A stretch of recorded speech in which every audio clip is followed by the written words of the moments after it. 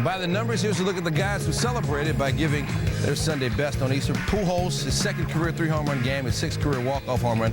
Chris Shelton, his 8th home run in the Tigers' first 12 games, setting the AL record for most home runs over that span to start the season. And just the second 1-0 game in the history of Coors Field in 888 games total. First time that the Rockies have ever won a 1-0 game at Coors Field. Hey, Sunday Night Baseball coming up. 8 Eastern right here on ESPN. Barry Bonds, can he snap out of the funk that he's been in earlier this season against Jeff Kennedy Company? Sunday Night Baseball coming up a little bit later here on ESPN. Every single time I do my bootlaces up, I'm staring death right in the eyes. How many baseballers are doing that? I'm with you, then, sure. Crikey! Stand back, John. Have a go at the size of this beauty. I got him, mate. Stand. Don't. Woo! Isn't he gorgeous? Your life will change. Widows will go on. A gifted child will need an exceptional education. And 4 friends will become 4 tycoons. At these moments, our expertise in retirement strategies and managing debt makes us valuable, but our understanding of you makes us essential. So as Merrill Lynch Financial Advisors, we can help you achieve peace of mind in here and achieve life out there. Total living, total Merrill.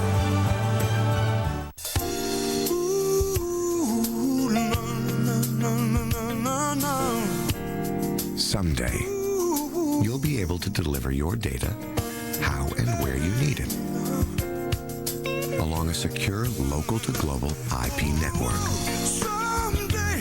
Someday, all your communications will work together through a wide range of IP solutions. Welcome to Verizon Business, where you'll get more than a network. You'll get the commitment of people who care about your business as much as you do.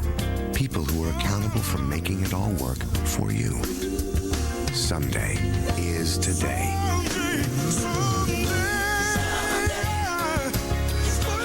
Verizon Business, where global capability comes together with personal accountability.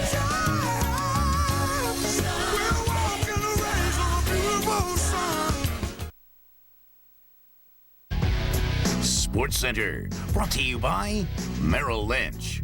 True wealth is about more than money. Total living, total Merrill. And Verizon Business, where global capability and personal accountability work hand in hand. That's it for Sports Center. Baseball tonight's coming up next. I'm told Chris Berman has his Easter finery on. There's turquoise involved. Enjoy. We'll see.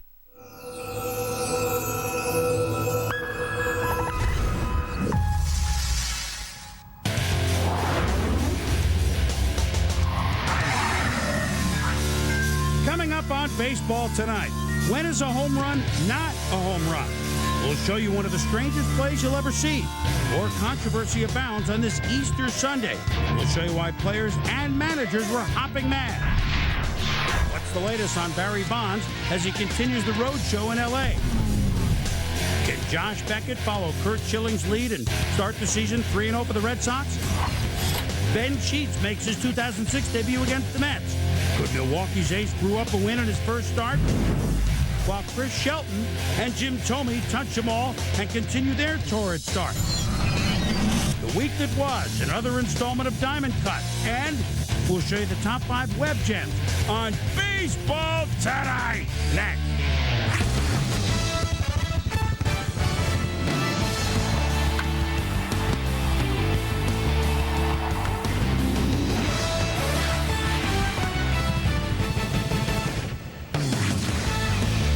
Welcome to Baseball Tonight, driven by Chevrolet. And on Easter Sunday, you know as we come out of the box, it's a big day for the Church. Ryan Church, just called up by Washington, sends it not once back against Florida, but in the top of the 9th in a tie game against Matt Herges. A huge day for the Church. Pass the plate. Everybody give.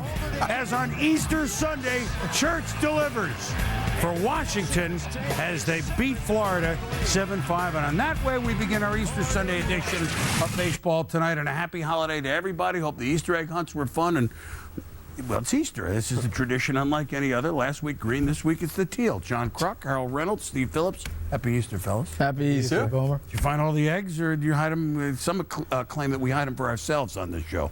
Depends on what's in them. We're going to get back to that. That's why we have an hour show to talk about. Now, we were all talking about Albert Pujols and the St. Louis Cardinals because, yikes, what a start for Albert Winnie the Pujols.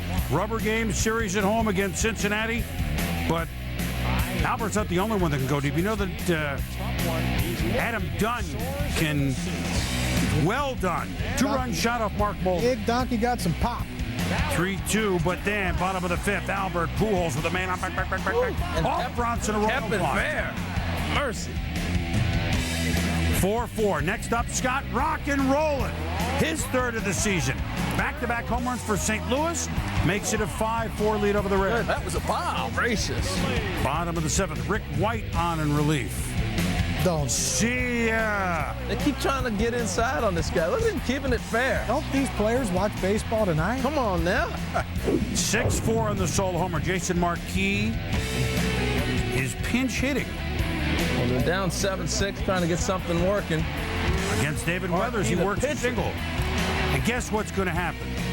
Albert Pujols with 2 homers. Nah, he can't have 3 on Easter Sunday, could he? Deep to left. Has a home run decided it. Indeed, it's a home run. Mercy. 3 homers, the last coming in the bottom of the ninth.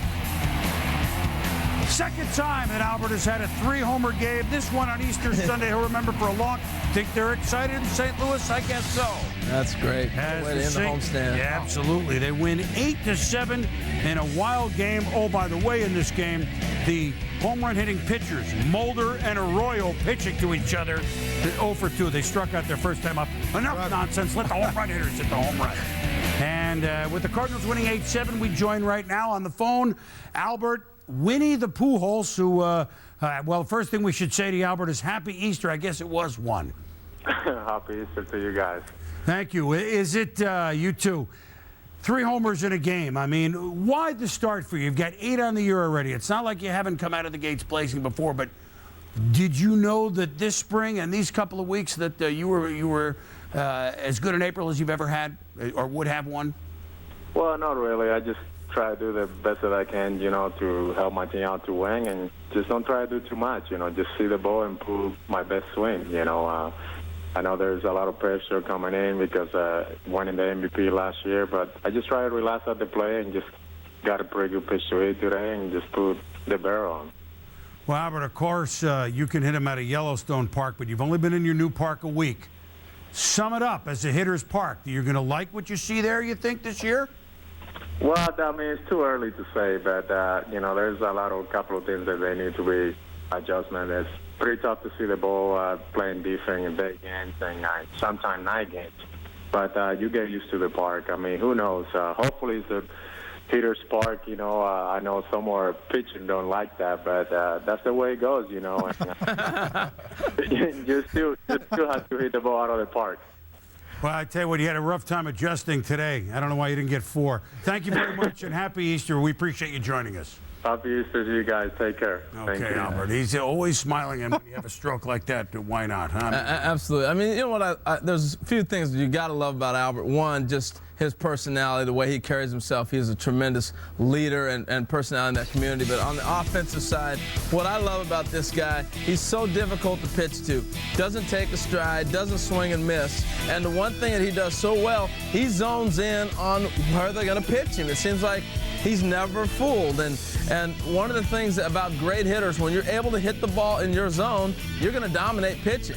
And as you saw, the 3 pitches they pitched inside there, one of the things I used to like about a weekend series, you got an idea how a club was trying to pitch you. And until they make that adjustment, they need to throw those scouting reports out. And they kept trying to pound him in. And he just said, all right, well, you want to come in? I'll hurt you inside. So next time he's going to go on the road here, and Pittsburgh's going to try to say, oh, we'll go outside. And he's going to say, all right, I'll hurt you outside. He's just a great hitter, and he makes great adjustments. 8 homers in 2 weeks, boys. The thing I love about him, he has no concern about other pitchers. He don't even care about his own. He said, let them worry about the park. I'm going to hit my bombs. I love it. Yeah, he could adjust to anywhere. Pitchers, they let them worry about it themselves. Hey, how about shifting leagues now? Let's say you're a big-time pitcher. You come over to another league. You're pitching in a new park. It's theoretically a lot of new hitters. Josh Beckett was going to take him a long time to – well, maybe not. Here's Josh Beckett, the new Red Sox, co-ace with Curt Schilling warming up before the game. On this play, Beltre makes a nice play for Seattle. Jason Varitek with an impressive slide, ruled safe. How impressive was it? Sexton says he got the tag. Well, got a lot of it. He got a lot of the tag. I mean, Jason Varitek's a big guy, and Sexton got a lot of him. Jared Washburn not happy. The Red Sox hitting 2-0. Jose Lopez to right. Willie Mo Pena. Oh, boy. Oh, boy. Well, not exactly Dwight Evans out there, okay? Ichiro, who hasn't got a hit in this series yet, but he's on base. He scores. He's not exactly Bob Evans out there either. Now, that's funny. Bob Evans, some good breakfast. Now, Alex Gonzalez sent it to Jeremy Reed. He misjudges it. Sox take the 3-2 lead in the bottom of the fourth. Enough already. Let's go to Beckett on the mound. Top of the sixth, the man on third, Richie Sexton. Off speed there to him. And then Beltre bats into Beltre.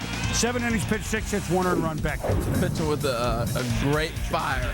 And now Timlin comes on to the eighth, and Jonathan Snap, Crackle Papelbon gets Jojima to ground to third to end the game.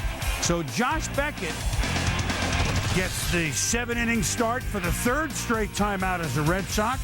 And that was Papelbon, who has 6 saves now. He saved Schilling's and Beckett's all their games at 3-0. And with the Red Sox winning 3-2, Beckett 3-0 is ERA of 1.29.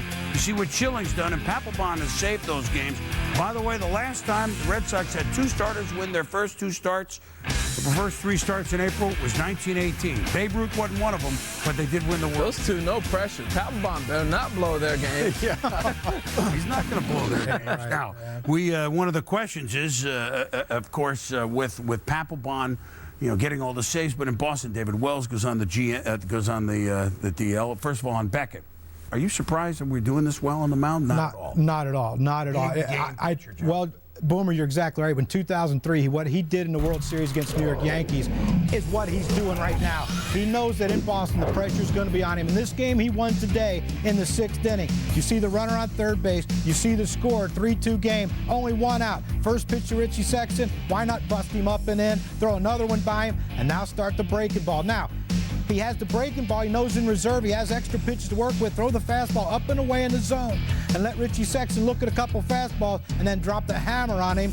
Bad at bat by Richie Sexton right there. All he needed was contact. Then he gets Adrian Beltre right here. Now you're talking the meat of the order. First pitch, the heater, the breaking ball, the breaking ball. He knows he just struck Sexton out with the breaking ball, so what's he do? He comes back with all fastballs. Beltre gets a piece of one. He comes back with another and blows it by him. And basically right there, put that game out of reach, 3-2, because Papelbon's waiting. But I tell you what, this guy right here, I think he needed Boston. He needed a place where he could have pressure on him every day. And I tell you what, he's arrogant, he's cocky, and if anybody in baseball doesn't want that for their pitcher, then they don't want pitching at all. This guy might win the Cy Young this year. He's going to feed off that atmosphere where every out or single or incident with the Red Sox is a big deal.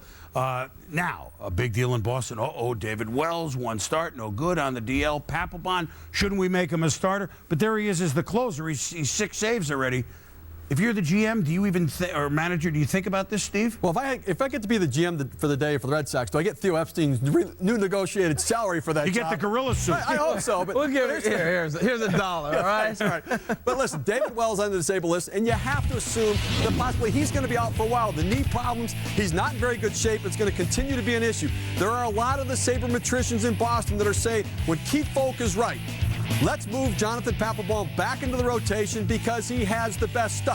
Put the guy with the best stuff into the rotation to get the most number of outs. I think that would be a critical mistake for the Boston Red Sox. This kid has dominating stuff. He now is settled into that closer's role, 6 out of 6. He's blowing people away. Moving to the rotation is going to disrupt him. And if Keith Folk doesn't get settled in that closer's role and you have to undo it and shift him back, I think it hurts the Red Sox in the long term. I go out, let Lenny Donato start for now, try to find another starter, but leave Jonathan Papelbon in that bullpen. Let him close. Even if Folk comes back, let him set up. This kid's the closer of the future for the Boston Red Sox. Sabermetrician. Those numbers guys. Okay, all right. I was wondering. If Terry Francona didn't think he had the head for a closer again in a big setting like with Beckett. He wouldn't put him in there. So I think they're set up this way. Donardo, by the way, going to start. Remember, they play 11 a.m. because it's Patriots Day. If your taxes are due in Massachusetts tomorrow, you get another day because it's a holiday. It's not until April 18th. You beat it. A lot of information in this segment. Red Sox play. Taxes. You know why they used to start stuff. the games at 11 a.m.? Because it would be over in 2 hours. You get to go out and watch the finish of the marathon. Now the games last longer than the Boston Marathon. That's another discussion another time. Here's a play on the bases that may last longer than the Boston Marathon to figure it all out. As we have the Angels and Orioles, bottom of the second. Javi Lopez to deep center field. Darren Erstad's going to try and make a catch by the wall. And did he get it? Well, we don't know. Miguel Tejada thought it was caught, and he came back to tag up, and that would be passing the runner. And so this is ruled a touch-em-all single. Well, remember, home run's a ground rule, so now you're going to get 4 bases. But the runners did not do what they're supposed to do in a legal sense of traveling the base path. So now, by Tejada going back, he cancels out that, but he is awarded the 4 bases. Tejada only had to go 3. The base runner, being the batter, ends up being out. So the runner scores, but Lopez is single and an out. Well, let's just leave Vlad with no doubt. Well, how's he doing, by the way? 3 homers this year, 2 home runs today for Vlad, 5-2 Angels. And Frankie Rodriguez had a 9-3 game in the 9th, comes down awkwardly, grabs the hamstring. He gets hurt. Tim Sockeye Salmon pulled a gill, actually just a little hip flexor, and he's going to be out for 2 days. And the Angels beat the Orioles 9-3 and I guess they got the calls right. I mean, right? They did. They got the calls right. They followed the rules, but, bad base running on the Orioles' part. And we talked with Steve Palermo, help us said, yeah, that they got to figure out what's going on. They can wait, right? They got the call exactly right. What happened with you guys in games? No. Not like that. Not to you individually. Well, interesting. Meanwhile, we can get back in. I told you it would be longer than the Boston Marathon. Meanwhile, the Indians and the Tigers. Mike Maroth was supposed to start Thursday, but he's been back, and he gets Travis Hafner to grant it a 4-6-3 double play. Maroth had 5 Ks on the day. And then, this is Greg Shelton, sends it back, gone. And Chris Shelton, a 25-year-old, they call him Red Bull, his 8th home run. The Tigers did a 1-0. Now, Eric Wedge is screaming at Paul Emmel. You can hear everybody in your ear. Yes, you can. And Maroth, 7 shutout innings, gave up 3 hits. Then Joel Zamaya, who comes on and throws gas. Unbelievable gas. We were watching that, man. J-Mike had no chance. That was better off singing Kumbaya against Zumbaya, right? Goodbye. And the Tigers win 1-0. Maroth, 7 innings pitched, 3 hits, 5 hits. Beats Cliff Lee on the 8th home run of the year for Chris Shelton, a Rule 5 pick. Unbelievable, the job that he has done. Coming up, due up here on Baseball Tonight. It's Easter, but it ended up being a controversial Sunday, didn't it? Nationals have had a long year already, I think. And so Frank tries to keep it calm. Meanwhile, Web Gems, the Mets make plenty of them. And as we do on Sunday, the week that was in music, we go from Web Gems. We're going to have Diamond Cuts and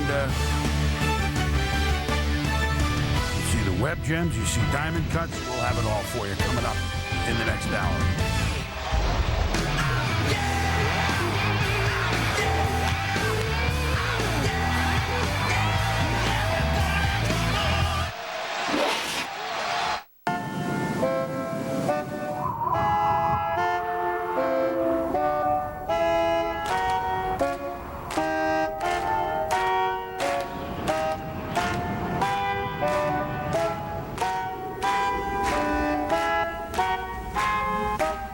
America's brand salutes America's best athletes.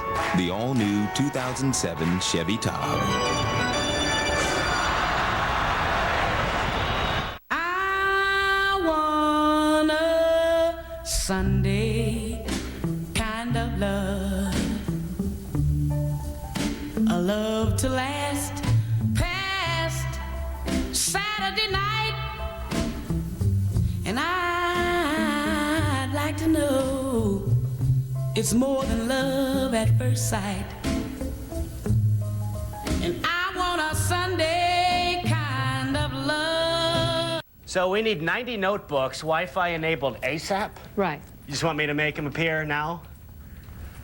All right. Kazi, Kazo, Acho. I'm just kidding. I'll call CDW. You'll have your notebooks in no time. Nobody responds like CDW. With access to the most technology in stock, you get what you need when you need it. CDW, the right technology, right away. So you guys want me to conjure up some PCs, too? Every single time I do my bootlaces up, I'm staring death right in the eyes. How many baseballers are doing that? I'm with you there, sure. Crikey! Stand back, John. Have a go at the size of this beauty. I got him, mate. Stand. Don't. Ooh, isn't he gorgeous?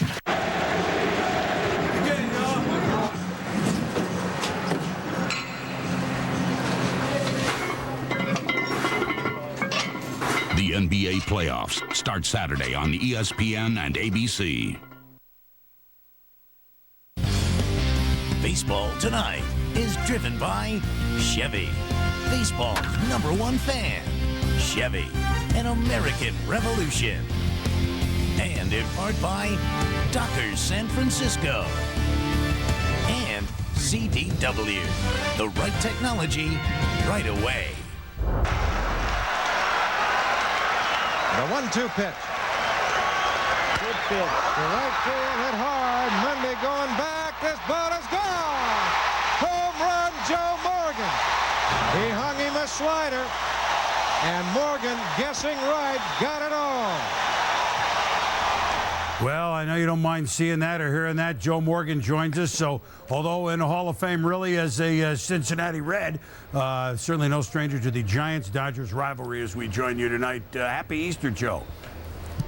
Same to you guys in the studio there, Chris. Obviously, everything is swirling around Barry Bonds and his physical problems. How much are they responsible for his slow start?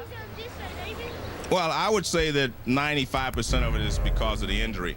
The one thing that I see with Barry, he can handle the ball inside because that's just you opening your hips and you're getting your hands through. But when the ball's away, his legs are not driving to the ball that's away from him. And I think that's where the problems come in.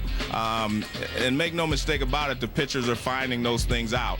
Now, that doesn't mean he can't make adjustments to the pitch away, but right now, that's how they're getting him out. Joe, what else at the plate if you just meant explain a slow start? I mean, some of the things that the pitchers are doing, but what else physically with him? Do you find him favoring the arm? Well, he's favoring the knee and the arm. Now his arm is a problem. He can't, like, extend out there with his left arm. And, you know, that's part of the swing. But anytime you're a major league hitter and you have something wrong with your arms, your hands, or your legs, I mean, it causes you a problem because those are your foundation. The legs are your foundation, and your upper body, your hands are how you extend the bat to the ball. You know, you kind of throw the bat at the ball, and he's not able to do that right now. I being blunt with you, I'm a little surprised that he's playing every day. Well, you know that he wants to stay in there with everything swirling for sure. He just wants to get going and help the Giants. We look forward to you guys at the top of the hour. The Giants at the Dodgers. Nice to see that home run again, Joe. All right, thank you. Thank you, Joe. Mets, the hottest team in baseball, against the Milwaukee Brewers. Carlos in Delgado Davida thinks it's ball 4, but Dan Iassoni, umpire, said he went strike 1. Good umpire from Connecticut. We have a lot of good umps here, you know. And this is Ben Satin Sheets getting Delgado swinging. His first start of the year. Jeff Jenkins lines it, gets it past Delgado's glove. Well, so Delgado started off with a rough start in this game, but he kept his composure. You see another bad swing where a lot of guys may get tossed out of the game as bad as he started. It'll change. Bad throw. It's going to change. It's going to change, Steve. It's going to change. Are you sure? It's going to change. Mets lead 4-3 in the bottom of the 8th. Oh. Here's the baseball swami. You predicted it. God. Oh, man, I wish I could do that. 3-run home. It's good to have the answers to the test before you take it. Back to the future type stuff. And the Mets go on to beat the Brewers by the count of 9-3. The Mets 9-2 start, the best start in the history of the franchise. They've won their first 4 series for the first time. Brian Bannister, the youngster, gets his second win. David Wright, oh, by the way, creeping up toward 500 in the first 2 weeks as he went 2 for 4.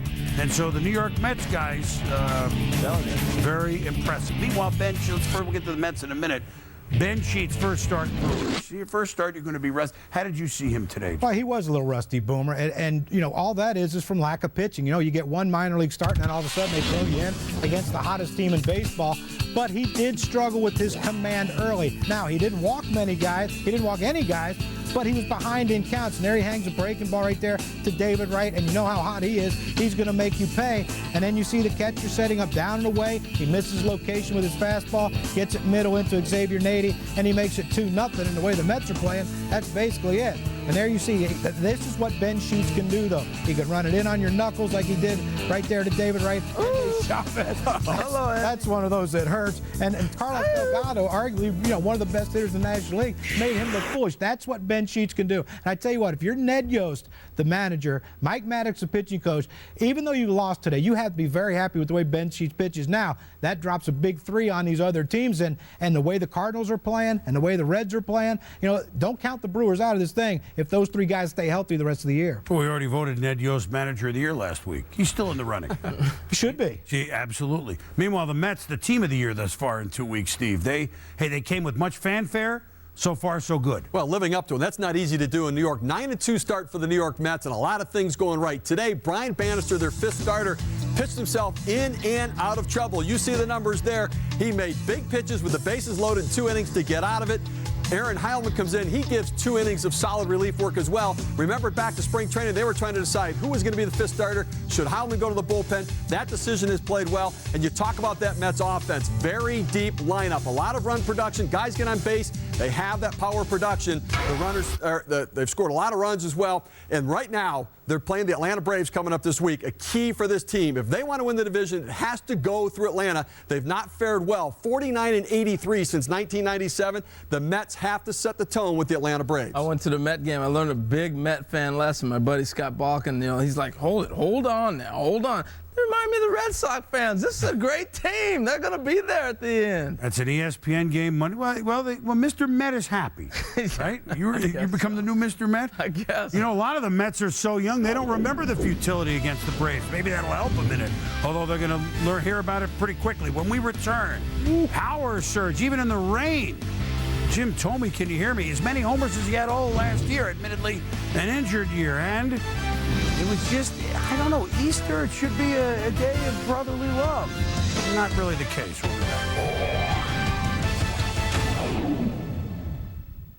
Flight's been canceled. No way to get to the island. What are we gonna do for 2 weeks? Today we're gonna see what we can do to make an island of our own. Well, let's get going. I'll show you some beautiful plants. You never have to stain it. You don't have to paint it. It'll look nice on your deck. Happy honeymoon. Today we're gonna do what we can do to make an island of our own. I'm glad we stayed home. Me too. Beautiful dawn lights up the shore for me. There is nothing else in the world. I'd rather wake up and see with you. Beautiful dawn.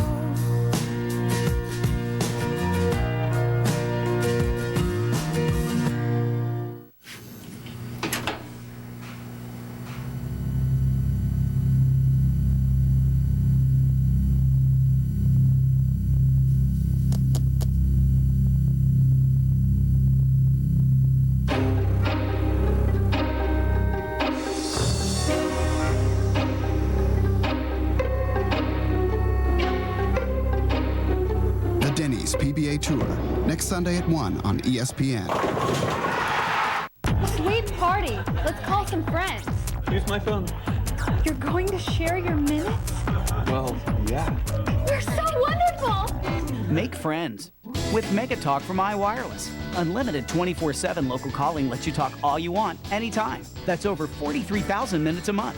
Mega Talk needs no contract, credit check, or monthly bill. Save now with your choice of phones, airtime packages, and free power supplies card. The Mega Talk Perfect Package Sale, only at iWireless. Discover the power of I. Sexton Ford, your #1 new car Ford dealer, will earn your business with low, low prices. A new 06 Ranger, just $12,995 at Sexton. A new 06 Ford Escape will go for $17,395. Jump into an 06 Ford Freestar for just $19,495. Every car, truck, and van has drastic discounts, including used cars. An 05 Explorer 4x4 at a low $16,995. And an 05 Taurus SE, $10,995. Oh yeah, Sexton Ford is the talk of the town.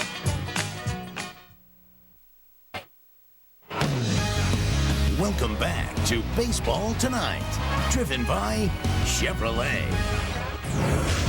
Welcome back to Baseball Tonight. The White Sox and Blue Jays singing in the rain. But before it got raining too bad, although it looks like it's raining pretty heavily there, bang! Jim told me, can you hear me? 7 home runs. Remember one thing, Boomer, he's a slow starter. Yeah, real slow. He and Pools are coming out of the garage with the parking brake on. Then, after a one rain delay, the ump's trying to make the game official, and down 6-1 against Freddie Garcia, the Blue Jays load the bases.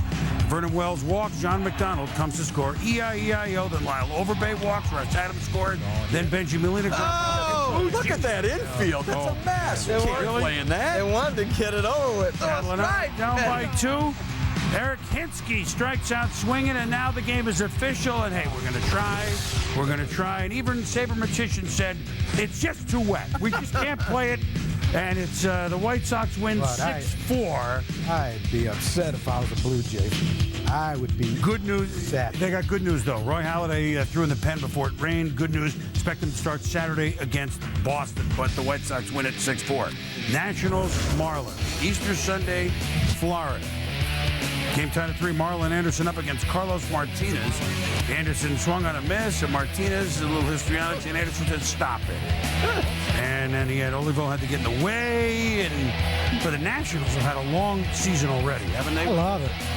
You know what? All the hitters that hit home runs and stand there and flip the bat and stand there and admire their work and show up pitchers, it's nice to see a pitcher get some revenge. Then, we showed you this before on Easter Sunday, Church is in. This kid plays pretty good every time he gets called up. He did get called up as Watson really struggled. 2 homers today for Ryan Church. And the Nationals come back in dramatic fashion, beating the Marlins 7-5. This is not a Marlins jacket, though, we would have on it. Just thought about that. It's an Easter jacket. So, some of the what's got your goat here these first 2 weeks of the season? You don't seem right. You're right. Well, yeah, I'm all right, but I keep watching all these games. I see all these crazy numbers. I understand JT Snow's wearing 84 in honor of his dad, but when I was in a minor league camp, you wore a high number, 63, 65, whatever. When you got to the big leagues, you wanted a big league number. And I'm just looking at all these other guys. These guys are veterans. They've got their numbers real high. But the Florida Marlins, Martinez has got 60. Put a number on him. This guy's 61. Reggie Carver, he's first up in the big leagues right now, number 61. I mean, give him a number. Give him number 28, 29. Give him something. I don't know. They don't have that many numbers retired in Florida. I don't think so. They can get a real number. This is the big leagues. Let me tell you something. You go through spring training, and this is probably their first big league camp, and you make the big league team with whatever number they give you. Stick with that number. If it's good enough to get you there, stick with it. Why do you have a problem with the number? Steve, but I'm more concerned about behavior. How about when you strike somebody out, don't celebrate? That's what the Marlins have to worry about. Teaching these young kids how to be big leaguers. Who cares about their number? Well, if you give them a number, maybe they'll feel like big leaguers and then they'll handle things properly. Those are offensive lineman numbers. Now we know what was wrong with the Mariners team all those years. They're worried about their numbers, not about. You earned your number by getting to the big leagues. Come on, Ricky, we won't lose that number when we return on Baseball Tonight. 2 up. Could there be a sweep for the Twins? Boy, the Yankees used to own the Twins, but not lately. Could the Yankees fight back and win one in the Homer Dome? And we will count down our top 5 web gems. There were many on Easter Sunday. We'll be back.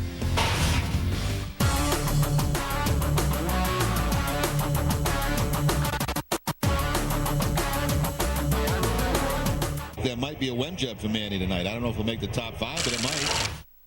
It's time to find the #1 fan in baseball. Visit Chevy.com/baseball and tell us why it should be you. The grand prize, a trip for 2 to the 2006 All-Star Game. Baseball's #1 fan contest presented by Chevrolet. Chevy, an American Revolution. When the going gets tough, the tough trade up to a dependable, long-lasting Chevy truck. Silverado goes head-to-head with more standard horsepower and torque and better fuel economy than Ford F-150. Use $1,500 down payment assistance to get this 2006 Chevy Silverado half-ton for $22,490 after all offers. Hey, tough guy, get going. Go to Edmunds.com and compare Chevy head-to-head. See your local Chevy dealer. Your life will change. Families will grow. Partnerships will be offered. And the unobtainable will be found. At moments like these, you need resources, both financial and personal. At Merrill Lynch, our financial advisors know there is something beyond just achieving wealth. It is achieving life. Total living. Total Merrill. If the right one popped up tomorrow, would you be ready? Match.com introduces Mind, Find, Bind with Dr. Phil. Match.com will show you who. Dr. Phil will show you how. Get started at Match.com, the #1 site for love. Sports are great for a kid's body. Steroids aren't. They can ruin tendons in legs and arms. Steroids can stunt bone growth and increase the chances of liver cancer, heart attack, and stroke. Steroids don't make great athletes. They destroy them. Talk to your kids. Need help? Get help. Visit drugfree.org.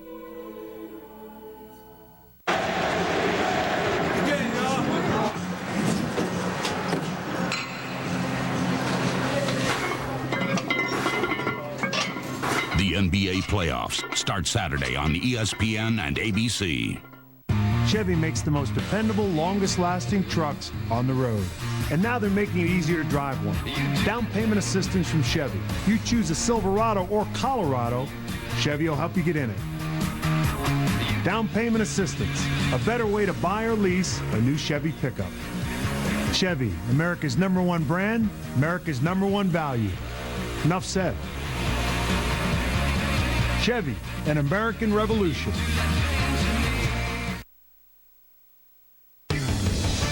On the road with Chevy, baseball's #1 fan. Chevy, an American revolution.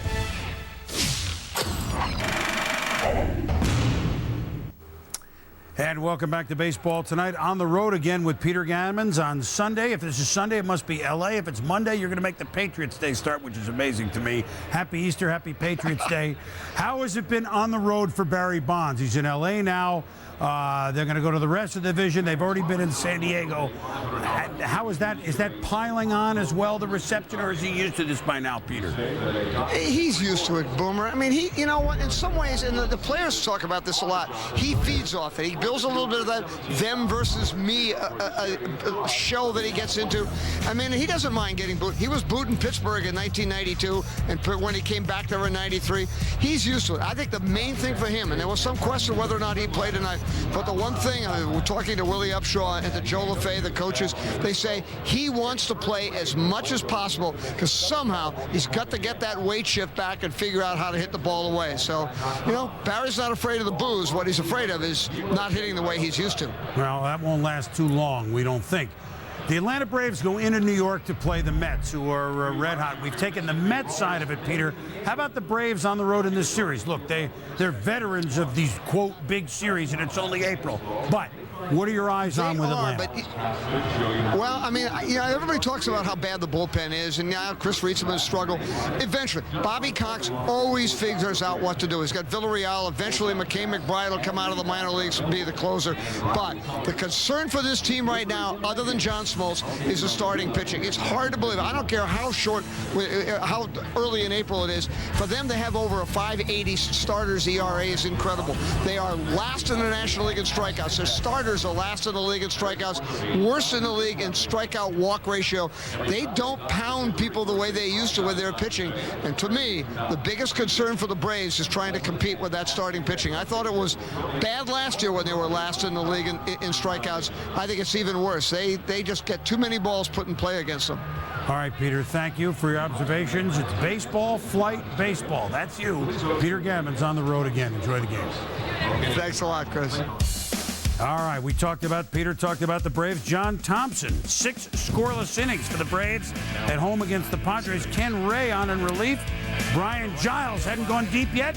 He's gone deep now. Well, John Thompson, only 74 pitches came out of this game after 6.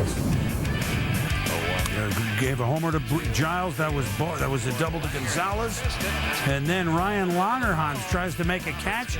Ball goes past. You know Dave Roberts can run. Second triple of the year. That's off Mike Remlinger. Boomer, again, that was a situational player. Let the ball get by him. Now you see the infield's drawn in. Shoots the ball right by. Now, Langerhans set this play up by not playing according to the situation. We're getting to talking about some outfield play a little bit later in the show. The Braves trailing 4-3. That's Jeff Frankhurst swinging and missing against Trevor Hoffman. So the Padres come back, avoid the 3-game sweep. First save of the year for Trevor. The Pods win 4-3. But Thompson went 1 hit, 6K, 6 innings pitched. Woody Williams struck out 9 in 6 innings for San Diego. No Edgar Renteria, no Chipper Jones. That's going to be a big problem for the Atlanta Braves. Meanwhile, the Phillies at the Rockies. And if you play enough games, even at Coors Field, you might see something you're not accustomed to. Brett Myers pitching. At Holiday at the plate, he gets to jam him and still scoreless. Ryan Howard in a scoreless game in the 7th off Aaron Cook. Sends it back, gone. His second homer of the year. Look at the year, gives the Phillies a 1-0 lead. Flash Gordon on. You're not supposed to be able to throw breaking balls in Colorado. Myers had one working. That was nasty right there. Gets Brad Hoff right there. A couple things to note. First of all, Brett Myers, 4-0 and 4 starts in Colorado, coming as a visitor. When he's a free agent, they're going to sign him. Well, that's unheard of. And in 888 games at Coors Field, the first time ever the Rockies have lost 1-0. Yikes. Cubs and Pirates. Long time. Ian Snell, good in the minors last year, looking for his first win, one of the call-ups. Juan Pierre. Unlucky Pierre. Yeets. Middle infielders do that on purpose, Boomer. That's why they wear a helmet. Was his number all right? Wow. This is a lean guy, 410 feet away. Derek Lee to left center for a double. Pierre scores. Freddie Bynum scores, and the Cubs want to beat the Pirates 7-3. Todd Walker at home early. CD Aramis Ramirez hit a home run in Pittsburgh. A little better than week 1, but still scuffed. Well, Aramis Ramirez, they need to get that bat going. Good to see a home run from him today. When we return, Barry Bonds chasing history. 20 years after his debut, we count on another great moment in Barry's illustrious career. Moment number 9 coming up.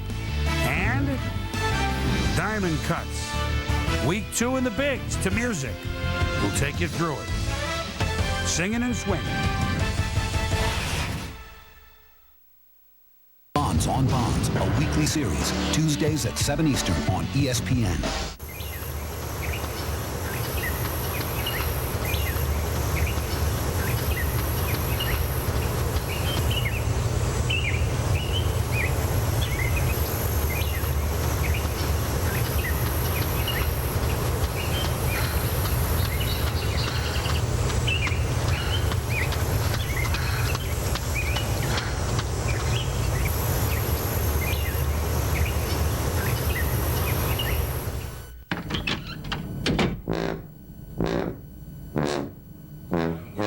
What's that? Rabbit food? Business casual slacks? Chintz pillows? No more. Time to be a man again. And it starts in the shower. This gets you clean. And it doesn't dry your skin. Not dry. Nice. And it looks like an oil can. New Dial for Men body wash. Michael! Be a man. I'm a man. Take back the shower. Yeah!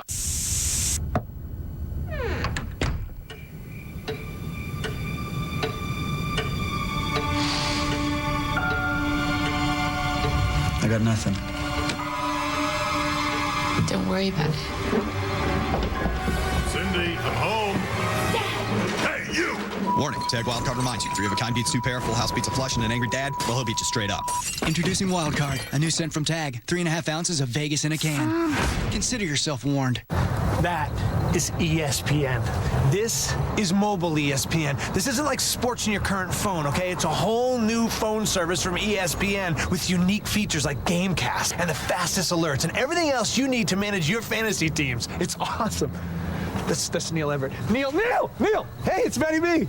Any anchor jobs open? I got the microphone. Anything you can do? Put in a word for your buddy? No? Switch to mobile ESPN today. Call 1-800-GET-ESPN. All right, cool. Just call me.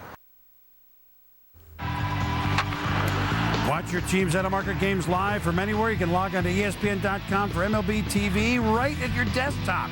The most baseball available anywhere, live online. Log on to ESPN.com. Never miss a game again. Sign up today. Yankees-Twins, you could have seen this. Yankees, 2 or 3 games a week, they're going to do this. And Brad Radke was at the wrong end of this. Jason Giambi had 2 homers in this game. He's now tied for 94th with George Brett with 317. That was 451. Joe Mauer grounder, Derek Jeter. What, Jim? Nice. Wow. What kind of arm strength you got to have to throw that ball from your knees like that? And you need a slow runner to get him out, too. Oh, why you dogging Jeter? Top of the 7th, man on 3rd, and A-Rod sends its one way back. His 432nd lifetime home run, passing Cal Ripken for 36th all-time. And the Yankees, who were really almost swept by Minnesota, the Twins have come back the last couple of years to get the better of the Yankees after the Yankees owned them for about 3-4 years. The Yankees win this 9-3, as you see, all the long ball. Rangers A's. Easter Sunday, Rangers in town in Oakland. Angelo Jimenez against Danny Herron, Milton Bradley. Oh, no! The home run. Ball caused a fumble. Great effort, though. Al Davis is complaining, isn't he? What do you mean? Wow, that hurts. Meanwhile, Mark Yellow Rose of Teixeira against Houston Street, down 3-1. Not anymore. 2-run homer in the 9th, ties it at 3. Every ball Houston Street threw today was up in the zone, and he's a sinker ball guy. When he gets it up there, you're in trouble. And then Brad Wilkerson to the deep part of the park. Again, another one of those situations. Ball was up. Adrian Brown scores, and so a big rally. Texas against Houston Street. And the Rangers win 5-3. Big win, Texas. Well, in that division with Oakland and the Angels, they're going to be close. That's a tough one to swallow when you have your closer in with the lead. Can't hold it. And so Cordero gets the win out of the Penguins. Thank you. Meanwhile, it was week number 2 in the major leagues. And as we do every week here on Baseball Tonight, a look back at what we call diamond cuts with a little flair musically. Enjoy.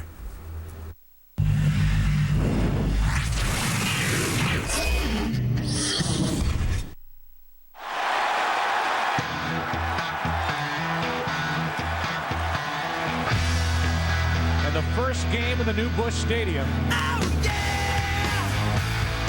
It's all working now here in St. Louis. Johnny Damon.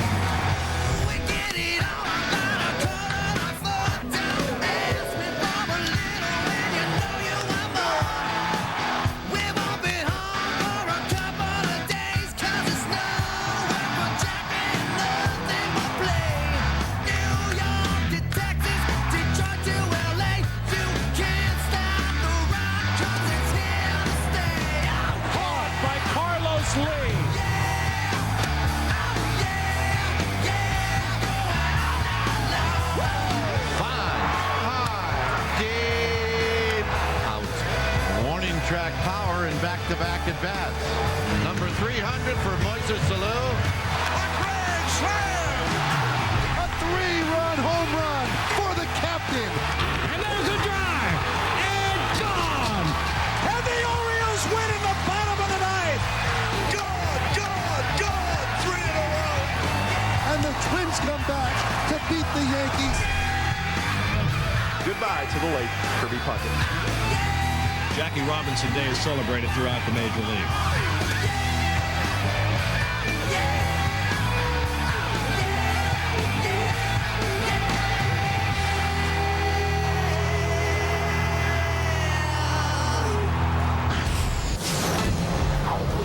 Enjoyed that doo-up here on Baseball Tonight. Touch 'em all.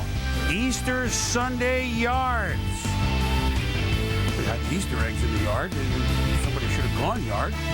And top 5 web gems. We count them down. Baseball Tonight. Revving it up.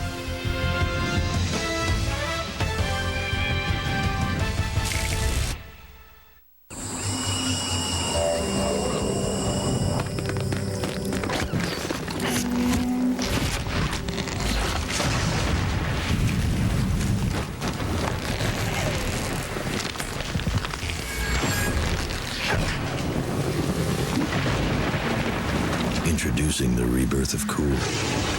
Gatorade Rain. Start crisp. Finish clean. Stay cool in the heat. Gatorade Rain. John Smoltz is in a tough spot here, Yeah, Joe. Chip, I don't know how he's going to get this out. Well, here comes the Brain Trust for a little powwow on the mound. All right, well, looks like they got a plan. Smoltzy leans in, and he deals. Got it! See ya! Need little help this season? The Home Depot has great lawn-saving Scotts products, including Scotts Turf Builder, Roundup, and more. The Home Depot, proud sponsor of Major League Baseball. Baseball has a drug testing policy, and Barry Bonds has met every drug test that has been thrown at him. An inside look beyond the headlines from the man himself. Bonds on Bonds, a weekly series, Tuesdays at 7 Eastern on ESPN.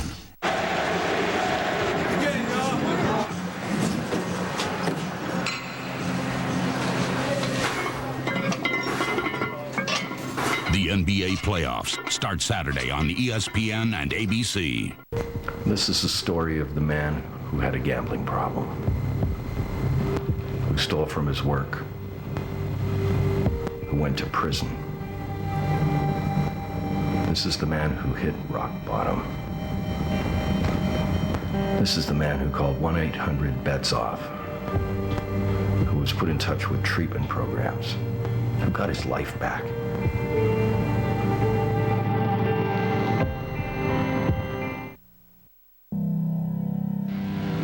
Power will take you farther. Craftsmanship is alive. Passion is the ride. Born of GSXR heritage, the 2006 Suzuki Boulevard M109R features a dual overhead cam EFI V-twin and performance suspension. It takes cruising to a whole new place. See Brenny's Cycle Works in Silvis at Brenny'sCycleWorksSuzuki.com. This is Baseball Tonight, driven by Chevrolet.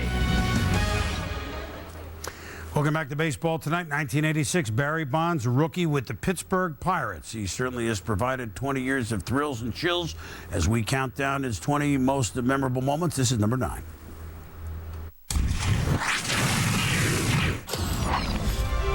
In the 11th inning of a tie game against the arch-rival Los Angeles Dodgers, Barry Bonds made history by stealing his 500th career base against pitcher Eric Gagne and catcher Paul LaDuca. Bonds became the first Major League player with 500 home runs and 500 steals. A few minutes later, Bonds would score the winning run as Benito Santiago's single gave the Giants a 3-2 victory.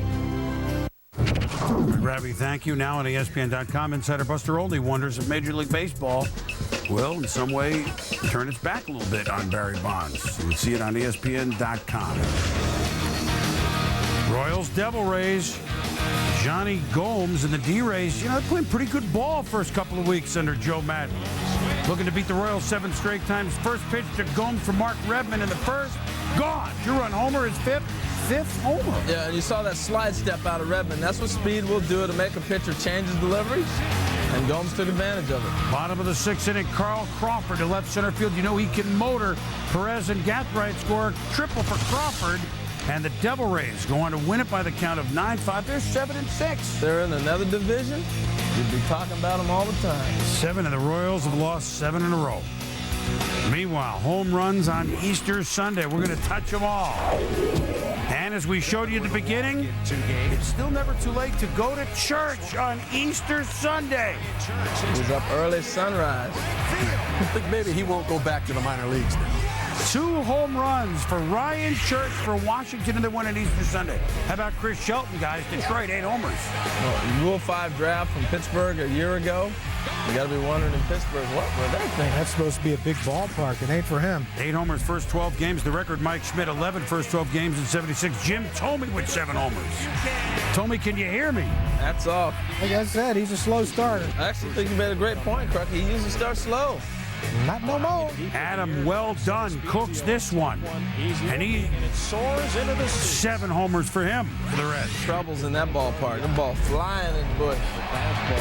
A-Rod passing Cal Ripken, 36th on the list. A little slow start for A-Rod. He needs to get that bat going. Carlos Delgado showed you some troubles, but at the plate, gets out in a hurry. 10-game hitting streak. Once a Met, always a Met. Andrew Jones, 50 homers last year, and he already has more this April than he had last April. He better. With Chipper out, who knows for how long. Andrew's going to have to carry him again. Ouch. Brad Vlad, 28th multi-home run game. Well, that first homer since opening day. That back looks healthy, too. He looks healthy, man. 2 homers for Jason Giambi at the Twins. Giambino. Yankees win. Right there. Hit those a mile. But none bigger on Easter Sunday than the man that joined us at the beginning of the show, Albert Winnie the Pujols, including the walk-off. 3 home runs. He's now got 8 on the year. And the walk-off against the Reds. Think the Cards are juiced? They are psyched. And Albert Pujols, he came in the bigs in 2001, has the most walk-off home runs, starting with the Space Odyssey season of 01. More than What are you thinking about pitching to him with the game on the line? Why? In the first inning. Who knew? Why would you pitch to him then either? You just have the feel that this could be to the moon, Alice, as they used to say on the Honeymooners. For Albert Pujols, we return. 2 up. Well, let's see. We've shown you touch them all. We're going to count down the top 5 web gems coming up. Baseball Tonight is driven by Chevy, baseball's #1 fan. Chevy, an American revolution. And in part by MasterCard. There are some things money can't buy. For everything else, there's MasterCard. And the United States Air Force. Cross into the blue. A cool head. And a new copier. $2,500. Dinosaur. Dedication. And a coffee maker. $69. A sense of humor. And a mop. $17. Having what it takes to run a business? Priceless. To see what the MasterCard business card can do for your business, visit our website.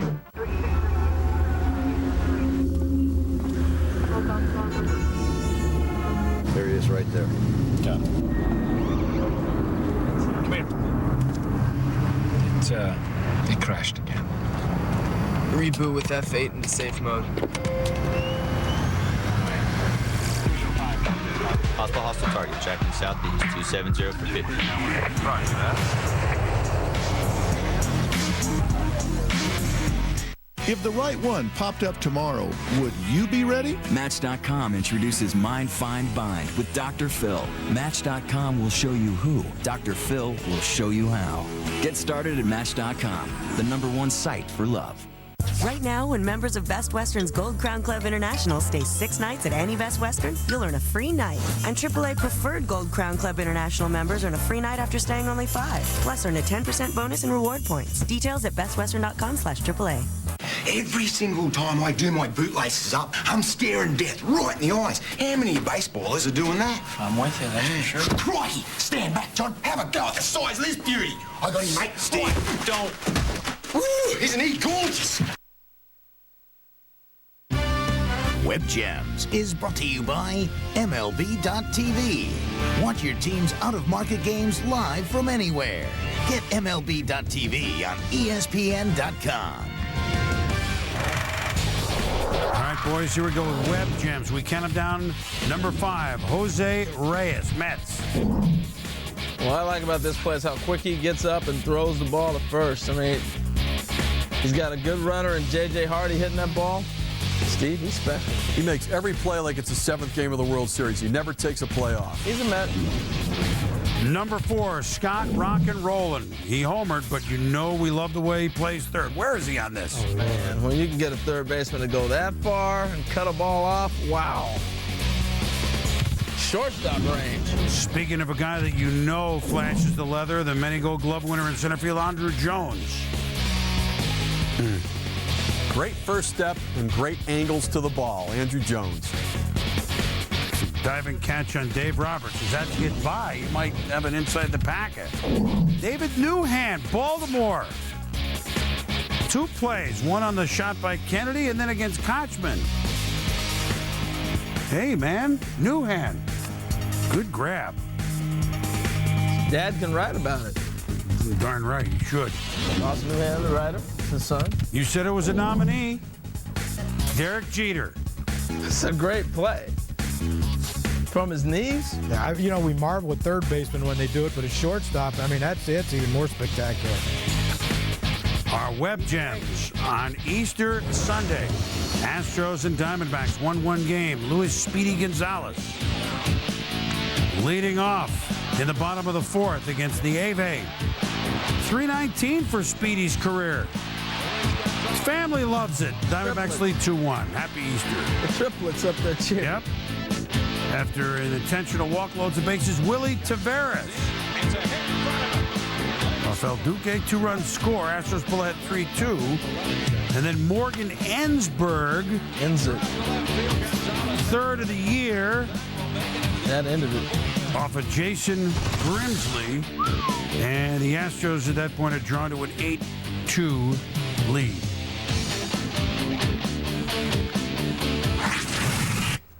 All right, so second full week of the season. What's our most important thing that we saw, fellas? Well, we mentioned Brett Myers pitching in Colorado, the only time the Rockies have ever lost 1-0 in Coors Field. And you look at the teams in the National League East, the Braves, the Mets, the teams that are going to be in contention, they have aces of their staff. The Phillies don't. Brett Myers has to step up and be the ace of that staff. If his maturity ever reaches his ability, he will be. Today was a good step. Well, to me, it's Chris Shelton. He's saying, why are they talking about me on Baseball Tonight? Well, he was a Mountain West Player of the Year in 2001. He's 25 years old, and he's got 8 home runs. That's why we're talking about you, Chris. Incredible start for the young man. And my most important thing, we talk about the new ballpark in St. Louis, the new Busch Stadium. How is it going to play? It's awfully tough to put a winning team together in a home run hitter's park. 16 home runs in the first 6 games at Busch Stadium. Last year, just over 2 home runs a game. So it's going to be interesting as they close in on 3 home runs a game, 7 today. Is this going to be a ballpark that you can win in? My most important thing is Josh Beckett. You saw him pitch. He's a big game pitcher that loves a big-time atmosphere, which he's going to get every start in Fenway Park. If he and Schilling try to top each other every time out, we could be 25 and 3 each. And Kurt will push him, too, and that's going to be really good for Josh. He's all ears. So 2 weeks in, happy Easter, gentlemen. Happy Easter, too. And happy Patriots Day. Well, 1 and out, huh, with this one? Back to the closet till next April? Come on. For Steve Phillips, Harold Reynolds, and John Kruk, my haberdasher, my Sabermatic, I'm Chris Berman. Thanks for watching. Sunday Night Baseball, one of the best rivalries in all of sports. The San Francisco Giants at the L.A. Dodgers. John and Joe and the gang. All right, Chris, thank you. And as you say, it is the continuation of one of baseball's most storied rivalries, the Dodgers and their neighbors from the north, the San Francisco Giants, who are still waiting to make headlines with their big star for his on-the-field accomplishments. We're talking about, of course, about Barry Bonds in pursuit of one of baseball's grandest records.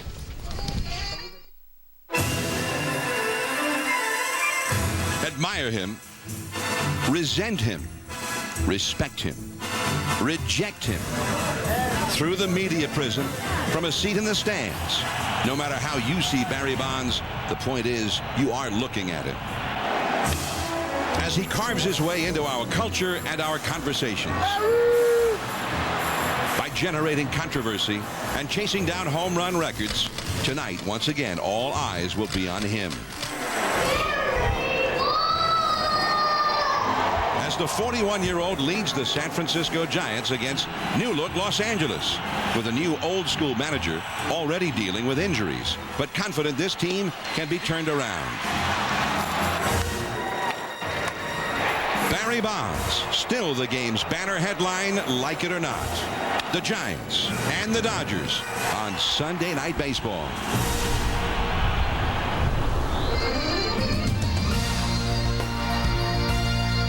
Ron Wotus, Giants bench coach, checking that lineup, and yes, Barry Bonds is in there hitting fourth right after Mark Sweeney, just in front of Moises Alou, who's back in the lineup today for the Giants on a beautiful Easter Sunday in Southern California.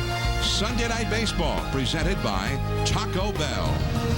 And we've got those two ancient antagonists. They've been battling one another for 117 seasons, the Giants and the Dodgers. Barry Bonds getting ready for a possible trip to the plate in the very first inning. Hello, everyone. I'm John Miller with Joe Morgan. Welcome to Sunday Night Baseball. And when you talk about Barry Bonds, of course, you're talking about the great home run record. But especially here in Los Angeles, there's so much turbulence, so much swirling around Bonds and everybody else because it's the Giants and Dodgers, number one. But also with Bonds, every day seems to bring new allegations or a new problem which to ponder for Bonds. This week, of course, it was the new steroid allegations in the grand jury, the supposed grand jury investigation into Bonds perhaps perjuring himself. And then Bonds himself announced on Friday that he has 10 to 12 bone chips in his left elbow. And I guess, Joe, with Bonds, with all of these things swirling around, it's just another part of the Barry Bonds saga, another day at the office. Well, I think it was before, John, but I think with the bone chips, this changes the whole face of Barry Bonds. When I talked to him in the clubhouse today, he was a little different. Normally, he says, I'll come out of any slump or whatever. But the bone chips in his elbow are keeping him from extending through the ball. Now, he's already had a bad knee, so we've watched the knee limit his access to going out to get pitches away from him and driving him as he did before. So we're looking at a guy who is actually fighting injuries more than anything else. But even that, I think all of the spotlight, everything that's happening, I think is starting to take its toll on Barry. I mean, you can only beat a guy over the head so long before it starts to hurt. And I really believe that Barry is starting to feel that part of it now. I mean, he seems to feel like some of it's unfair, and if he feels that way, obviously it's going to have an effect on him. But I expect him to start hitting. But I'm surprised that he's playing, John, because he is injured. All right, so Barry Bonds, the saga of Barry Bonds continues. Also here to weigh in on the Bonds situation is our Peter Gammons. Peter? Well, John, Joe, we don't know that there really is a possibility of a grand jury investigation of possible perjury charges against Bonds, but most legal experts say that if there is a proceeding investigation, and even if he were indicted, there wouldn't be a trial until next year. So, distinct possibility that Bonds can pursue Babe Ruth and Henry Aaron without any legal interruption. All right, Peter, thank you. And, of course, it's not just Bonds and the Giants. They're taking on the Dodgers. And the Dodgers have a lot of new faces, including a new general manager, Ned Coletti, a new manager, Grady Little, and some new faces in that lineup. And, Joe, maybe a little bit of a different approach than the traditional Dodger approach we're used to. Well, I've always thought of the Dodgers, the first thing I think of was about their pitching. They've always had good pitching. They've always had like 3 good starters to start off a ball game. Now they're built around offense. I mean, they're leading the league in batting average, they're leading the league in on-base percentage, they're not driving in as many runs as they should, but yet they're getting a lot of guys on. You see a different type of approach, and they're not even playing now with Jeff Kent hitting as well as he can hit, and Nomar Garcia-Parra is out of the lineup, so when we get him back, I think they're going to be a better offensive team. This is no longer the pitching-rich Dodgers. This is now the offensive-minded Dodgers. All right, well, keeping that in mind, Jay So, the former Met, will be making his second start for L.A. tonight. He's ready in the bullpen. He'll be heading out to the mound very shortly to take on Barry Bonds and the Giants. Barry Bonds, who has yet to hit a home run. It's his longest home run drought going into a season in 8 years. Back with the first pitch after this. People everywhere are experiencing a breakthrough. Let us observe my client after eating a spicy chicken burrito. I was full. And what were you full of? Great taste. Fullness and great taste from a value menu. I do believe I rest my case. Bell's Big Bell Value Menu, featuring the spicy chicken burrito with shredded chicken simmered in Mexican spices to keep your stomach and your wallet full. Think outside the bun.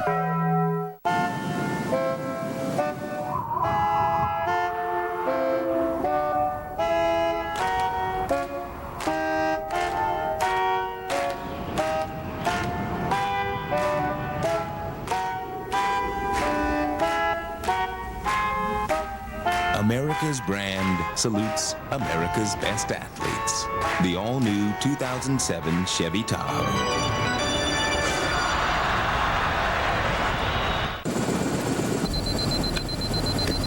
Dude, we are so stoked. Going hella morning, dude. Let's rock, dude. 10-4. Hey, dude, I think that dude wants you. Well, that's just the pilot. Dude, not the pilot? No. I've never done this before. But I did stay at a Holiday Inn Express last night. Stay smart. Stay at a Holiday Inn Express. Fred, I want upgrades. More speed, better security, and I want options by Tuesday. Tuesday? Yeah. Oh, no. Ah, Rudy. Why me? Look, maybe I can get you some more time. No, Tuesday's fine. I'll call CDW. We'll work out some options. Rudy. Nobody responds like CDW. With fast answers to your technology questions, you get what you need when you need it. CDW, the right technology, right away. Thanks for caring, man. Your life will change. Families will grow. Leaps of faith will be taken. And the unobtainable will be found. At these moments, my expertise in asset allocation and managing risk makes me valuable. But understanding you makes me essential. So as a Merrill Lynch financial advisor, I can help you achieve peace of mind in here and achieve life out there. Total living. Total Merrill. Sports are great for a kid's body. Steroids aren't. They can ruin tendons in legs and arms. Steroids can stunt bone growth and increase the chances of liver cancer, heart attack, and stroke. Steroids don't make great athletes. They destroy them. Talk to your kids. Need help? Get help. Visit drugfree.org.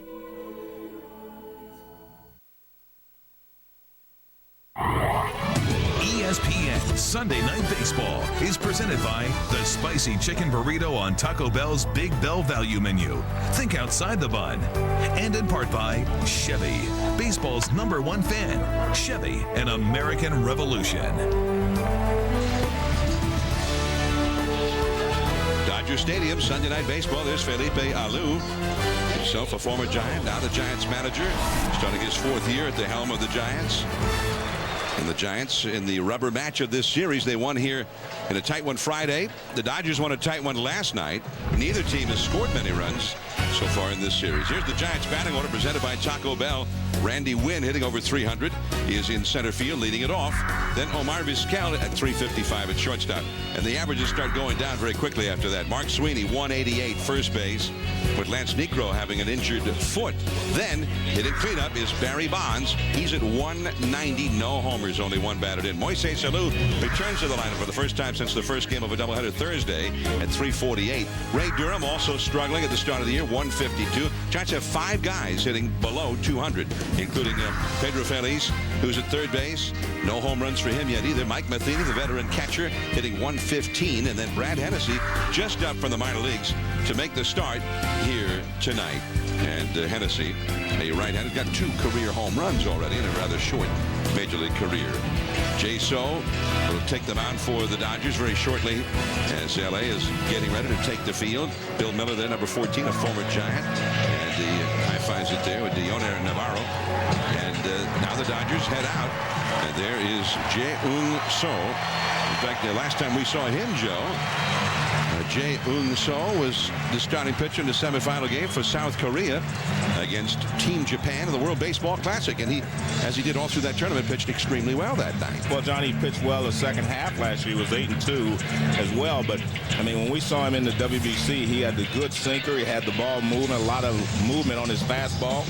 And we'll take a look at his scouting report, and he throws a lot of fastballs with a lot of movement. He'll sink some, he'll move some, run some away from the left-handed hitters. He just moves his fastball around a lot. But it means also he must keep the ball down, but all sinker ball pitchers have to keep the ball down. But we saw him do a great job of that in the WBC. He was pitching great in that series.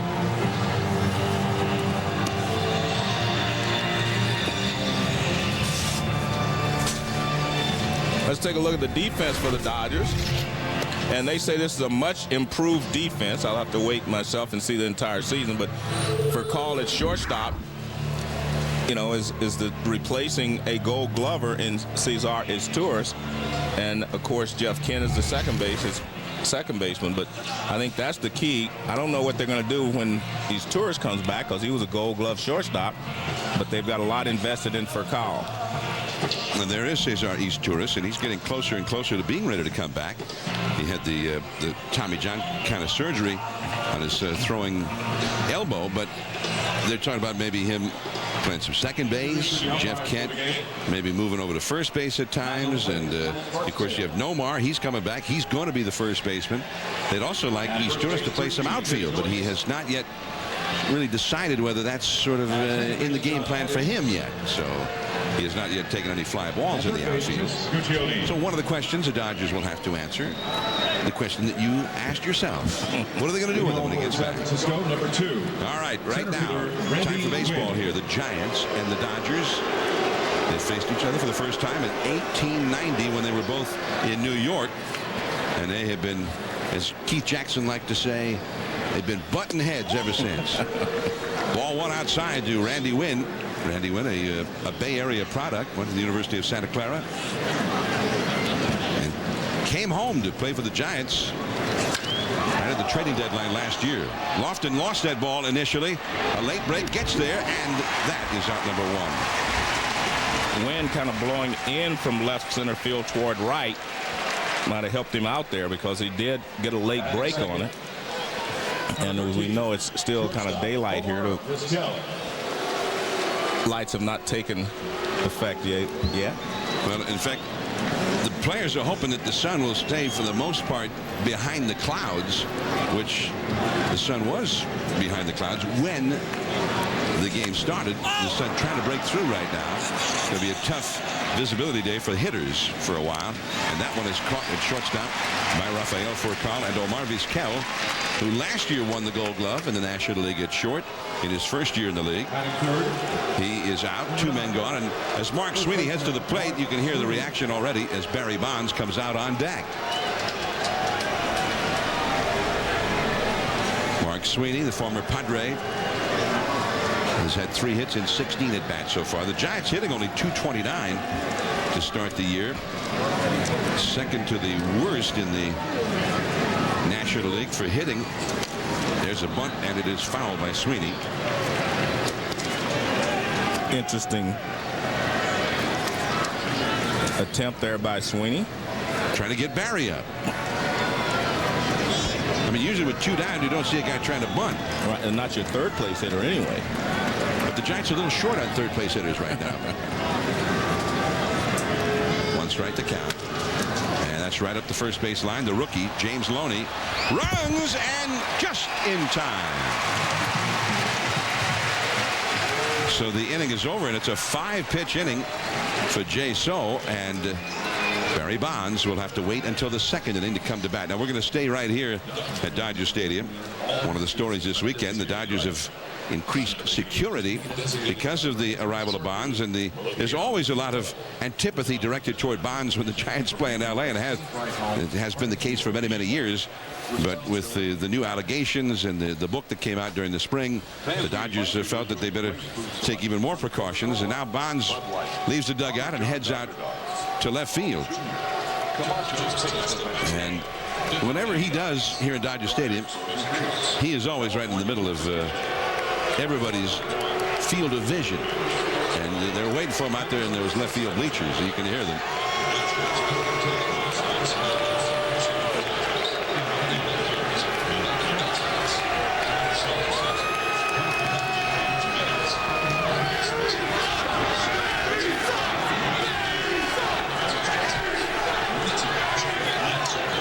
So as the Dodger bleacher fans welcome Barry Bonds out there, let's go down to Pedro Gomez. Well, guys, neither the Dodgers nor Major League Baseball will tell us exactly what extra security forces are in place, but it was evidenced during the first 2 games of this series. If you look out in the left field bleachers, the top of each one of those staircases that go up the aisles in the bleachers, there are uniformed officers at the top of each one of those. That is very uncommon here. Now, in addition, Major League Baseball security chief Kevin Hallinan is here. He told me that when he saw the Giants schedule, this was the first red flag that went up for him. Now, possibly exasperating the situation, on Friday, the first day of the series here, the Los Angeles Daily News ran a story on a fan's guide of how to heckle opposing players. John, Joe? All right, and do you really think that they needed that?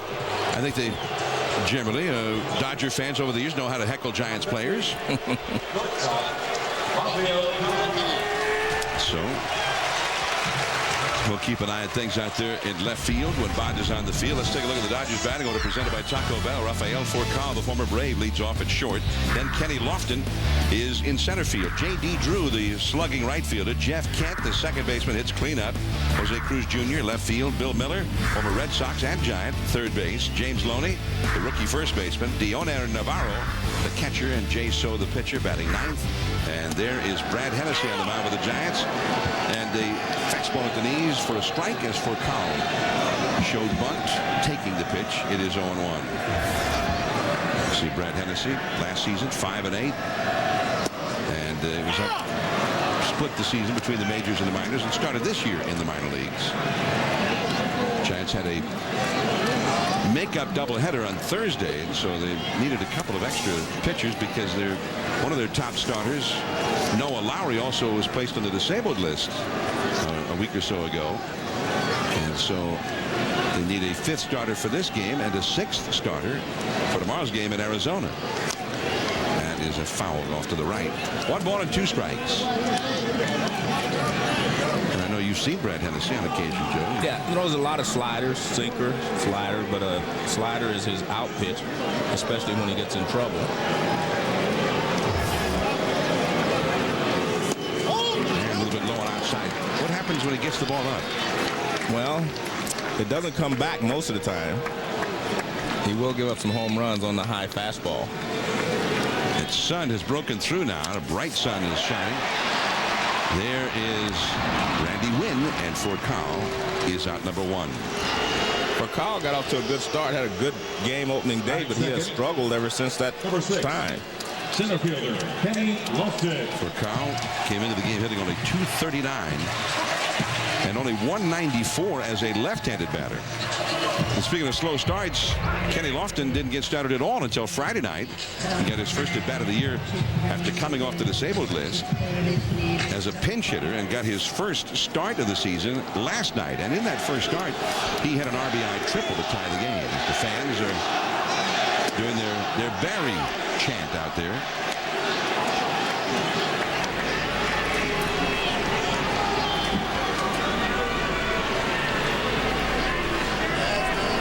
Strike the count to Kenny Lofton. He helped the Giants get to the World Series in 2002. That's a called strike with a fastball to the inside. It's 0-2. Lofton, who had an outstanding year as a platoon player in Philadelphia, played 110 games, hit over .330, 22 steals. There's Ray Durham. And out number 2, Lofton retired. And right now, that Giants middle infield has been superb. The Giants have not committed an error from either the shortstop or the second baseman. And they are the only middle infield combination not to have committed an error in the major leagues this year. And the Giants themselves have had 8 out of the 10 games they've gone without making an error. So they're playing very good defense, which also tells you why they're above 500, because they have not hit as well. And they haven't gotten any wins from Jason Schmidt. So, you know, defense has really helped the Giants so far this year. The only pitcher who started last year with the Giants who has won so far this year is Jeff Fassero out of the bullpen.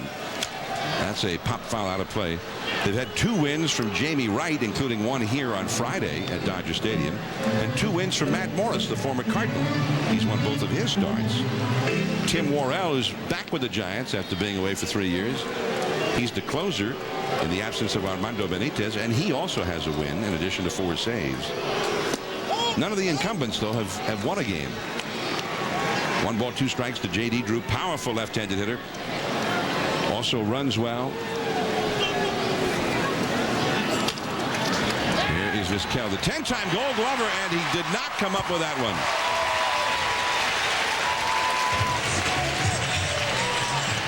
Drew is safe. And they're going to score that as a base hit for J.D. Drew. Well, here's Vizquel, and he goes over here to get it. He gets there, and it hits off the heel of his glove, but he was actually, watch, he goes deep. He doesn't cut it off. He's going out toward the outfield grass. And it becomes the base hit. It hits off his glove. And I think based on the route he took, it's a good call because Drew does run well.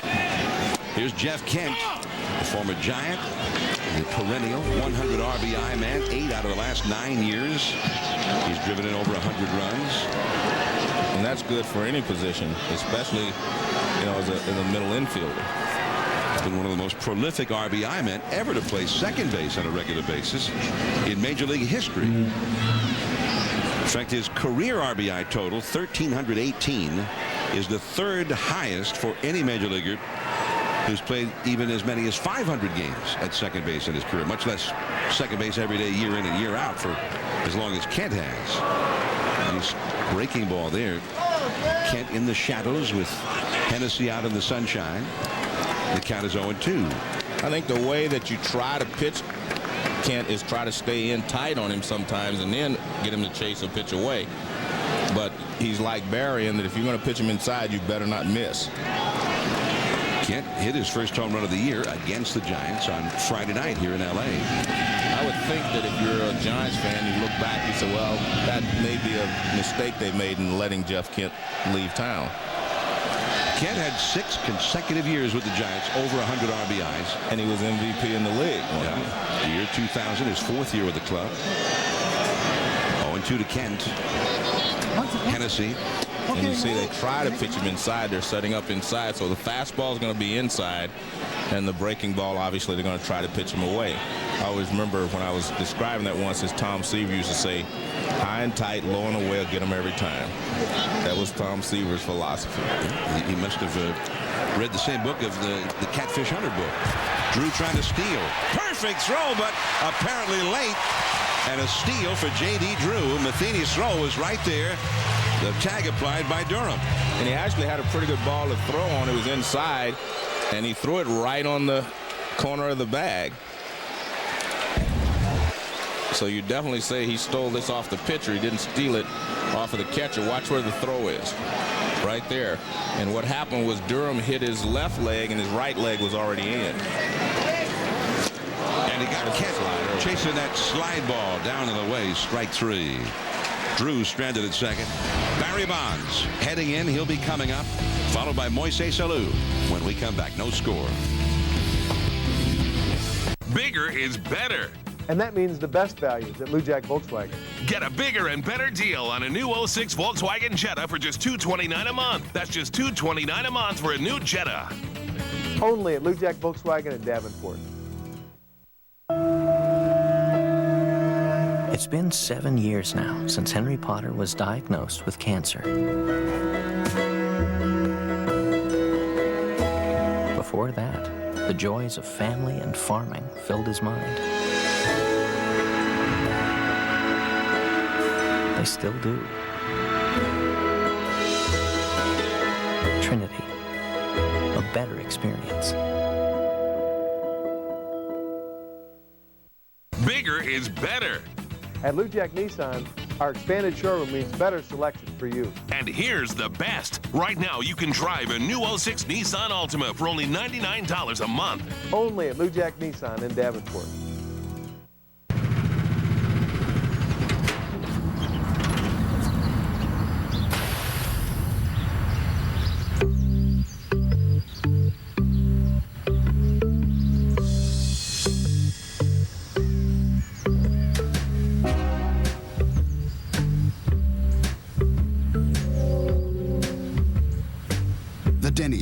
PGA Tour, next Sunday at 1 on ESPN.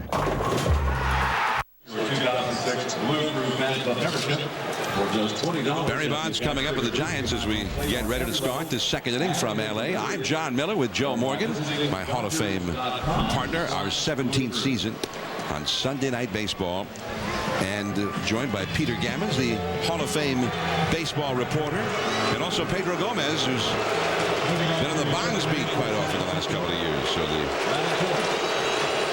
Dodger fan, let me say this, they're not saying Lou or Alu, who is on deck.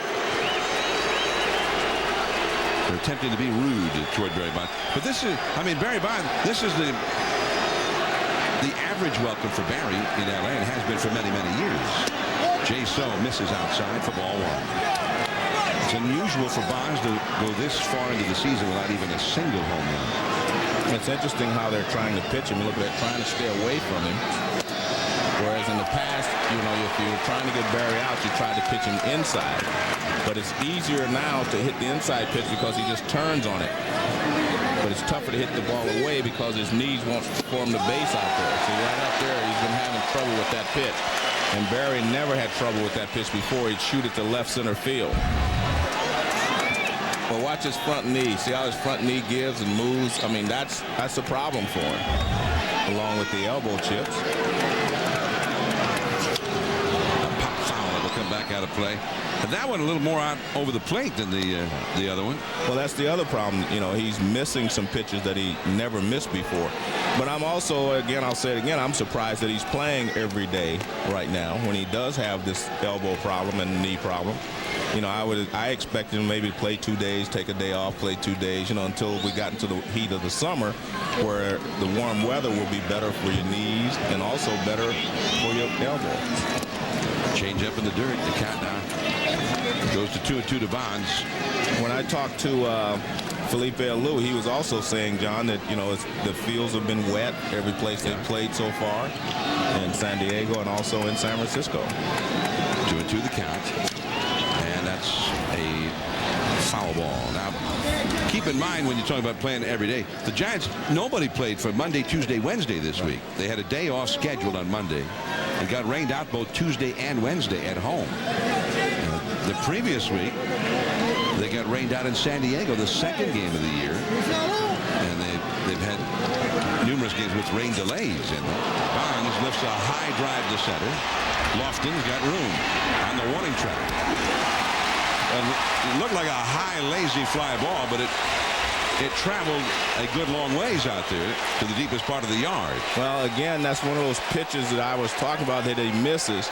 And let's just see how his front knee reacts to this and his elbow, because this pitch is pretty much right there where Barry likes it. He hit it pretty well, but he doesn't drive it like he normally does. This pitch, he's close to the plate. He reaches out to get it. And actually, you can see him kind of pushing the bat to the front of the batter's box with his left arm. It didn't snap out there. Now Moises Alou. While the Giants as a team have been struggling, they are last in the league in hits, last in the league in home runs, next to last in batting average. And Moises Alou was the one guy who really had been driving in runs, but Moises only played in 7 games, 3 homers, 8 RBIs in the first game of a doubleheader on Thursday.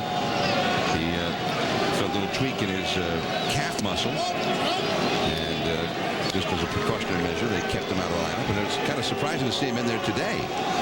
But I think the fact that they lost last night is the reason that Barry's playing, and also Moises. I think the fact, you know, when you lose a ball game, you know, no one likes to sit around and not be able to help their teammates. Chase that slider. 1 ball, 2 strikes. Moises Alou has a home run in 6 career at-bats against Jay So. But most of the Giants have not seen So. That was Bonds' first at-bat against him. Either they haven't seen him or they've had very limited appearances against him. Into right field. That's going to fall for a base hit in front of J.D. Drew. One out, one on. Durham coming up. Let's go to the studio now. Here's Scott Reese with the Sports Center 30 at 30. Okay, John, busy day on the diamond. We begin with the Reds trying to protect a one-run lead against the Cards, but I don't think so. Albert Pujols' third home run of the day is a two-run walk-off shot. Cards win 8-7. And Xavier Nady helping ruin Ben Sheets' season debut with a two-run home run. Sheets 5 innings, 4 earned. Mets win 9-3. Of course, we'll have the full day's wrap-up on SportsCenter after the game and on ESPN News right now. John? All right, thanks. And the count is 0-1 to Ray Durham. Durham off to a very slow start for the Giants. 5 hits and 33 at-bats, although he had the game-winning RBI here on Friday. There is Furcal behind Bill Miller. Durham is gone. Out number 2. Alou holding it first. And now Pedro Feliz. They've got the shadows that have cut across the middle of the infield. The pitcher himself is in the shadows right now. You see the look. But Joe, that hitter's backdrop, that black backdrop out in center field kind of reflects the sun back into the hitter's eyes. Well, it's difficult to play at this time of the day here, you know, when the sun's in the position that it's in because of the shadows. And it's 0-1 to Phillies. And what happens when you have the shadows like this, the ball is bright when he releases it because it has his hand above his head and the ball comes into the sunlight. And then as it comes into the shadows, it just looks like a dirty piece of mud or something coming towards the plate. It does not look like a baseball. You can't see the circle. 1 ball, 1 strike. The circle that tells you about the spin. Right. Well, you can't even see the circle as a baseball. It's just like a piece of, you know, like I said, mud or something coming towards you. A dark rag, we'll say. So you mean it doesn't even look like it's round? No, it doesn't look round because that's the point. You can't see the outside of either. You can't see the, you know, the around the edges of it because it's in the shadows. I feel bad for him now. Yeah, well, been there, done that, so. That ball is hit high in the air to left field, deep. That ball is way back there, but not quite deep enough. Cruz abruptly stopping, catching it at the edge of the warning track, and the inning is over. Feliz, really with a quick wrist swing on that one, off.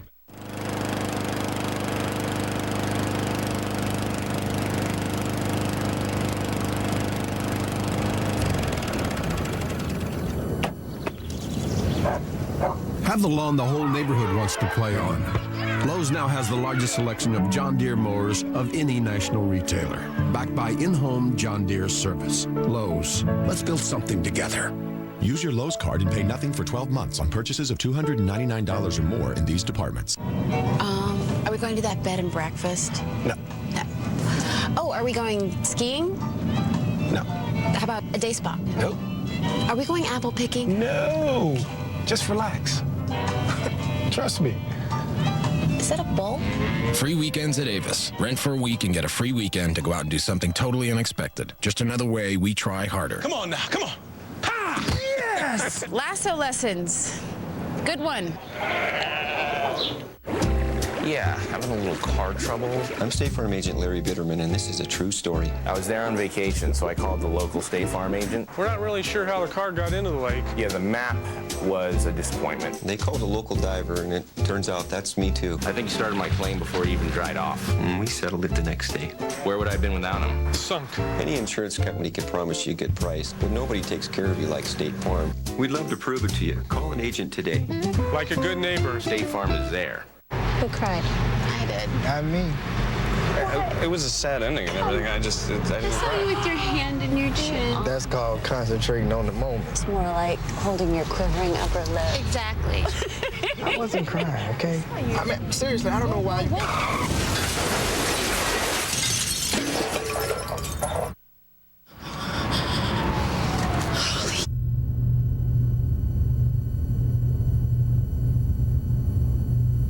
Baseball has a drug testing policy, and Barry Bonds has met every drug test that has been thrown at him. An inside look beyond the headlines from the man himself. Bonds on Bonds, a weekly series, Tuesdays at 7 Eastern on ESPN. Now the Dodgers, last of the second inning, no score in the game. Here's Jose Cruz Jr. against the Giants' Brad Hennessy. And the curveball is too low. Cruz, Bill Miller, and James Loney. The Dodgers have in their lineup today 4 former Giants in the batting order. And they have 8 former Giants on the roster. And, of course, the Giants' former assistant general manager, Jeff Kent, is one of those former Giants. The Dodgers' new general manager is the Giants' former assistant GM, Ned Colletti. The count is 3-0 now to Jose Cruz Jr. There's Ned Colletti, one of the great gentlemen of the game, and finally given a chance to be a general manager here. And he got real busy real fast, Joe, this offseason. He had a lot of moves. The Dodgers did not want to go into a rebuilding mode, but they have a lot of outstanding young talent. It's still a year or two away, and they wanted to keep those guys, but still make themselves back into a contender here in the West after one of their worst seasons since coming to L.A. last year. He hired Grady Little to be the manager. Brought in Nomar to play first base. Furcal was a big free agent signing. And Bill Miller also came in, so 3/4 of their infield brought in during the offseason. And here is Bill Miller, former American League batting champion with the Red Sox, and another former member of the Giants. And the count is 0-1 to Bill Miller. And Joe, he's got some real ties, not just to the Giants, but to Barry Bonds in the Bay Area. He is married to Barry's former high school baseball coach, his daughter. David Stevens, his daughter, married Bill Miller. 2-1 the count now to Bill Miller. Well, Barry always thought he was a really good hitter and player when he played for the Giants because he, hustled, he could hit, and he was Barry's kind of player. Hard-nosed kind of a player. Bill Miller grew up not far from St. Louis. The Cardinals, that was his team, the St. Louis Cardinals, and he always did well against the Cardinals, you see, when he was with the Giants. Now back in the National League. He's also played with the Cubs. And Randy Wynn will come over, and that saves Barry Bonds, who have to go too far for one, and there is one away. We mentioned those young Dodger prospects. Let's go down to Peter Gammons. Well, now coming up is James Loney, the first baseman. He's one of many young players the Dodgers have. They think that this is a transition year where they use veterans to get to all these young players. They've got Russell Martin, the catcher, Andre Ethier and Matt Kemp, two outfitters. Ethier could be up here very soon. The LaRoche at third base, Guzman, who is a tremendous potential power hitter, and 2 pitchers, starter Chad Billsley, who will be here in the middle of the season, and also Broxton, who will also come back during the year. Grady Little says this will be a very young team come next year. All right, and James Loney with the liner of Bonds, who makes the Willie Mays style basket catch to win the inning. Thanks, Peter. On to the third now. It is 0-0. It's time to find the #1 fan in baseball. Visit Chevy.com/baseball and tell us why it should be you. The grand prize, a trip for 2 to the 2006 All-Star Game. Baseball's #1 fan contest, presented by Chevrolet. Chevy, an American Revolution. Chevy makes the most dependable, longest-lasting trucks on the road. And now they're making it easier to drive one.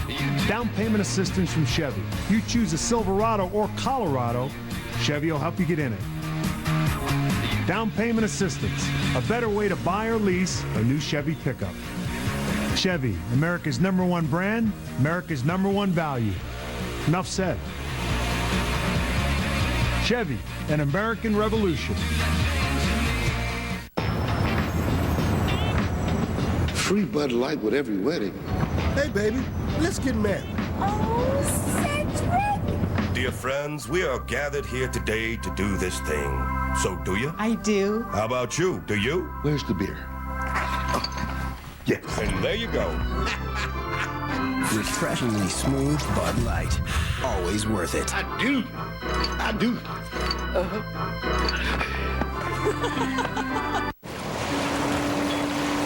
Investing is about knowing the waters and where the real risks are At T. Rowe Price, we navigate the market with discipline, relying on experience and our own independent research.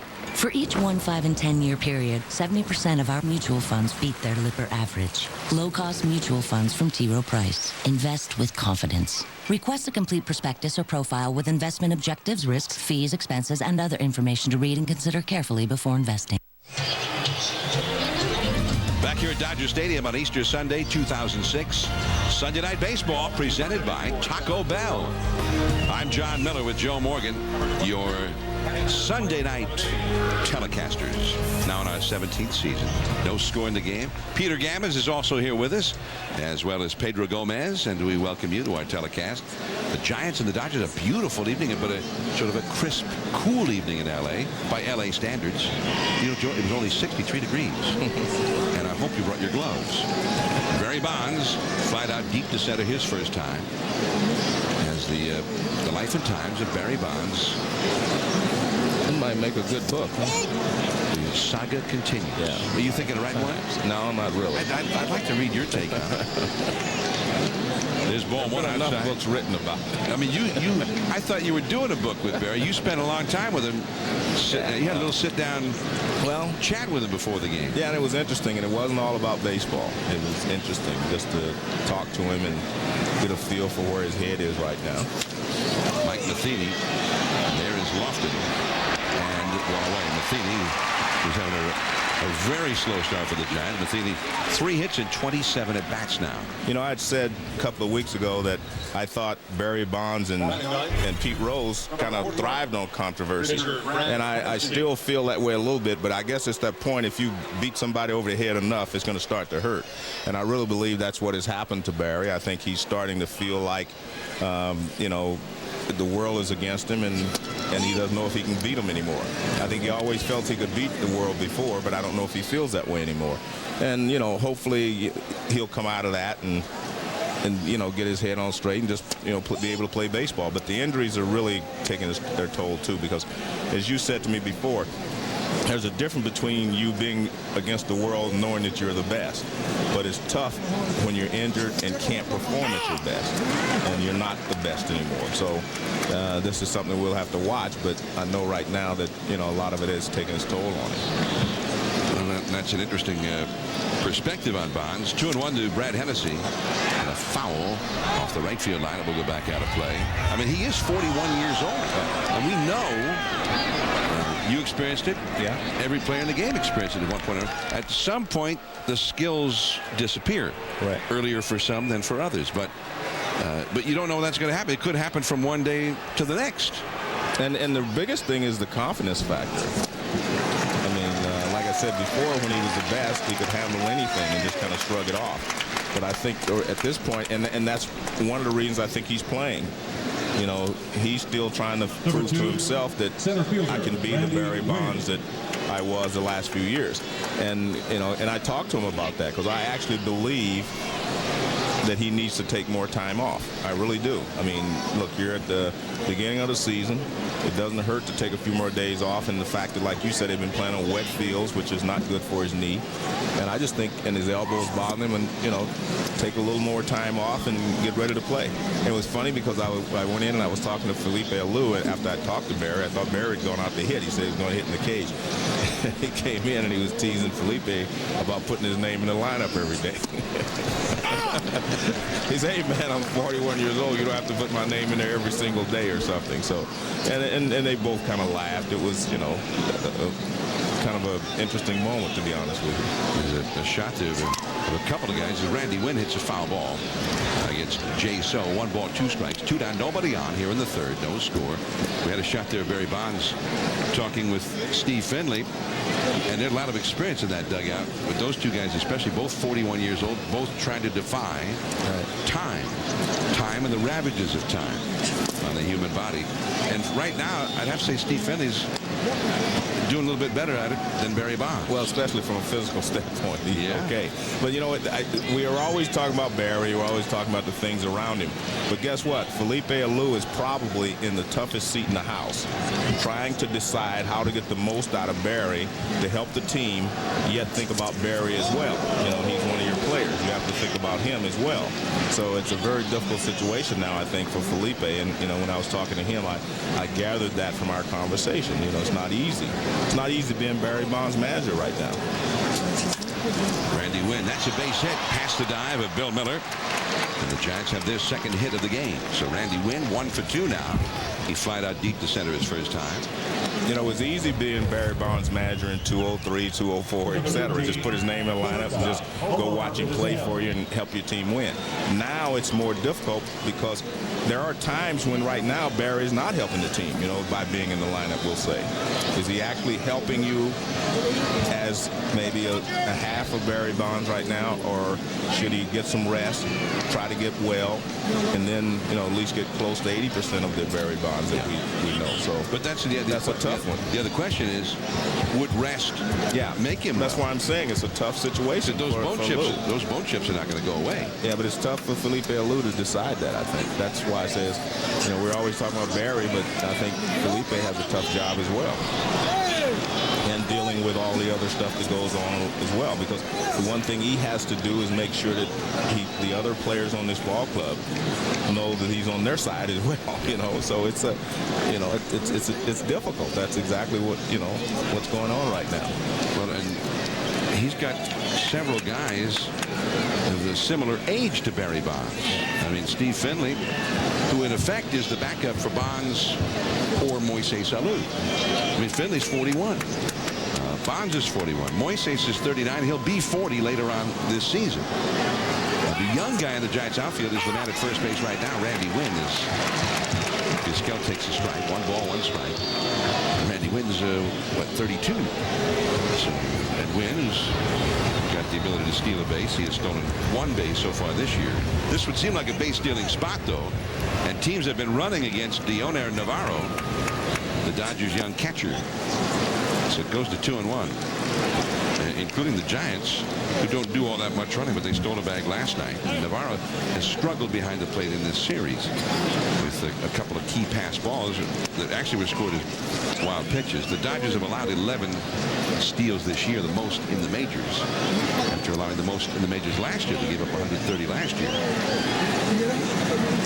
2-1 the count to Omar Vizquel, and a foul back out of play. But getting back to this discussion about Felipe Alou, I mean, the Giants, this is a veteran ball club, and they got Steve Finley with the express idea that he would probably play just as much as Bonds and Alou, maybe more than either one of them, as the 4th outfielder. 2-2 the count. Wynn back to the bag. I mean, do you think he's going to go? I keep thinking he's going to run here at some point with 2 down. Well, I think Vizquel thought he was, because that's why he squared around the bunt. The way to protect a base stealer is to square around the bunt, because you pull the bat back. That keeps the catcher back. There he goes. There's Kenny Lofton, and the inning is over. 1 hit, 1 left. No score in the game. The Dodgers with the last part of their batting order coming up. This is the Toyota Tundra. Of all full-size pickups, it has the lowest fuel cost, the lowest operating cost, the lowest cost of ownership, and the lowest depreciation. So it makes sense that of all full-size pickups, IntelliChoice named this best overall value. Now, I had a lot of heart for my old truck, but lately, I just prefer to use my head. Lease Tundra for $279 a month or get $1,500 customer cash. Toyota, a great way to keep moving forward. It's been 4 years now since Tracy Shelf was diagnosed with cancer. Before that, a big decision was movie or card game. It still is. Trinity, a better experience. In the Secret Service? We need to find this guy. For Secret Service agent David Breckenridge, the man who was his mentor, Pete Garrison taught me everything I know. he's about to become It doesn't make sense. his prime suspect. I am being framed. Now, President's life is at stake. he must stop at nothing Go! to discover the secret I don't believe it. that could change everything. Holster your weapon! It's happening. Get down. The Sentinel, rated PG-13, Friday.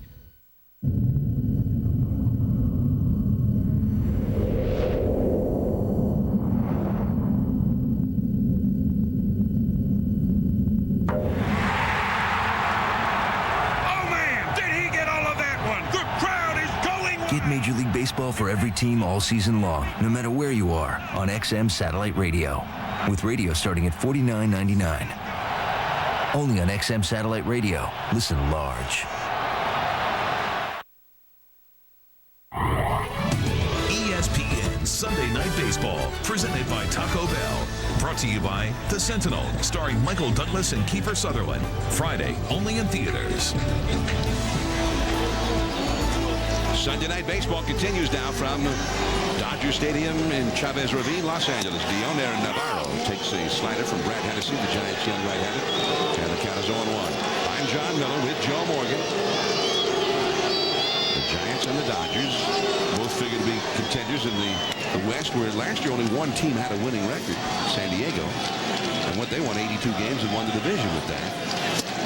And it counted out 1-2 to Navarro. Jay So is on deck. But the question with the Giants, they actually stayed in contention until the final week of the season last year, even though Bonds missed virtually the entire season.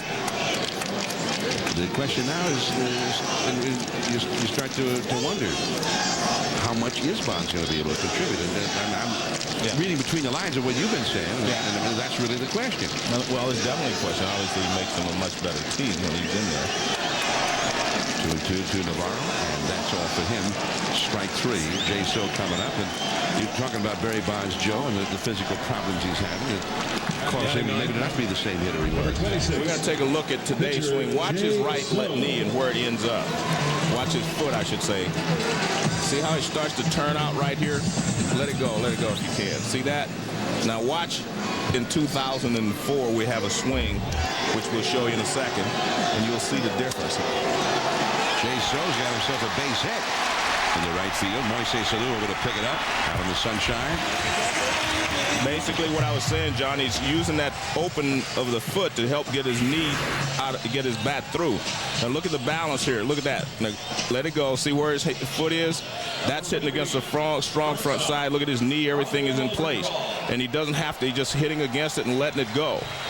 And you see the reverse pivot. I mean, that's kind of a home run hitter swing right there. When you have that line, your balance is back, and you're going to actually get a slight uppercut from there, but you can really drive the ball and get it in the air from there. And what we saw earlier in the first at bat, that foot and that leg turning out, it means that he's trying to help get the bat through because he can't hit against that firm front side that he used to hitting against.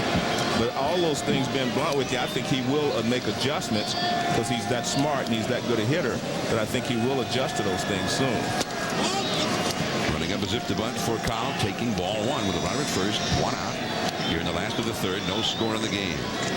Well, 2 years ago, the season you showed there by comparison, Bonds had 45 homers, a .362 average, and drew 232 walks, an all-time Major League record.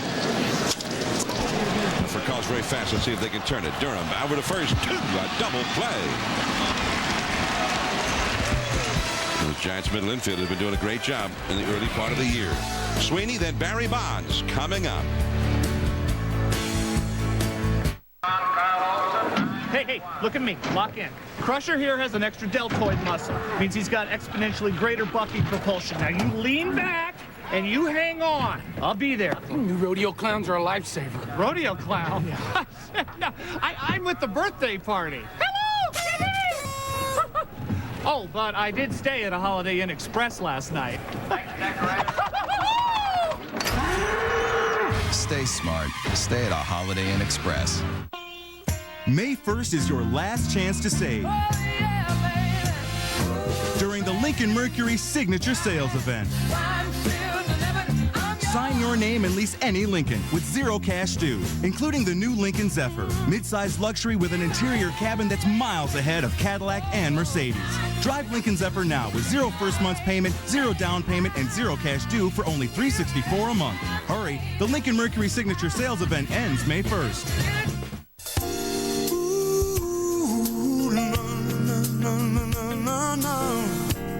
Someday, you'll be able to deliver your data how and where you need it along a secure local to global IP network.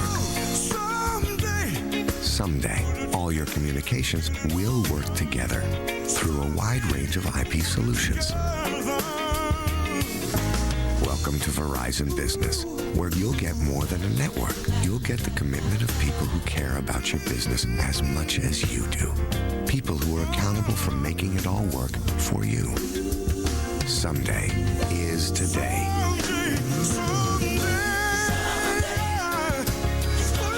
Verizon Business, where global capability comes together with personal accountability.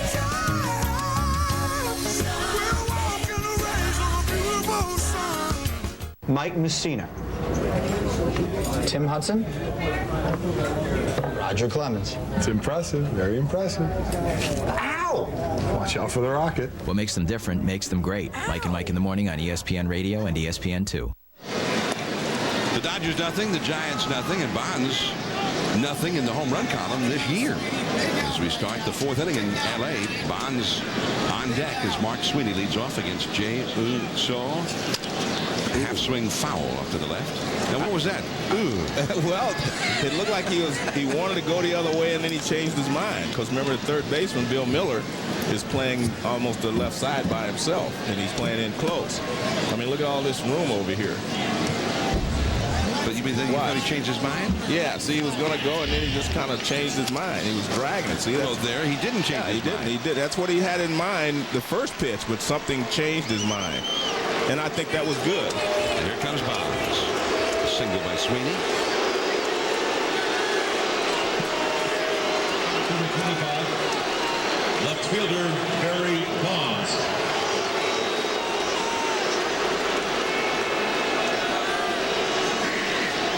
Bonds hit a fly ball deep to center his first time. 4 hits in 22 at-bats this year for Bonds. 2 doubles, no homers. Ball 1. On the other hand, even though he's not hit, he does have 10 walks, and they've walked in 4 times intentionally. They've been getting him out, but they're still not sure. Slider is low. Well, I know we talked to our partner Peter Pasquarelli talked with Derek Lowe of the Dodgers, and Derek Lowe still professes a great deal of respect for Bonds. He's not convinced that they can just go out there and get Bonds out whenever they want. There's a changeup that misses 3-0 to Bonds, and so is pitching ever so carefully. Even though Moises Alou, the one giant who's actually been swinging the power bat with authority, is on deck. Yeah, but reputation. Fastball, and the count now 3-1 to Bonds. I know it wasn't, maybe 3 with nobody out, but I still think if I Felipe Alou, I let Barry swing anytime he wants.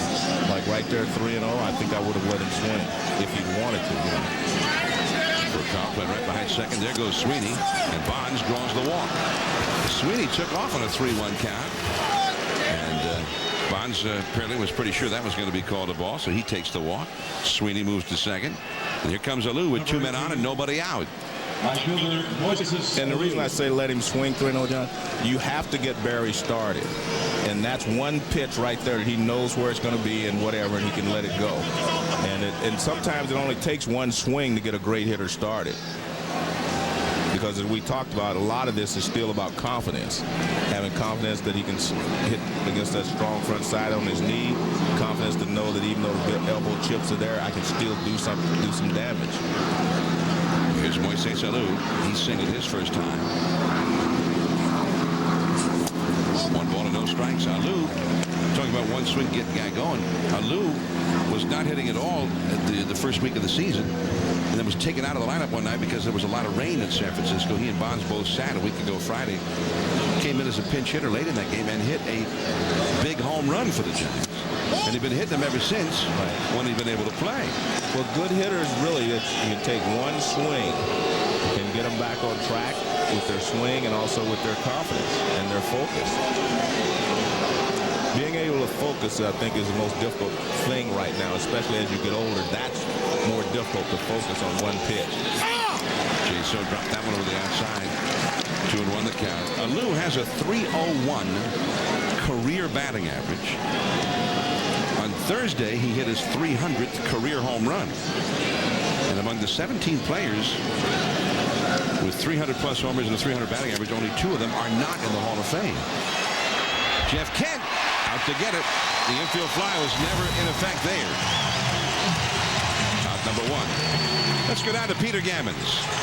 Well, John and Joe, one of the things that's really interesting is to talk to Barry Bonds' teammates about hitting. He's become very close to Mark Sweeney and to Steve Finley and to some degree Randy Wynn, and he talks a lot about hitting with him. He's really quick and fiddling up when on the ball in the inside part of the plate. And Sweeney and Finley both told me, look, he is as quick as he's ever been on the ball from the middle on in. He gets to the bat of the ball as quickly as he ever has. They believe very strongly that he will make the adjustment and eventually hit. All right, Peter, and the infield fly rule in effect there. Bill Miller grabs it off the bat of Ray Durham. So 2 men on and 2 men out now. Well, one thing to remember about hitting the inside pitch, John, you hit the inside pitch with your hips and you pull through with your front arm. So you can do it basically with your hands and your hips. Whereas hitting the ball away from you, you have to have some drive with your platform, your body, your legs drive through the ball. And that's the difference. I think Babe Ruth, at the end of his career, could always hit the inside pitch. Hank Aaron, you can always hit the inside pitch. It's the pitches that they get away from you where you need the foundation is the problem that he's having. So I'd agree with Peter that I guarantee he can handle that inside pitch because he's doing it basically with his hips and his hands, and he can do that. Pedro Felix, and the count is on to the Giants. Had 2 men out and nobody out, and Alou at the plate. And now it's 2 men down, and the Giants this weekend in L.A., they have been sorely lacking that big hit. They've had 1 hit in 17 at-bats as a team this weekend with runners in scoring position. And the count 1-2. And the Dodgers, pretty much the same story. The Dodgers have had 1 hit in 16 at-bats this weekend. So there had been very little scoring in this series. The Dodgers have scored 4 runs so far in these 3 games. The Giants have scored 3 runs. But not for a lack of opportunity. They've had plenty of opportunities to score more. And they've got an opportunity right here to do the Giants. Pedro Felix. He's behind in the count to Jay So. Sweeney at second. Bonds at first. About the only way Bonds, I think, would score on a hit here would it have to be a home run. Because we saw him leg out a double last night tonight, and he was not moving well. Did he swing? Yes, he did. The plate umpire, Lance Barksdale, rings him up. A slider in the dirt. 2 men stranded. Now Lofton, J.D. Drew, Jeff Kent, big hitters coming up for L.A. No score. It's time to find the #1 fan in baseball. Visit Chevy.com/baseball and tell us why it should be you. The grand prize, a trip for 2 to the 2006 All-Star Game. Baseball's #1 fan contest presented by Chevrolet. Chevy, an American Revolution. When the going gets tough, the tough trade up to a dependable, long-lasting Chevy truck. Silverado goes head-to-head with more standard horsepower and torque and better fuel economy than Ford F-150. Use $1,500 down payment assistance to get this 2006 Chevy Silverado half-ton for $22,490 after all offers. Hey, tough guy, get going. Go to Edmunds.com and compare Chevy head-to-head. See your local Chevy dealer.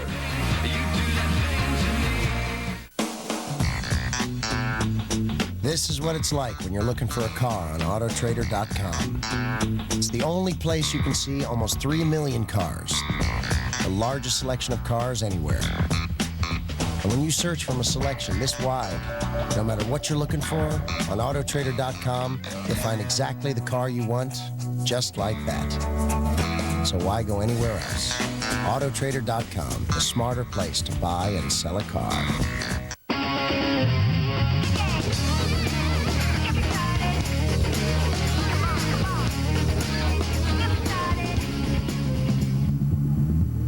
Can't read this. Can you read this? I can't read this. What's wrong with this? It's in black and white. Black and white's what's wrong with this? Should be in color. That is better. How'd you do that? Xerox Color. It makes business sense. A rainforest, the ultimate torture test for your deck. Thompson's Water Seal Advanced, the ultimate protection. It seals out 99% of the water right from the start. For a longer lasting deck, get the most powerful protection against water damage guaranteed. Thompson's Water Seal Advanced. Let's take a look now at our Lowe's home team advantage in the Dodgers since this ballpark opened in 1962. Have had that advantage over their hated rivals, the Giants. They won 208 times here. The Giants only 167 since this beautiful yard in Chavez Ravine, not far from downtown LA, opened in 1962.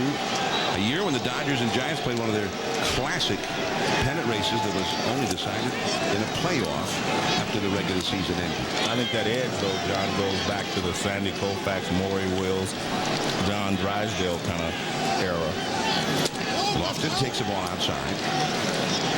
2-0 the count. Lofton, then Drew and Kent. So the speedster, the leadoff type guy, with Drew and Kent coming up. There's Don Drysdale's number, retired here, as is the number of Sandy Koufax. Koufax and Drysdale, one of the great twosomes in anybody's rotation in history. Sandy Koufax, number 32. The Dodgers, who have had a long history of success since coming to L.A. That's a strike now to Lofton. 3-1 from Brad Hennessy. But not so much recently.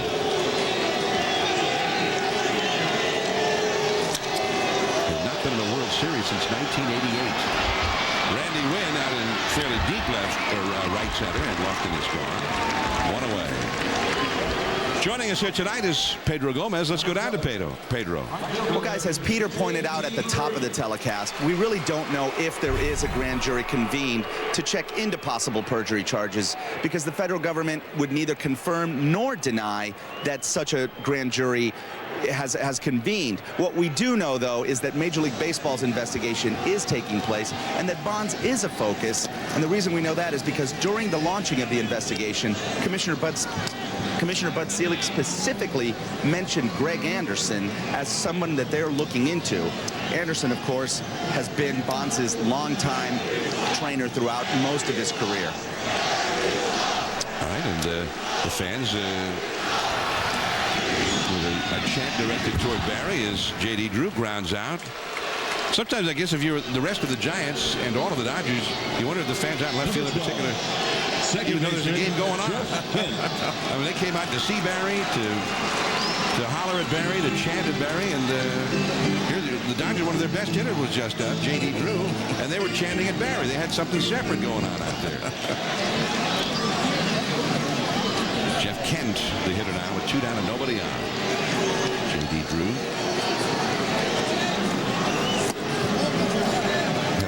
A single his first time. 2 down, nobody on here in the 4th. As Jeff Kent, who struck out to end the first inning, takes ball 1. Pedro Feliz. And a very quick inning for Brad Hennessy. A 9-pitch inning after an 8-pitch 3rd inning. No score. We're heading to the 5th from Dodger Stadium. Goods is an escape. It's a very leisurely, relaxing day. You can look at furniture. Wherever you go in the store, I think you'll find it very laid back, relaxed, and a lot of fun. You hear laughter as you go through. It's a whole different experience at Goods than I think anywhere else. The restaurant, the bed and breakfast, all the kids love the fish pond. So it's just an easy way to spend the day with your family. It's two resources in one. Not only is Mediacom Main Street Channel 72 one of the best places to buy or sell a home, it's also a website where homes for sale on Channel 72 can be researched and evaluated. Watch Channel 72 every day of the week from 6 a.m. to 10 p.m. And then go to MediacomMainStreet.com for even more information. Mediacom Main Street, the power of television and the internet working for you. That is ESPN. This is mobile ESPN. This isn't like sports on your current phone, okay? This is a whole new phone service from ESPN with unique features like the fastest alerts and the sideline and real-time play-by-play on Gamecast. It's like getting into ESPN. Hey, Trey. Hey, buddy, did you get those headshots? I could just, cool? I'll just hit them up later. You're gonna have to. I know. Switch to mobile ESPN today. Call 1-800-GET-ESPN. It's late. You're hungry. You're not, Karen. It's time for fourth meal. The late night meal between dinner and breakfast. Heard of the pyramid? Check out the square. All the tastes at a delicious fourth meal. Melted, crunchy, spicy, and grilled. The tastes are exciting. Only Taco Bell's got them. Everyone's a fourth mealer. How you doing? Some just don't know it yet. If it's not fourth meal, it's just food. 22, catcher Mike Matheny. At Dodger Stadium in Los Angeles, Sunday night baseball. The Giants nothing, the Dodgers nothing. Top of the fifth inning coming up now. I'm John Miller with Joe Morgan. Peter Gammons is here with us. Peter's down to the expensive seats. Did you notice that, Joe? Yeah, those are, what do they call club boxes or what? Yeah, that's a foul by Mike Matheny, the Giants' 8th place hitter. Brad Hennessy, the pitcher, to follow against Jay So. I actually paid for 3 seats back there once. Down behind the backstop? Yeah. There's a little restaurant, a subterranean restaurant down there. I didn't buy the food, but I did pay for the seats. I think it was about $90 a piece or something. Well, we have a pretty good seat. Yeah. But it's not the $90 seat. And if you can get one of those for $90, let me know. Well, I did. I got them from, Lasorda and the guys did me a favor. That was good. We got Peter there when the waiters were not with him. Peter, anything you need down there? Should we send somebody down with something? Actually, I'll send some food up to you if you'd like. Yeah, I'm good. But actually, they're quite a bit more expensive than $90. But the view is wonderful. Well, we're happy for you. There's a one hopper to second to Kent. And there is one away. We're talking about some of those retired Dodger numbers of the past. Koufax, Drysdale. And, of course, number 42, Jackie Robinson, which has been retired in perpetuity all across baseball. Jackie Roosevelt Robinson, who broke baseball's so-called color line 59 years ago yesterday. April the 15th, 1947, he played his first game. And not only did he break that color line and become an integral part of the Dodgers, he was the Rookie of the Year that year. He was the most valuable player 3 years later. But he really opened the door, and he was a special personality, a great human being, a great American, not just a great ball player. Well, he did a lot to change the social landscape in our country. He was the guy. His wife, Rachel Robinson, who was part of Jackie Robinson Day festivities yesterday in New York at Shea Stadium, and they were held all around baseball, including here at Dodger Stadium last night. Jackie Robinson's daughter, Sharon, was here, along with his former teammate, Don Newcomb. And they had the field decorated for Jackie Robinson Day suitably. 2-2 the count now to Hennessy. And Sharon, Jackie's daughter, is going to make the speech for the 17 Negro League stars who are going into the Hall of Fame this year. 2 down here in the 5th inning. Jackie Robinson, the Rookie of the Year, as we said, that year. And while he was there, the Dodgers had one of their greatest eras in their history, certainly their history in Brooklyn. And among their great history, even since coming to L.A., 6 pennants. They finally won their first World Series in 1955. And he was into the Hall of Fame in 1962. And we were there the night, the 50th anniversary of his first game at Shea Stadium when the Dodgers played the Mets. And that was a special game. The President of the United States, Bill Clinton, was there. They stopped the game in the middle of the game. Yeah, it was a great event for baseball, and especially for me, a guy who grew up idolizing Jackie Robinson. And that was the night that Commissioner Seelig announced that from that night forward, number 42 would be retired all through the game of baseball to celebrate Jackie Robinson. Randy Wynn retired. In 60 seconds, we'll visit with Giants manager Felipe Alou from the Giants dugout back in 60. At what point does a car become more than just glass, rubber, and steel?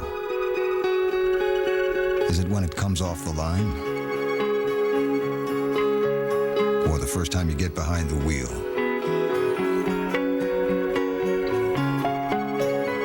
When does a car become more than the sum of its parts? When does it become something you love? When does a car do more than just move itself forward? When does it become part of your family? At what point does a car become more than just a car? Introducing the all-new Toyota Camry for 2007. It's time to move forward.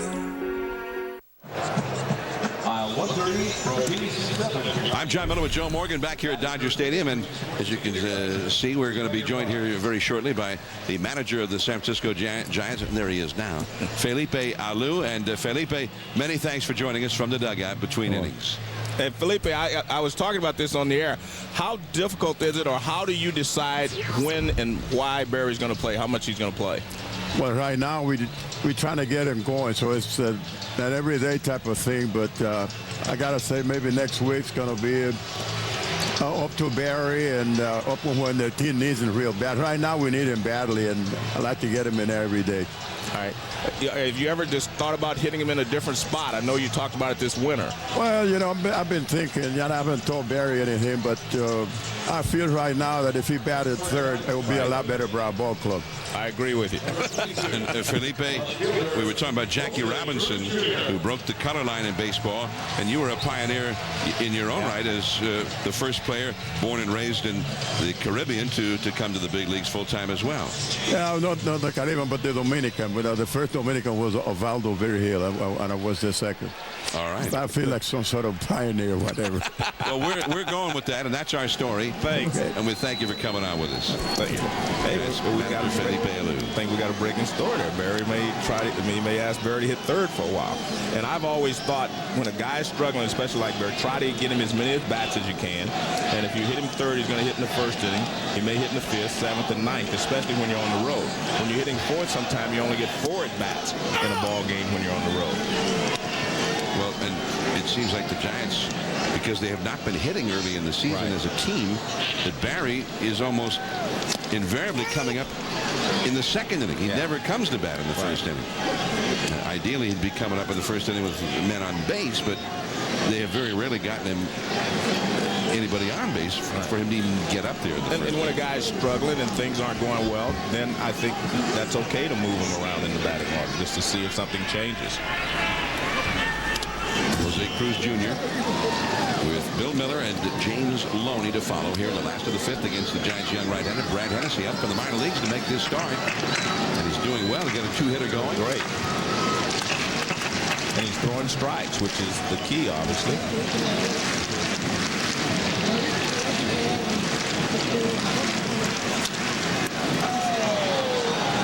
There's Randy Wynn. Cruz is now 0 for 2. Well, you know, the reason Barry hits fourth is because he feels like it's best for him to hit fourth. Third baseman, Bill And I'm saying Miller. Barry feels like it's best. Well, I think his reasoning is, John, the more people that get on base in front of him, the less they can pitch around him. But if they're not getting on base and you're leading off the inning, you're better off hitting third anyway, just to get you the extra at-bats over the course of the season. Here's Bill Miller, Ray Durham. Ray kind of laid back in that one. It got kind of a tough hop there at the end. Yeah, you noticed that, huh? You've learned a little bit here watching him. No, I was thinking the same thing. He should have taken one more step in, but he waited and, like you say, got the tough hop, the in-between hop. But he could handle it. But Durham, who has had some problems defensively at times, and never noted for his glove work, but he has not made an error for the Giants so far this year in the early season. It's been a strength for the Giants, who have not been hitting. They have not hit well at all to start the season, but they have a winning record. I mean, Bonds has not hit a homer. Only 1 RBI. Moises Alou has 3 of the team's total of 5 home runs. They're last in the league in home run hitting, and yet they have a winning record. And there is the Gold Glover, Vizquel, throwing out James Loney. And another 8-pitch inning for Brad Hennessy. He's thrown 25 pitches in the last 3 innings. Bonds will be coming up third when we return.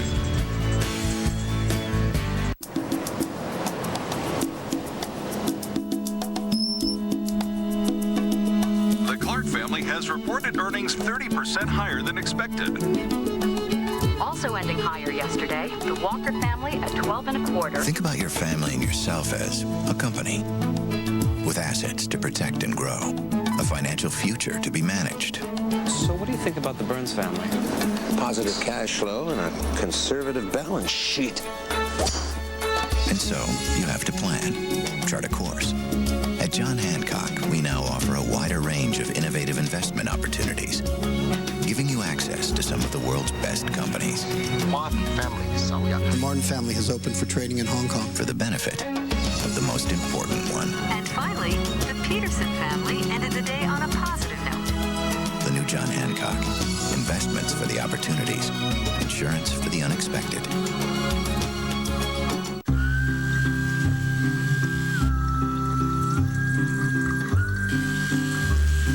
Don't forget about us, TV.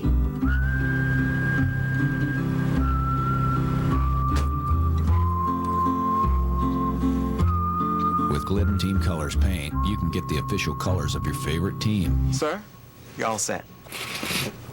Whoever that may be. Exclusively from Glidden and only at the Home Depot.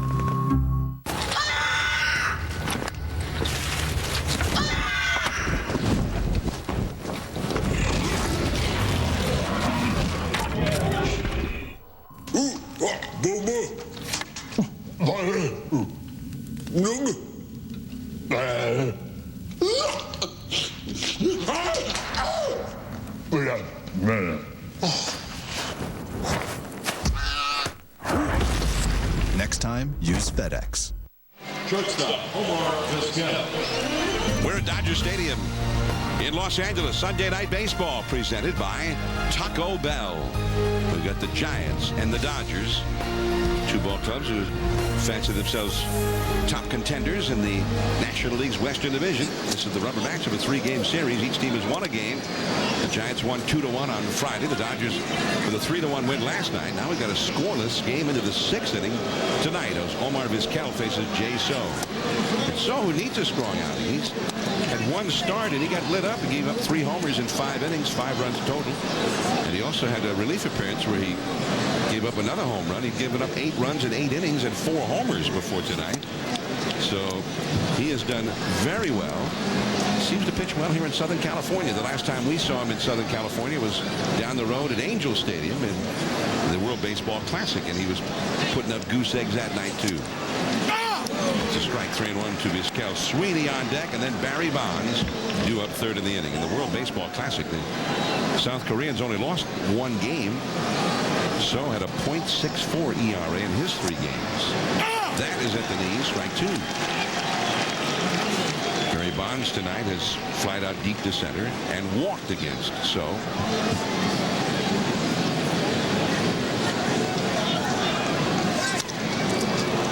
Down the right field line. That ball into the corner. Knocked down by the bare hand of J.D. Drew. Then he still has to go pick it up. And Vizquel, running hard, will stop at second base. A double for Vizquel.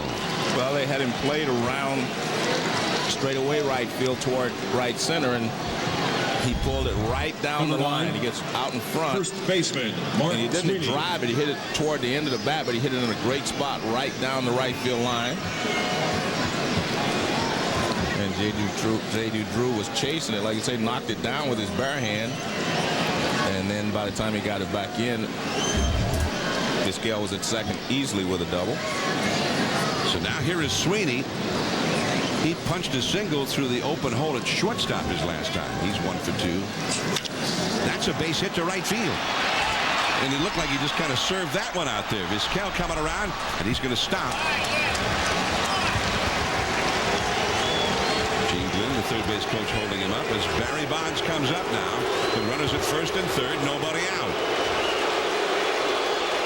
Well, I think they held Vizquel, you know, because they obviously you don't want to get a guy thrown out the plate with Barry Bonds walking to the plate. But I didn't think he got a good jump on that ball, hit the right field. And he was able to go to third easily, but now it's first and third. So there is Vizquel. Bonds trying to knock in the first run of the game. And Mark Sweeney has had 2 hits now. And you pointed out how he was just kind of punch the ball through that shortstop hole last time, which he did. Right. This time he looked like he just tried to serve the ball out there. Well, he was trying to make sure he pulled it to the right side to get Vizquel to third, and he did so. And here is Bonds. That's a strike to the inside. One of the few pitches that's gone to the inside against Bonds. The Giants that base hit by Sweeney, the second they've had in this series. With the runner in scoring position, and back to the outside, knee high, strike 2, and Bonds didn't think so. Let's take a look at the target. Well, Barry thought it was low, I think, and you can see him say, wow. But, you know, it wasn't. Oh, that's a balk. Yeah. J-So has committed a balk. There was nobody even at first base.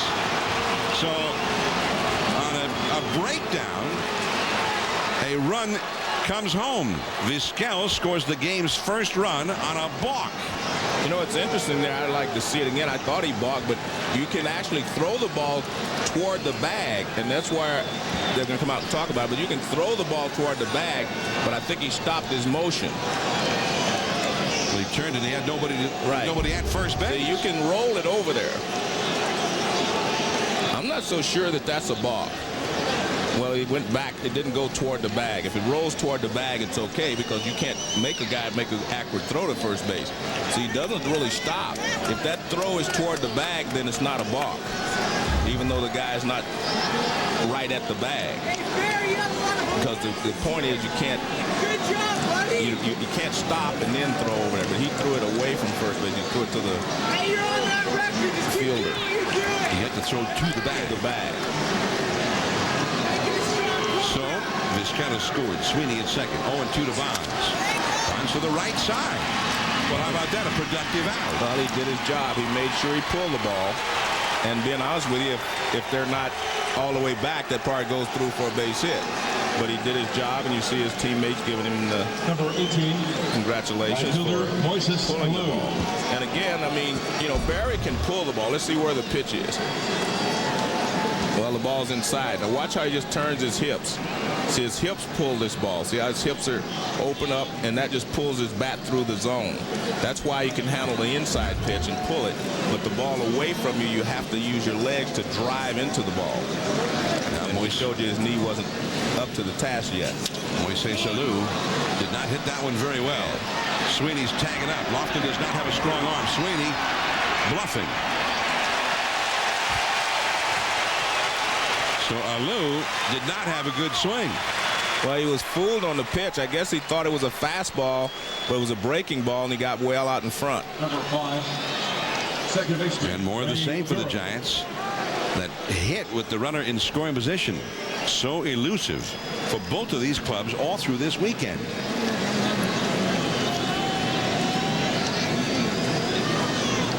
Now Ray Durham. Would take a base hit. Alou could have gotten that runner home with a fly ball, but it was going to have to be hit better than that one. And a change up in there for a strike to Durham, who has topped up to short, topped up to third. And he hasn't hit well with runners in scoring position or bases empty or any situation yet. He's just opened up the year in a big slump. And he's late on that fastball. J-So started him with the change up, which perhaps made that fastball look a little bit faster. It was only 88 miles an hour.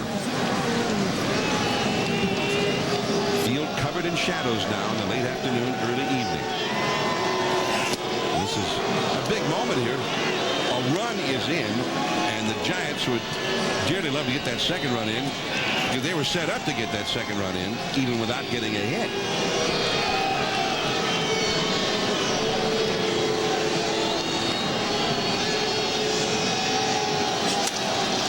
Toward the middle. Can't get it. And Ray Durham delivers in the clutch for the Giants. Sweeney in to score. And it is 2-0 San Francisco. And that's what you call picking up your teammates as well, because Moises Alou failed to get the runner in from third with less than 2, and Durham picks him up. That's what teammates are for. Ball hit right back through the middle, and can't make the play.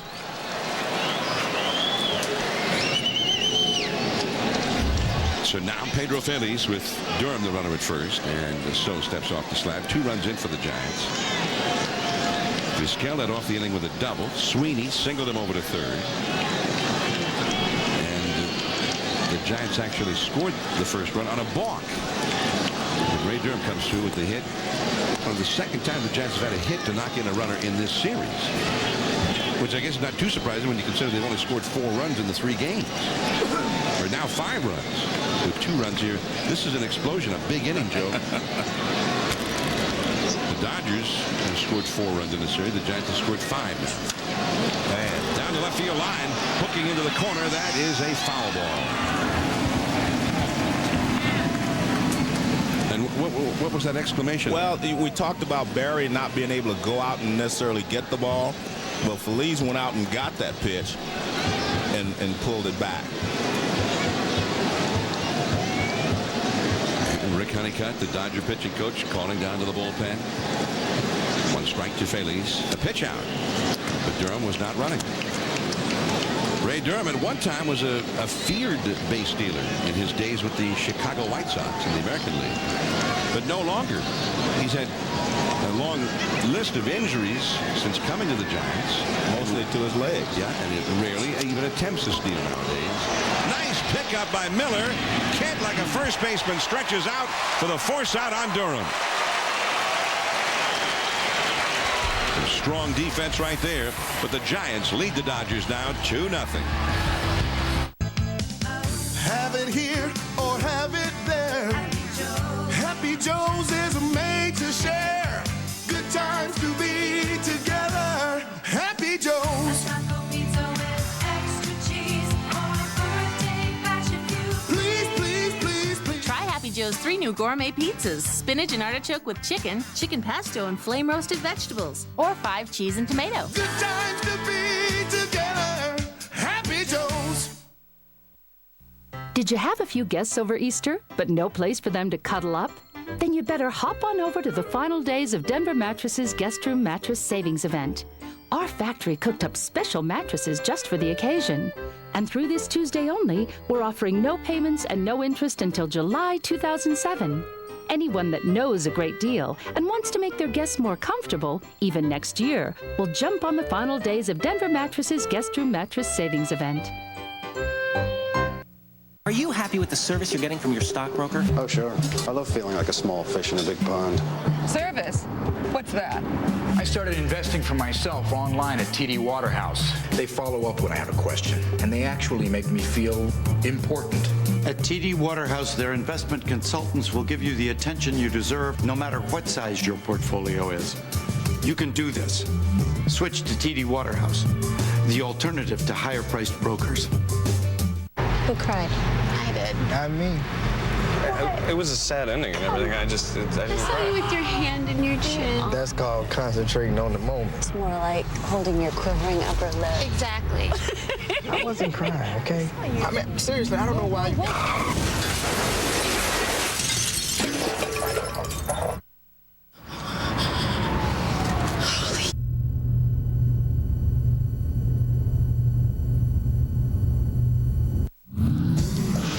with a SportsCenter 30 at 30 update. You know, Chris Shelton keeps saying he's not a home run hitter. I don't think anyone's buying it. The Tiger first baseman bombs his 8th home run of the season. That leads the Bigs in a 1-0 win over Cleveland. And Albert Pujols, the 3rd of his 3 home runs, game winner against the Reds. John and Joe, back to you. All right, thanks. And here, the Giants lead the Dodgers in the rubber match of this 3-game series, 2-0. As Dioner Navarro leads off for L.A.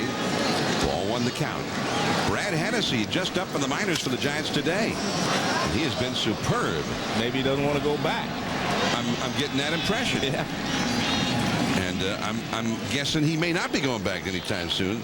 the way he's pitched so far. And lately he's been making it look easy. Yeah, very just low pitch count, throwing strikes. He has retired 14 in a row since J.D. Drew got a hit. And remember, it was an infield hit off the glove of Omar Vizquel back in the first inning.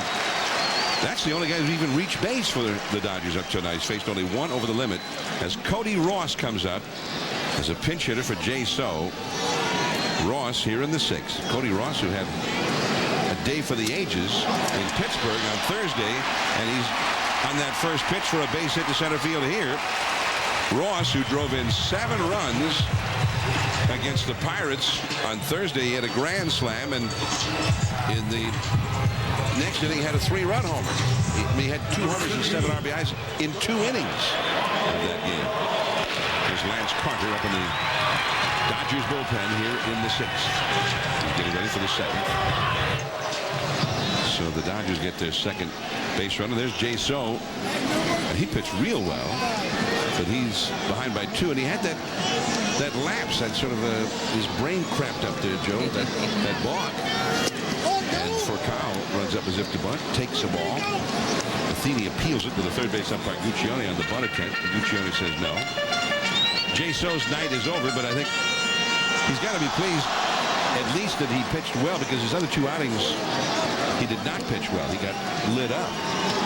He'd given up 4 homers in his first 8 innings this year. 1 start, 1 relief appearance. So 6 strong innings against the arch rival Giants. When you come in, if you're going to play for the Dodgers, it's always good to right away show that you can pitch well against the Giants, and vice versa. So we saw pretty much what we saw from him in that World Baseball Classic. And the Ned Colletti, when I got Jay So, I mean, the last couple of months of last year, there weren't many better pitchers in the National League than Jay So. Wait, 8-2. They sent Duaner Sanchez, the reliever, to the Mets. They needed some help in that bullpen. Ned Colletti, he was doing let's make a deal after he came in as the Dodgers GM. That's a ball outside. And it is 3-0 now to Furcal. Brett Tomko, another former Giant. He spent the last 2 years with the Giants. He was picked up by the Dodgers in the offseason. Odalis Perez, one of the incumbents. And Perez beat the Giants last night. And Hennessy, all of a sudden, lost the strike zone there. Gave up a hit. And then was never in the strike zone to the next batter, Furcal. And the Dodgers are in business now. 2 men on, 1 man out. And let's go down to Peter Gammons. Well, John and Joe, one of the reasons that Furcal was signed, other than to give them a leadoff hitter, was because Cesar Izturis had Tommy John surgery last September and was expected to be out most of the year. And we all know he's one of the best defensive shortstops in the game. He's made a fairly quick recovery. Had a little setback this week, but he'll be back in another month. So the Dodgers are saying, well, maybe he could be a super utility guy, play some second, some short, the outfield. But Cesar has told friends there is no way that he's going to go to the outfield and risk the different throwing motion and re-injure that elbow. So next year he expects to be somewhere else. He'd like to go to Boston and be with his buddy, Alex Cora. All right, so, and when we have questions about stuff like that, Peter Gammons is the man we go to.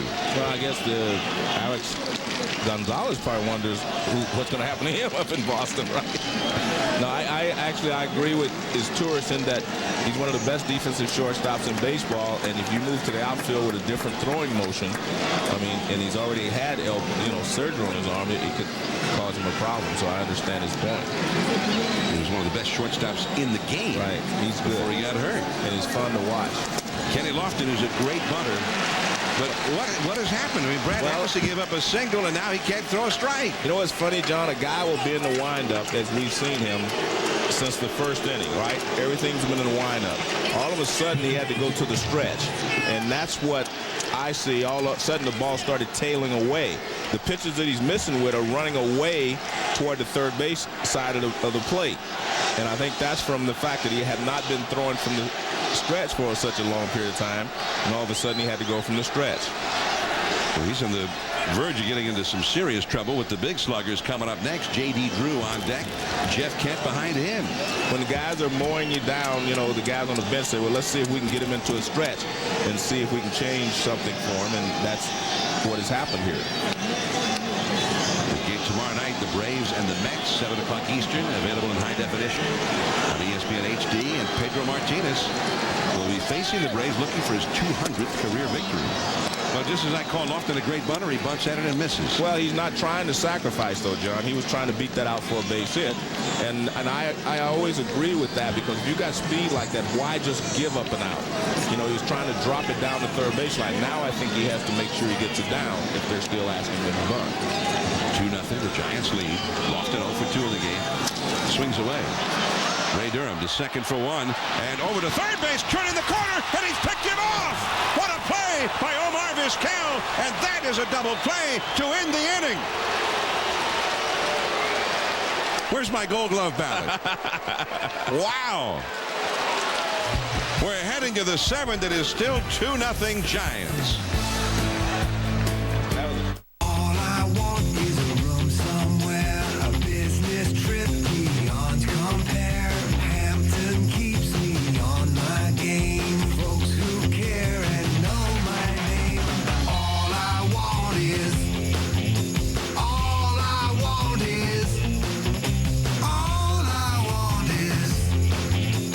all the comforts that I need, helping me to succeed. Wouldn't it be lovely?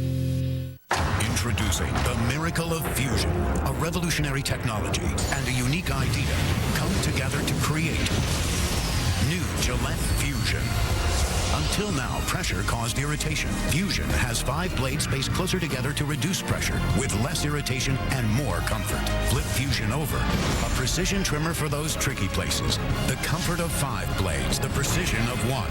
The best shave ever in manual or battery power. New Gillette Fusion. New Cheez-It Crisps. So much real cheese baked right in, yet so small, light, and crispy. People are wondering, how does Cheez-It do it? Well, they had 2 trucks.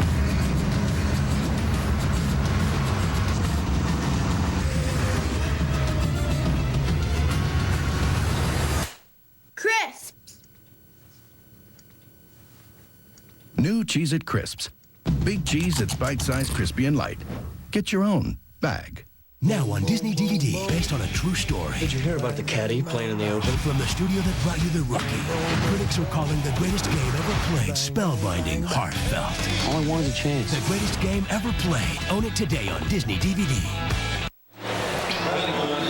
2-0 Giants leading the Dodgers. We go to the 7th, and what a double play. What an unexpected double play from Omar Vizquel, the 10-time Gold Glove winner. And it was a great play by Vizquel, but watch Feliz. He gets back. If Feliz doesn't come to the bag, then there's no place for Vizquel to throw the ball. And you can see a great job by both of the guys working together. Because normally, right here, if the third baseman's not there, you have no place to throw. You have to wait and see, but obviously Feliz was there, and a very fine double play by the Giants. And we talked about their defense being the anchor of this ball club so far this season. Yeah, I mean, when you look at the lineup, you look at the batting averages, you say, oh, my Lord, this team is in bad shape. And yet they've won 6 of their first 10, and we're starting to see why right now. Yeah, and especially close ball games, if you can make all the plays, do not give the other team extra outs, you know, things will work out well for you. And so it's good to have guys like Omar Vizquel on your side. Yes, it is. Vizquel, who won 9 Gold Gloves in the American League, but came to the National League, where Cesar Izturis was the incumbent as a Gold Glove winner. He got hurt. And Vizquel said he was more proud of that Gold Glove than the other 9 because he came to the New League, where they didn't know him, and he won it anyway. Because what happens if you start to win Gold Gloves, win 4 or 5 in a row, you're kind of like the guy they expect to give it to every year. Even if you have maybe a little off season with the glove. Mike Matheny to Lofton in center. There's one away against the new pitcher, Lance Carter. 1 down. And this is one of the biggest plays of the ball game now to get out of a jam here. I mean, now watch the play. Now look at Feliz down here. He's waiting, and he just blocks the base so that he can't get back. And there you see the excitement of the players because they know that was a big moment in the ball game. Oh, that was fun. I love this game. There's a called strike to Brad Hennessy. And I mean, it really took the heat off Hennessy. He was on the verge of some serious trouble. He had walked for Carl. He'd fallen behind Lofton. You had Drew lurking on deck, one of the Dodgers' top sluggers. Then Kent behind him, the big RBI man. And just like that, almost like a magic trick, Brad Hennessy was able to go back to the dugout. Having some problems? Hey, let me take care of it for you. My name's Omar Vizquel. 1-2 the count to Brad Hennessy facing Lance Carter on in relief of Jay So. The Giants got the Gold Glove from Vizquel last year, and Mike Matheny, another guy who'd won several Gold Gloves. He also won back of the plate in his first year for the Giants. Barry Bonds used to be a perennial Gold Glove man in left field. He won 8 Gold Gloves out there. Omar Vizquel, this year the Giants presented him with his Gold Glove on opening day last week, and they surprised him. His fellow countryman, the man he idolized as a youth, Luis Aparicio, came out and presented him with the Gold Glove. Vizquel's last one is Hennessy whacks a base hit to left field. And he is a good hitter anyway, John. He swings the bat very well. But Omar's Gold Glove this year moved him ahead of his idol, Luis Aparicio, the great shortstop from his native Venezuela. Number 2. And there's Vizquel coming out on deck now. It's Randy Wynn will bat against Carter here in the 7th. Wynn, who has flied out deep to center, singled, and then he flied out to center his last time, 1 for 3. The Giants lead this game 2-0.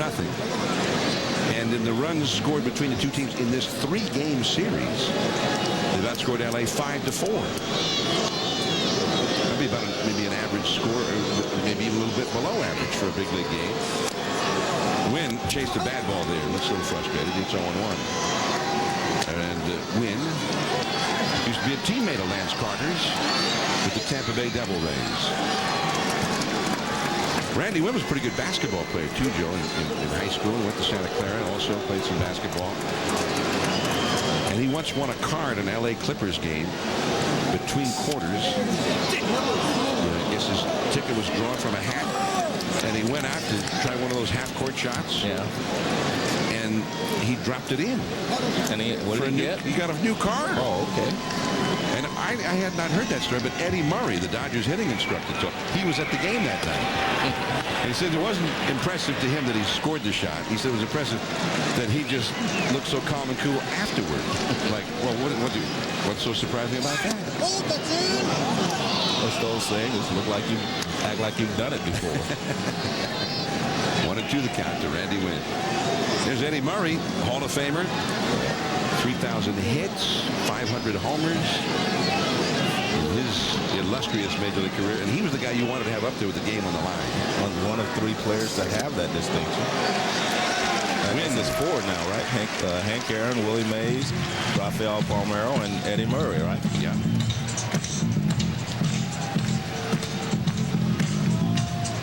So 2 down and Omar Vizquel coming up. Shortstop, Omar Vizquel. Eddie Murray, he almost had like the heart of the samurai. Yeah. And I remember asking him about it years ago, because he wanted to be up there. Game's on the line, you needed a big hit late in the game. He wanted to be the guy. And he said that when he was heading to the plate, he was looking out at the pitcher, looking at his eyes, looking at his face.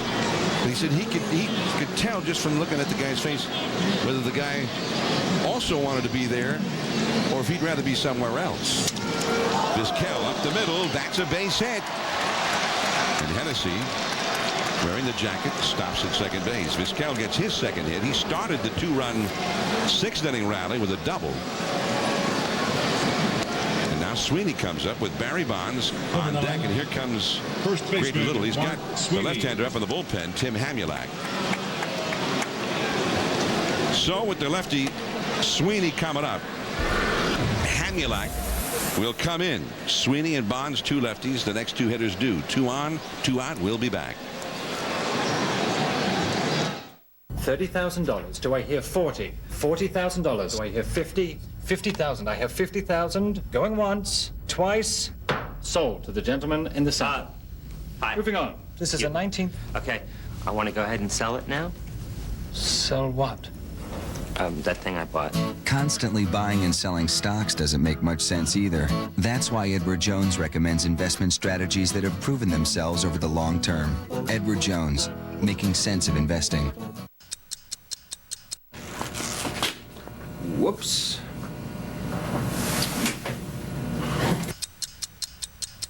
With the Emerald Club, you can bypass the counter, choose your own car, and get an e-receipt. National. Green means go. The FIFA World Cup. All 64 matches on ESPN, ESPN2, and ABC. May 1st is your last chance to save. During the Lincoln Mercury Signature Sales Event. Sign your name and lease any Lincoln with zero cash due, including the new Lincoln Zephyr. Midsize luxury with an interior cabin that's miles ahead of Cadillac and Mercedes. Drive Lincoln Zephyr now with zero first month's payment, zero down payment, and zero cash due for only $364 a month. Hurry, the Lincoln Mercury Signature Sales Event ends May 1st. The new XLP is our biggest, most extreme pizza for guys who want to go big. Hey, Domino's guy, check this out. Oh, whoa, did you see that? Couple of feet. Yeah. Hey, hand over that XLP, bro. Here you go. You want to rip it up? I'm good. Have a good one. 30% more extra largeness than our large. Get a one-topping XLP for a small $9.99. It's the new XLP from Domino's. Giants 2, Dodgers nothing. Top of the 7th. Barry Bonds out on deck. Hoping to bat here in the 7th. As Mark Sweeney heads to the plate with 2 men on, 2 men out, and Tim Hamulak, a left-hander, who was acquired from the Mets in the Jay So trade. They sent a couple of relievers, Duaner Sanchez and Steve Schmoll, to the Mets in exchange for So and Hamulak. So here's Hamulak, left-handed specialist, to face Sweeney. He's had 2 singles his last 2 at-bats. Big breaking ball, it's 0-1. Well, he kind of slings the ball, and he jumps at you, and Sweeney was way out in front of that pitch. He was probably looking for a breaking ball, but he's way out in front. He was fooled a lot by the motion. Sweeney, a veteran, had 2 hits tonight, including a single in that 2-run 6th-inning rally. So he slings it at you, John. It's hard to pick the ball up because he gives you so much motion.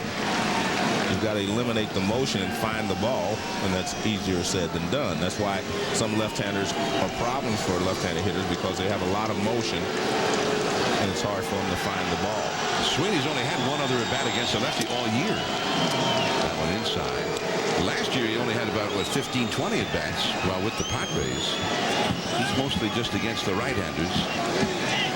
He has hit a couple of home runs in his career against lefties. He's got Hennessy at second. Vizquel at first with 2 down. Fastball. Ooh. I think he had a little steam on that one after those slow curveballs, but just a little bit low apparently. 2-2. Bonds on deck. Kind of interesting. You throw him a breaking ball, he missed it by a foot. He takes the next one, and you're going to try to treat him with a fastball. That's interesting to me. Yeah, I mean, he gets a swing at that.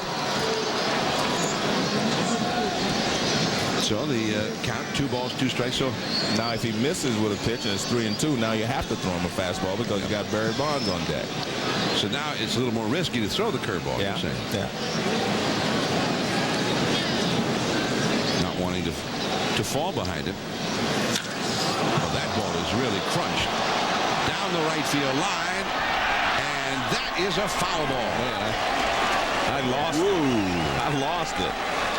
Yeah, Sweeney lost it too. Right into the section down near that foul pole. 2-2 the count. I don't know what that pitch was. Looked like a changeup or something inside, obviously. Fastball. I thought it was some kind of a breaking ball. It was. Yes, a spinner. It's not that big breaking ball that he was throwing. Looks like it's more of a slider or.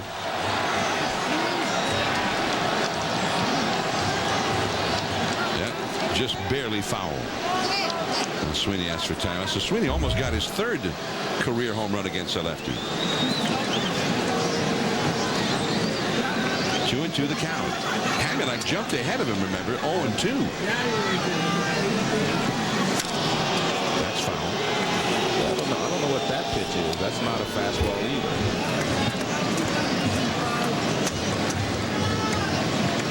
Well, whatever it is, he's not fooling him with it. No, and well, because he's getting it inside. That pitch was inside also.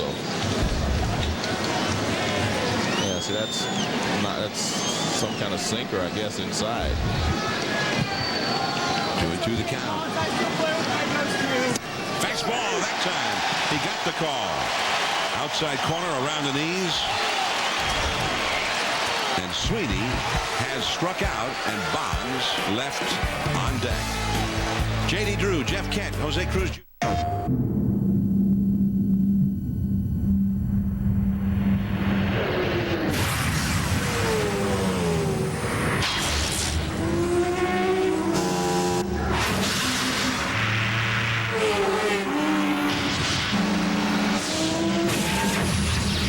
Take a knee. Bow to no one. From the makers of Gran Turismo, Tourist Trophy. Rated E for everyone.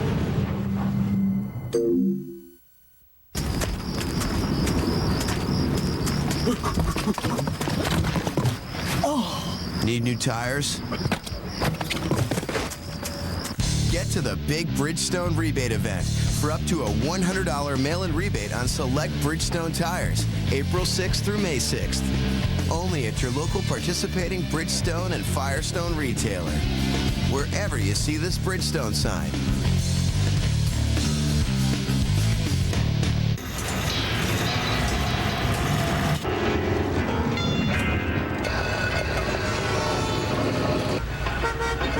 With sludge in your engine, it feels like something's holding your car back. Let me guess, 16. That's why there's Castrol GTX. Compared to leading oils, it's the best protection against thermal breakdown and maximum protection against sludge buildup. Don't let sludge hold your car back. Get Castrol GTX. It's more than just oil. It's liquid engineering. The president is on the move. In the 141-year history of the United States Secret Service, there's never been a traitor until now. Being investigated for treason. I am being framed. You are chasing your worst nightmare. He is smarter and more experienced than all of you. And he knows how you operate, and he will use that against you. The traitor is still out there, Dave. Don't make me do this. The Sentinel, rated PG-13, Friday. Giants 2, Dodgers nothing. Last of the 7th inning. On a night when we were talking about Jackie Robinson after Jackie Robinson Day yesterday. Let's go down for his thoughts to Peter Gammons. Thank you, John. When Jackie Robinson broke the racial barrier in 1947, it's arguably the greatest moment in baseball history, or any sports history, because it changed America. And soon baseball had a glorious era with great players like Henry Aaron, Willie Mays, Frank Robinson, Bob Gibson, Joe Morgan, and hundreds of other African Americans. But today, as baseball is more and more internationalized, and nearly 40% of the players are internationally born, they just lost Black America.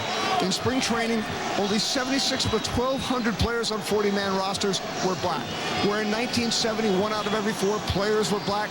This season opened with 1 out of every 11. There are a lot of reasons for this, but as some players like Torrey Hunter and Derek Lee and Clifford Floyd have tried to spend money and millions of dollars and time to bring African Americans back to the game, and baseball has started its complex in Compton. The fact is that if owners really want to honor Jackie Robinson and not just give him lip service, they must make a significant contribution financially to bring Black America back into their game. I agree that, there has to be a concerted effort to get that done, so we'll see. But I think they have started with the academy in Compton, because I think that's the answer, in my opinion. Part of the answer, I should say. Well, I enjoyed that essay from Peter Gammons, spoken with conviction and passion. 2-2 the count to J.D. Drew. 2 balls, 2 strikes, the count remains. I'm John Miller with Joe Morgan. Peter Gammons, as you heard, also here with us. Pedro Gomez in the ballpark as well. And Joe, I mean, that is rather remarkable, where you had 25% of the population in Major League Baseball was African American, and less than 10% now. I think in 1975 was even got as high as 27%. So there is a big difference now. Now it's about 27% of the baseball population is foreign born. Right. From the Caribbean, from Japan, from Taiwan. Brad Hennessy, who got out of the 6th inning jam with considerable help from Omar Vizquel and Pedro Feliz, now gets himself back into a jam here, walking J.D. Drew. Now Jeff Kent, the big home run and RBI man, could tie the game with one swing of his bat. So Hennessy been living dangerously as he has started to falter with his control these last 2 innings. Well, he got Kent on a big slider away the first time up. Then he got him on a sinking fastball his last time up. So we'll see how he tries to approach this at bat. Kent has struck out and grounded out. Oh, he got beamed.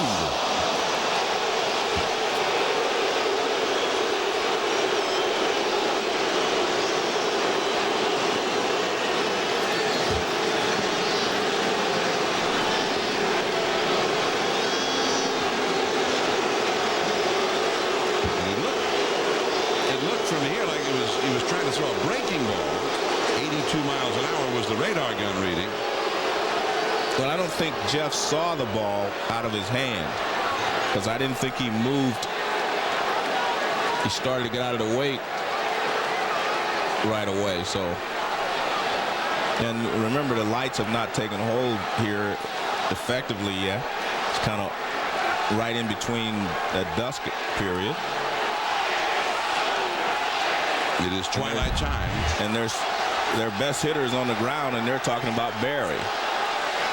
You can see he doesn't move.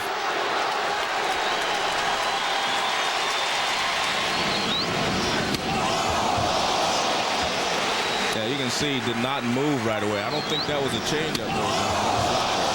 That was a fastball, I think. The radar gun was probably wrong. Dave Righetti, the Giants pitching coach, his reaction to the beating as it happened.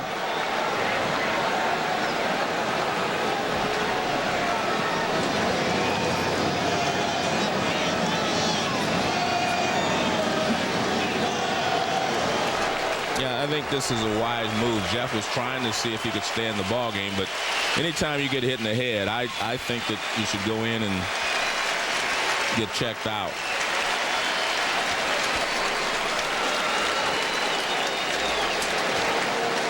I mean, there's the possibility of sustaining a concussion or any number of other things. Well, you see he's blinking, he's closing one eye, trying to make sure he can see out of the other. I mean, I think they're doing the right thing.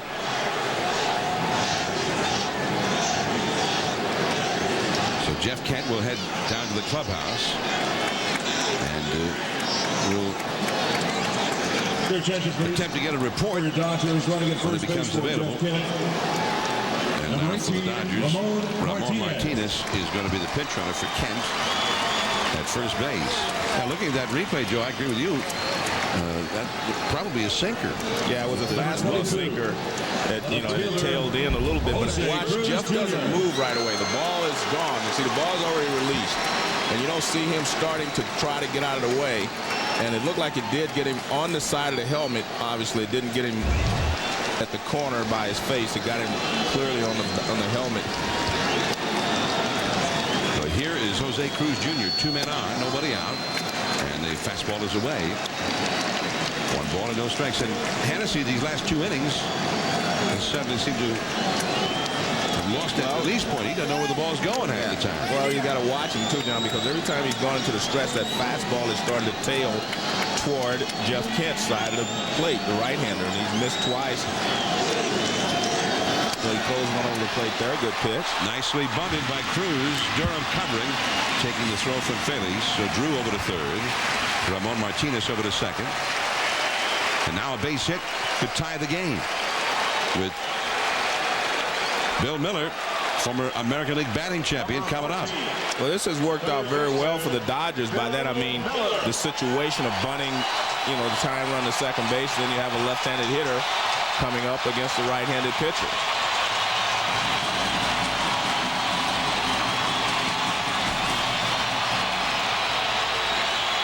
Giants infield will lay back. He could knock in a run with a ground ball here. But a base hit could tie the game. Way outside and high. The Dodgers have not been hitting well in this situation, though, in this series. 1 for 18 in the series against the Giants with runners in scoring position. Miller tonight is flying to shallow left center and grounded out to second. Scott Munter, the right-hander, up in the Giants bullpen. 2-0. And I know it's not a normally good strategy to put the tying run on base, but I think if you can be careful here with Bill Miller, and if you happen to walk him, you really haven't hurt yourself, because it'll set up a double play. But a lot of teams do not like to put the go-ahead run on base. 3-0. Well, if he hadn't been so wild previously, you'd almost swear that he was pitching around him. Yeah. 3-0. It would set up the double play. You've got a rookie on deck, right? James Loney. And not only that, I mean, I think this would be his last batter. You'd bring the sinker baller Munter in and try to get the ground ball and get out of the jam. 3-0 the count. And he walks him on 4 pitches. In the last 6 batters that he's faced, he's walked 3 of them and hit 1. And that's going to do it for Brad Hennessy. Felipe Alou is going to bring in the sinker baller, Scott Munter, with the rookie James Loney coming up. 2-0 Giants, 3 men on, only 1 man out for the Dodgers. Watch TV in 4 separate rooms, and we IM each other when dinner's ready. Let's change things. When your dad has an idea this big. Mom, some idiot just parked this ugly RV outside our house. Oh, my God. Just go along for the ride. Kids can't buy memories like this. Robin Williams. Daddy, in your own nerdy way, you're kind of cool. Macarena cool. RV, rated PG. In theaters everywhere, April 28th.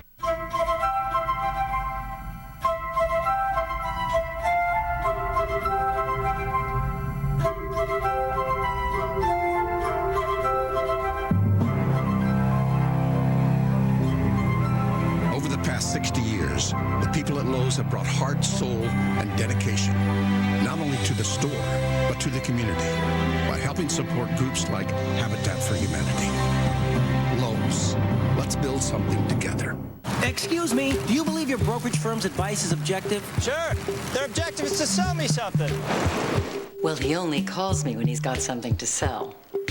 I made it my objective to do my own investing. So I switched to TD Waterhouse. Best move I ever made. TD Waterhouse brings together free, independent research and third-party reports so you can make your own objective decisions. You can do this. Switch today to TD Waterhouse, the alternative to higher-priced brokers. I've got 4 pitches that I can throw to a guy, and he has no idea what's coming. When you're really in the zone, it's like nothing else in the world matters. People ask, did you see how many people were in the stands that night? I couldn't tell you if there was 50,000 people or 5,000 people. You're just thinking about putting the ball where you want to, and that's it.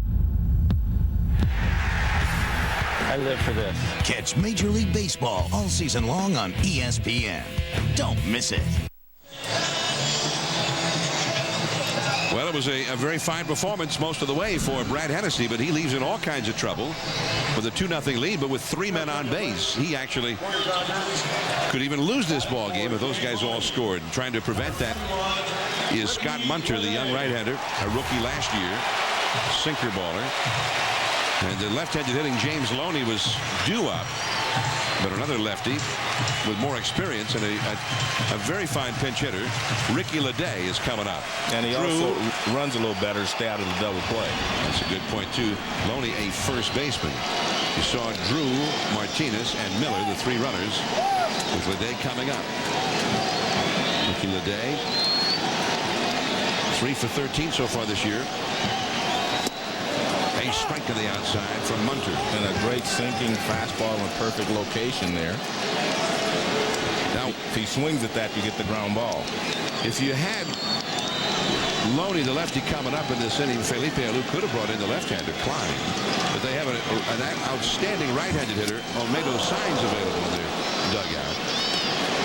As Munter now is ahead of Leday, 0-2. And there is Olmedo Signs. He's loosening up in case he's needed. And he's a real fine hitter. Yes, Olmedo Signs. Yeah. There is Dioner Navarro, a switch hitter on deck. I think they're going for the ground ball to try to get out of this jam. The one inside, and he missed the target from Matheny by plenty. That was supposed to be a sinker away, and he got it way on the inside. I mean, there's the target, and look at where the pitch ends up. And that ended up about 2 feet away from where Matheny was asking for it. I think he was trying to throw a really good sinker, though, in that situation, just to make sure he gets the ground ball. Popped up foul, and that will go out of play. The Giants have turned 2 double plays in the game already. One, a very unique double play from the second baseman to the shortstop to the third baseman. And that was a huge play in the 6th inning. And the Dodgers had a great opportunity. Now they've got an even better chance here in the 7th. Feliz backed up at third. And that one exploded, but up and away. You need to get the ball down if you're trying to get the ground ball. And Munter throws basically just that hard sinker. Yeah. I mean, he's got some other pitches, and occasional changeup and whatnot, but mainly he's out there throwing that sinker looking for the ground ball. And he struck him out with the high one. It's interesting because we showed a shot of Felipe Alou saying that you can throw the fastball by him up and in. We saw it just before that pitch, which is, you know, obviously what he did right there. Number 30, catcher, the owner. Well, Felipe Alou said you could throw it up and get him up and in, and he threw it up and in. We're thinking sinker ground ball. Felipe said you can strike him out up and in. So 2 men gone now, and here is Dioner Navarro. Bases loaded. Dodgers lacking that big hit. Strike 1 on the outside. Navarro has struck out and popped to short. Both teams have been coming up empty all weekend long in these kinds of at-bats. 3 men on, 2 men out. They'll all be running at the crack of the bat. Ooh. Well, he was well away from the target, but I don't know how far away from the strike zone he was in that. Well, I know one thing. He's throwing the ball awfully hard, and I think he's abandoned that sinker, John. I mean, these are high fastballs he's throwing. And he's a guy who does not feature the strikeout very often as part of his game. Off the outside. And now he's behind in the count. 2-1 to Navarro. Brad Hennessy. All 3 of those runners out there belong to him. Drew, Martinez, and Miller. The Dodgers have not had a hit in this inning, by the way. They loaded up the bases on 2 walks and the beaning of Jeff Kent. Olmedo's sign, by the way, has come out on deck. And he missed very badly there. So he really did. I think, Joe, we're seeing now he's proving to us he just doesn't have his command. Yeah, he's throwing the ball hard, but like you say, they're up. But most of the pitches have been up in these last 2 at-bats. Drew at third. Martinez at second. Miller at first. The crowd on its feet. More than 47,000. In is Alou. Still coming, and he gets there. They leave them loaded. Barry Bonds. Then Moises Alou coming up. 2-0. The Giants lead the Dodgers.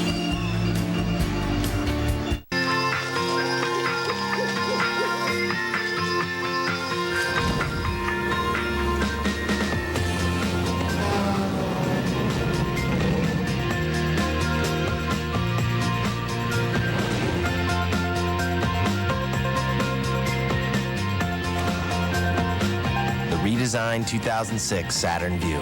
Lease a new 2006 Saturn Vue front-wheel drive 4 manual for around $199 a month. Residency restrictions apply. Call for lease details.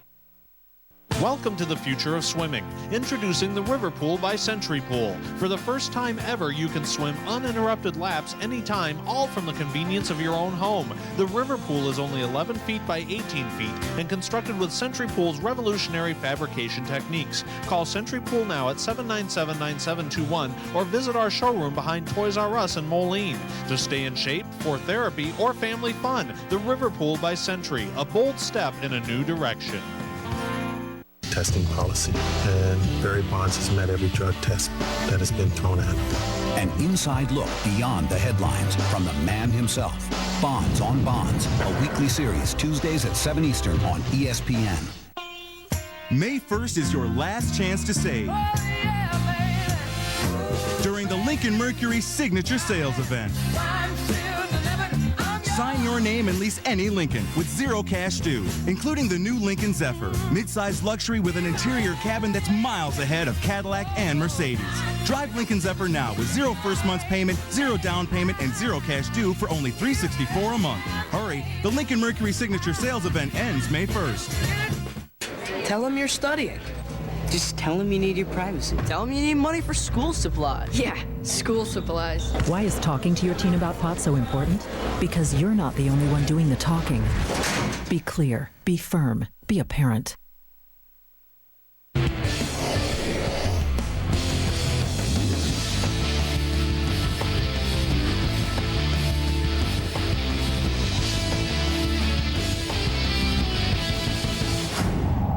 Left fielder Barry Bonds. Sunday Night Baseball continues now as Barry Bonds is at the plate.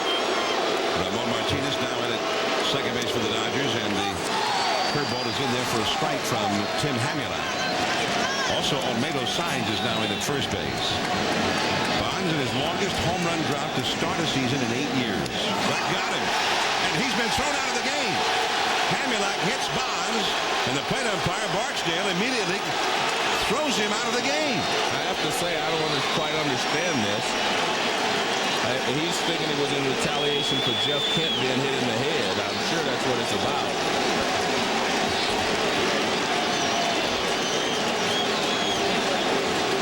That means Grady Little goes too. Well, I guess not, because they didn't warn anybody. Yeah, we never saw it. Yeah, but warning being I must admit, I don't quite understand this.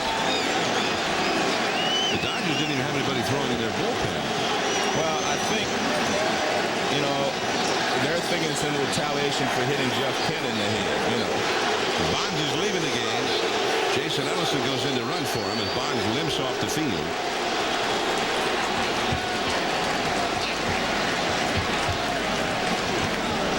I think he threw him a curveball away, and then he was trying to come inside with a fastball, and he missed with it. I don't really think he was throwing it very personally, but,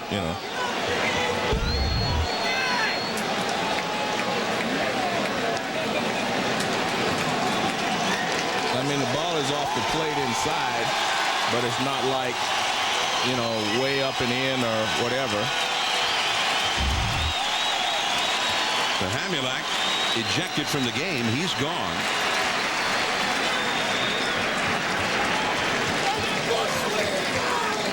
And Barry Bonds, of course, wears all that armor on that right elbow area. Barry Bonds, number 21, Jason Ellison. And Bonds will head over to first base. Sort of a different reaction than you saw last week at Shea Stadium when the Nationals and the Mets were. Yeah. I must say, I don't think either one of these were handled properly. I don't think he was throwing at Barry, and I don't think that should have happened. But last week, I thought there should have been some guys thrown out other than Pedro Feliz. Other than Felix Rodriguez. Hung-Chi Kuo, the left-hander from Chinese Taipei, is on to pitch now, part of a double switch. We'll be back.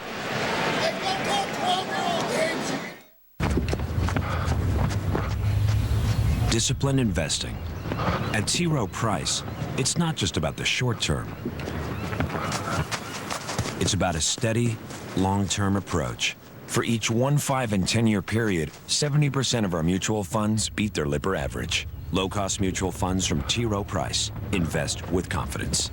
Request a complete prospectus or profile with investment objectives, risks, fees, expenses, and other information to read and consider carefully before investing.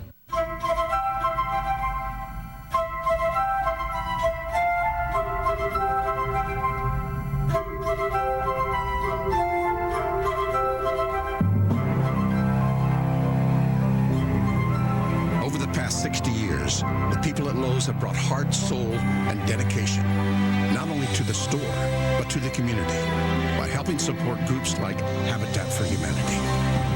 Lowe's, let's build something together. John Miller, Joe Morgan with Peter Gammons and Pedro Gomez from L.A. 2-0. The Giants lead the Dodgers here in the top of the 8th inning. Barry Bonds hit by a pitch, upon which Tim Hamulak, the man who threw the pitch, was ejected from the game by the plate umpire Lance Barksdale. So here is Hung Chi Kuo from Chinese Taipei in the pitch for L.A. He got the loss here in the game Friday night when he was charged with a run in the 9th inning. Who had lots of injury problems, including to their bullpen. Remember, Eric Gagne, their closer, is on the disabled list, and Yency Brazoban, who was the closer most of last year, he was placed on the disabled list this weekend and is out for the rest of the year. He's going to have the so-called Tommy John surgery. Sandy Alomar comes in as part of a double switch, and it's interesting, Joe. I guess the beating of Jeff Kent set off a chain reaction of events affecting this Dodger bench and the available players for Grady Little, but he brought Olmedo Signs in to start this inning, but not as a double switch. He wanted to keep Hamulak in the game, so Olmedo Signs came in for Leday, who would hit for Loney, but Signs is not due up till 8th in the next go-round. He was the best remaining hitter on that bench. Yeah, I didn't understand that at all, because I thought they were going to make the double switch, but I guess he wanted to have Hamulak pitch to Barry Bonds, being left-handed, but he could have brought in Kuo, as you're saying. So I don't know. Number 18. In other words, he had the lefty in the game, but if he wanted to get Signs ninth, he had to get him a bat to bring in Kuo and take Hamulak out. Yeah, and I think when you're down 2 runs, I would hate to waste a bat like Olmedo Signs, because you were bearing the point up earlier how good a hitter he is, and that's a fact. He's a very good hitter. He's the best hitter in that bench. There's a pitch out, but Jason Ellison, who has lots of speed, was not running. Ball 1 to Moises Alou. So now Kuo is starting out behind Alou. That's the other interesting aspect here. He has replaced the one left-hander with another lefty, with the Giants' best right-handed power hitter at the plate, and a switch hitter on deck, and more right-handed hitters behind him. Jason Repko, by the way, an outfielder for the Dodgers, is the only available non-pitcher still on the bench. So Sandy Alomar into the game as part of a double switch. He's in the 9th spot and would lead off in the last of the 8th inning.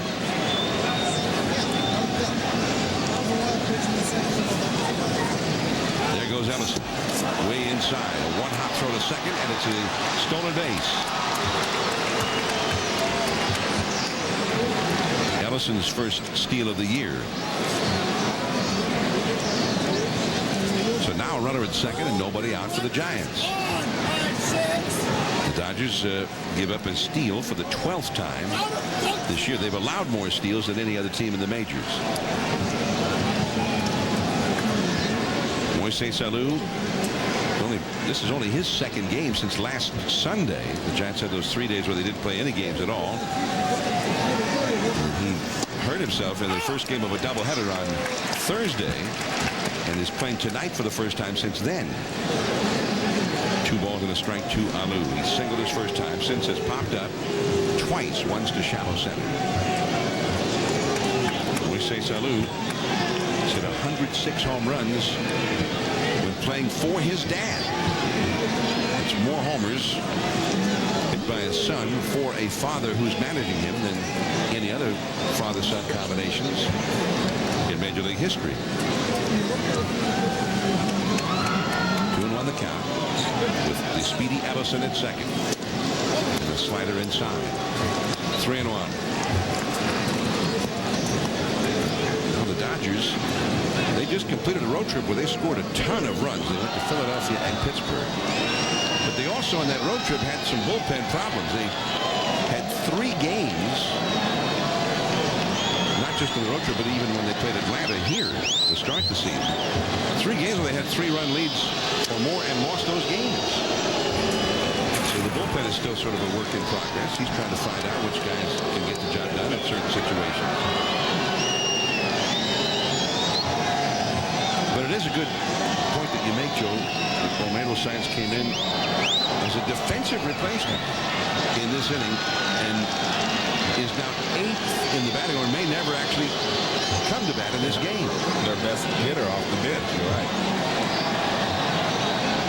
Ramon Martinez was another guy who could have played first base, but he had already come in because of the beating of Jeff Kent. And Lou has drawn a walk. 2 men on, nobody out. Durham coming up. Let's go down to Peter Gammons. Well, John, Grady Little is really strapped in the bullpen. I mean, Eric Gagne went down 2 days before the season. This last week, Yancy Brazoban, who was one of his 3 best relievers, was out for the year. He needs surgery. You know, it's very fortunate that Ned Coletti went and got Danis Baez, who happens to lead the major leagues in saves since last July 31st. But essentially, Takashi Saiko is his number 2 reliever that he's using in the 8th inning. They don't want to bring up Jonathan Broxton yet. But one thing Little says, that when Gagne comes back in 4 to 6 weeks, he may be okay. He'll never throw as hard as he wants to, but he said his changeup and his breaking ball is so good, he can win throwing 88 to 92. All right, and Gagne, who had that surgery to have a nerve removed, and they're hoping he'll be back, by maybe the end of May or sometime in June. There's a count of 0-1 to Ray Durham, who got the clutch 2-out hit to drive in the Giants' second run in that 2-run 6th inning rally. You got 2 men out and nobody out here. He's had a long look at the third base coach, Gene Glenn. You got the right-handed hitting Pedro Feliz on deck. Well, I thought they might have yelled at him because he swung and missed, and he looked down like they were yelling at him, as if to say maybe you should have looked down here before. Now the count, 1 ball, 1 strike. And now he's going to back away and have a look at Glenn again. In other words, look to see if maybe we put the bunt sign on. There's Gene Glenn, the Giants' third base coach. Ray Durham, opening the year in a slump. 6 hits, 36 at-bats. All of his hits have been singles. Showed bunt there and took the pitch for a strike. That was a tough pitch to have to try to bunt and pull it down the third baseline. Looked like it was fastball tailing away. And I agree. I think Felipe wanted him to bunt on the first swing, and he swung and missed. And that's a tough call, too, a tough pitch.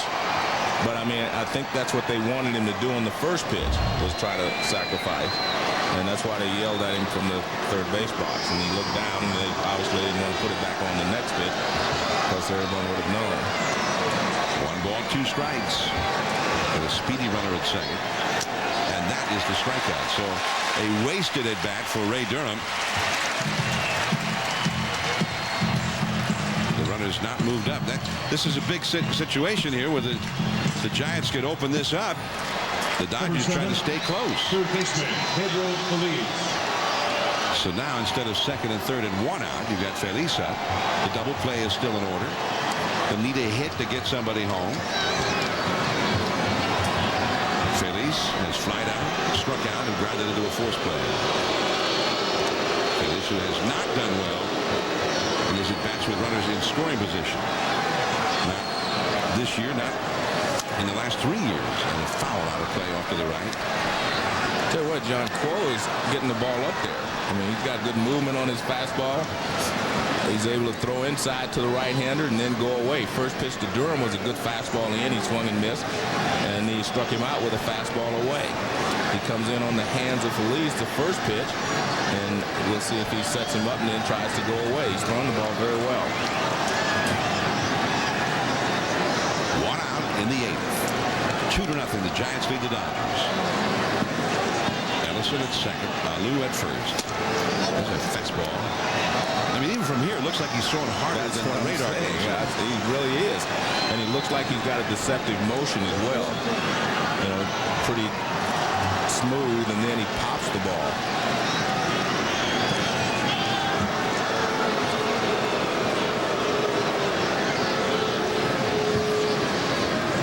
Mike Matheny, the catcher, on deck. Quo checking second. That's the third. Bill Miller gets 1. Over to first. Double play. The side is retired. Ramon Martinez in there for Kent with a nice turn and a nice pickup by Bill Miller. The Dodgers are still very much alive. People everywhere are experiencing a breakthrough. Let us observe my client after eating a spicy chicken burrito. I was full. And what were you full of? Great taste. Fullness and great taste from a value menu. I do believe I rest my case. Taco Bell's Big Bell Value Menu, featuring the spicy chicken burrito with shredded chicken simmered in Mexican spices to keep your stomach and your wallet full. Think outside the bun. Your life will change. Families will grow. A gifted child will need an exceptional education. 4 friends will become 4 tycoons. Widows will go on. Partnerships will be offered. Leaps of faith will be taken. Fears will be overcome. The unobtainable will be found, and roles will be reversed. At moments like these, you need powerful resources, both financial and personal. A partner who knows you and what matters to you. At Merrill Lynch, our financial advisors know that in a world full of change, there is something beyond just achieving wealth. It is achieving life. Total living. Total Merrill. Steroids can really damage your body. They can cause tendons to tear and bones to stop growing, damage kidneys, destroy the liver, even cause heart attacks and strokes. Not to mention something else they can do to a guy's body. Find out more about the dangers of using steroids. Visit drugfree.org.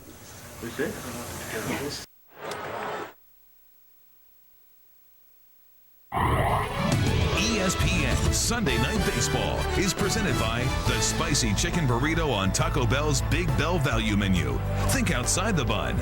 And in part by Chevy, baseball's #1 fan. Chevy, an American revolution. The Dodgers down by 2. But the Giants had a great opportunity to lengthen that lead and did not do it. Grady Little's beleaguered group right now. They're a little short-handed on the bench. Jeff Kent beamed. Then their left-hander, Tim Hamulak, got ejected from the game. There's Jason Ellison, who came in to run for Bonds after Bonds reached base after getting hit by a pitch in the 8th inning. And so here we come with Scott Munter still on the mound for the Giants. Brad Hennessy up for the minor leagues today. 6 1/3 scoreless innings for the Giants. And there's a called strike to Sandy Alomar. And remember, I mean, Munter, when he first came in, he was very erratic in terms of where that ball was going. Rafael Furcal is on deck, then Kenny Lofton. Up the middle, Vizquel. And he throws out his old teammate from the Cleveland days, Sandy Alomar. And there is one away. Let's check in now with our colleague, Pedro Gomez. Thanks, John. You know, there's been a few theories floated about why Bonds' lack of production is taking place so far. Obviously, the right knee is bothering him, as Joe pointed out earlier. And there's no doubt that that knee brace is not always working the way that Bonds would like it to, the way it was during spring training. Another theory is that the elbow, obviously he was hit on the right elbow, which is not the left elbow where the bone chips are, that is affecting his swing. I had a major league scout tell me on Friday that Bonds' bat speed looks the same, his swing looks the same. The only thing that looks different is that for whatever reason, the ball isn't carrying that extra 20 to 30 feet that it normally did. He said that maybe it's just Bonds' body finally playing like it's 41 years old. All right, well, that could well be, but everybody's got a theory about it. One thing we know for sure, that he's not hit any out of the park just yet. Check swing, and it hit that foul ball. Yeah. Now they hit Kenny Lofton. These Dodgers are just going down one after the other. A shot off the bat of Furcal, and it hits his teammate Kenny Lofton.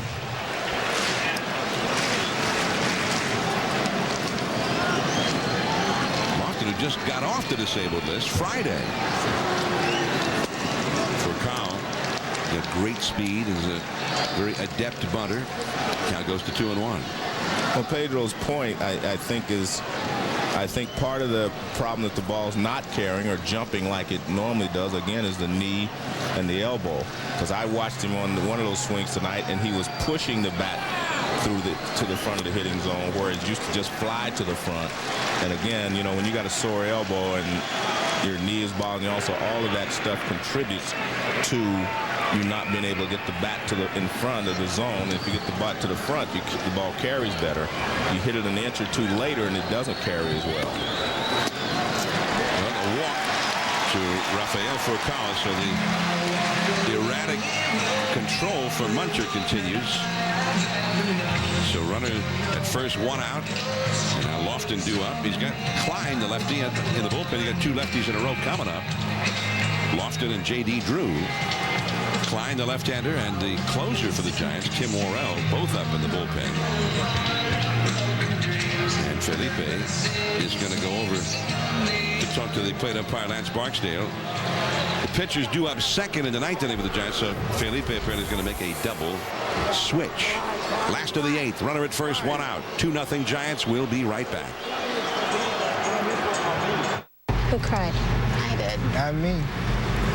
It was a sad ending and everything. I didn't saw you with your hand in your chin. That's called concentrating on the moment. It's more like holding your quivering upper lip. Exactly. I wasn't crying, okay? I mean, seriously, I don't know why.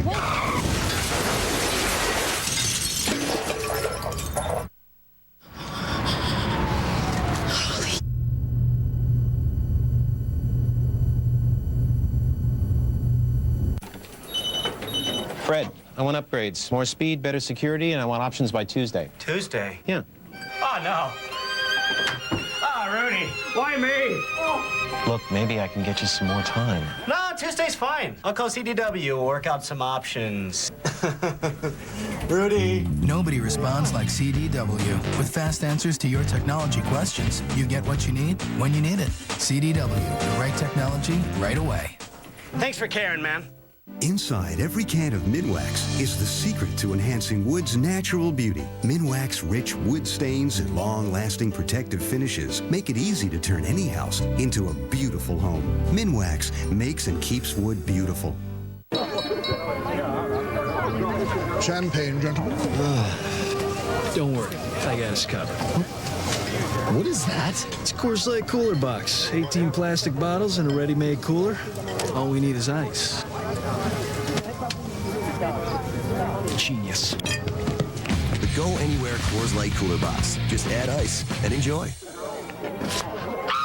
To the bride. Coors Light. Taste the cold. Mike Messina. Tim Hudson. Roger Clemens. It's impressive, very impressive. Ow! Watch out for the rocket. What makes them different makes them great. Mike and Mike in the Morning on ESPN Radio and ESPN2. This copyrighted telecast is presented by authority of the Office of the Commissioner of Baseball and may not be reproduced or retransmitted in any form, and the accounts and descriptions of this game may not be disseminated without express written consent.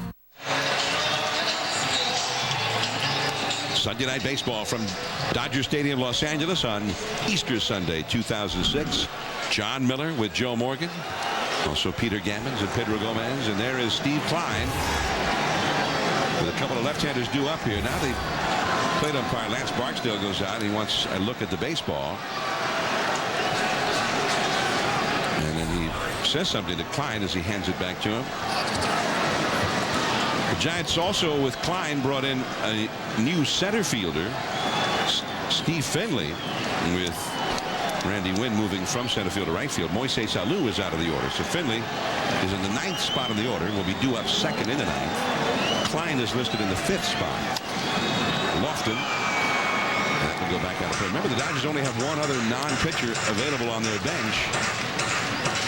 And that is Jason Repko. Repko, in the absence of Lofton, the early days of this season, while Lofton was on the deal, Repko was doing real well. He is hitting .333. Right back to Klein. Over to Vizquel. One. Back to first.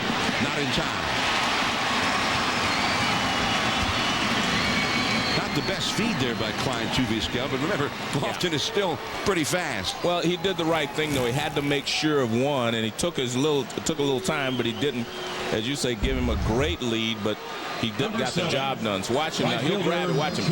Takes his time. Now he gives it to Omar. What you'd like to do is have the ball out front, lead him a little bit toward the first base. That would have made it an easier throw. So now Lofton aboard. Here is the slugger, J.D. Drew, but he has never had a hit against Steve Klein. 0 for 6 lifetime against him. And a quick 0-1 count. Drew is an infield single.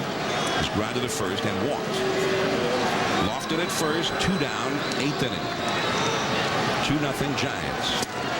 And now 0-2. Well, you can see right there why he hasn't hit him. Yeah, it doesn't look like he might anytime soon. Well, unless Klein decides to throw him a fastball in from where he's bailing. The breaking ball, I mean, he has no chance. He misses this ball by 1.5 feet. But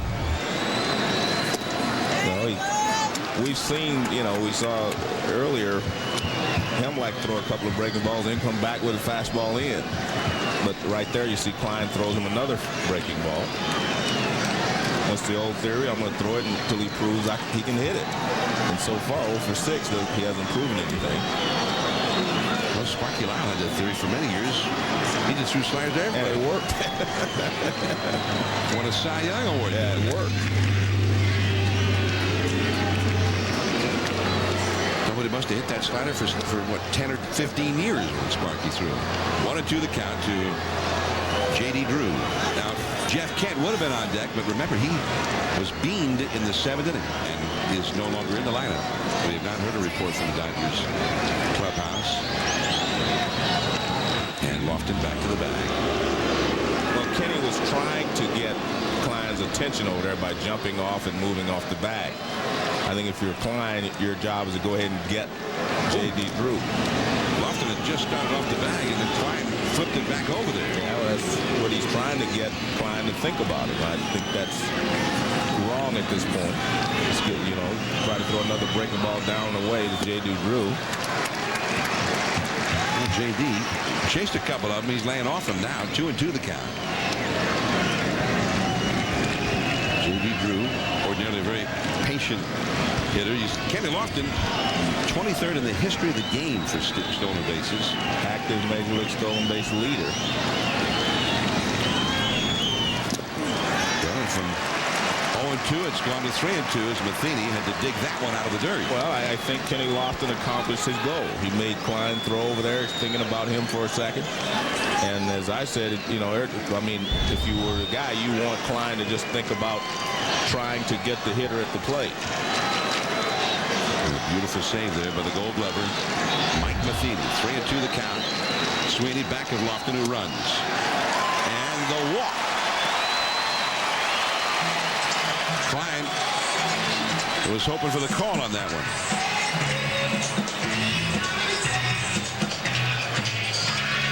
So from an 0-2 count to the walk, now Ramon Martinez, a right-handed hitter, coming up. And Tim Worrell, who's been the Giants' closer in the absence of Benitez, is coming in. It's been 7 years now since Henry Potter was diagnosed with cancer. Before that, the joys of family and farming filled his mind. They still do. Trinity, a better experience.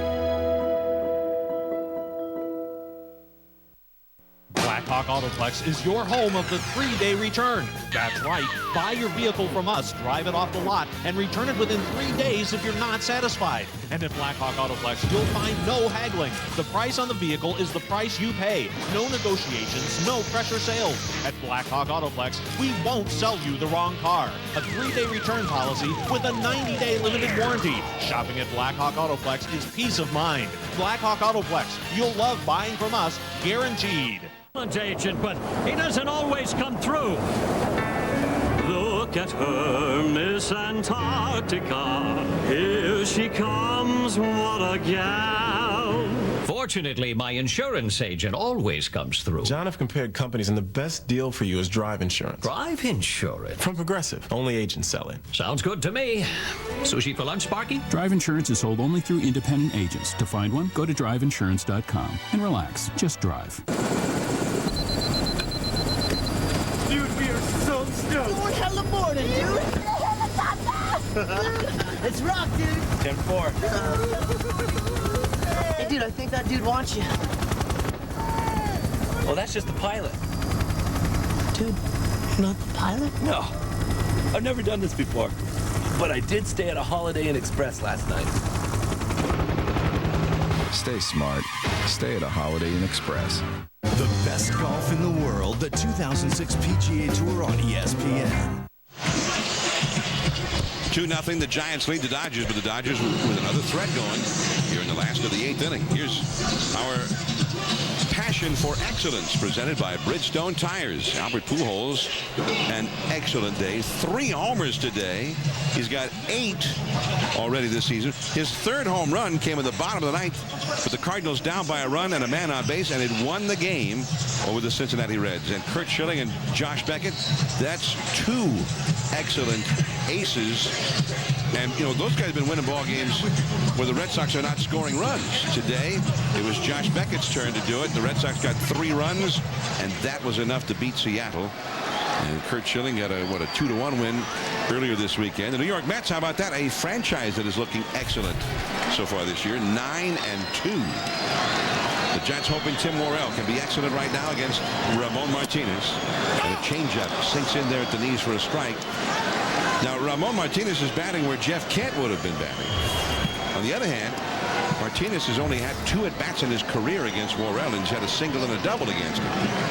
Base hit would not get a run. A double might tie the game. Drew, the runner at first, is a fast runner. And, of course, we know about Kenny Lofton.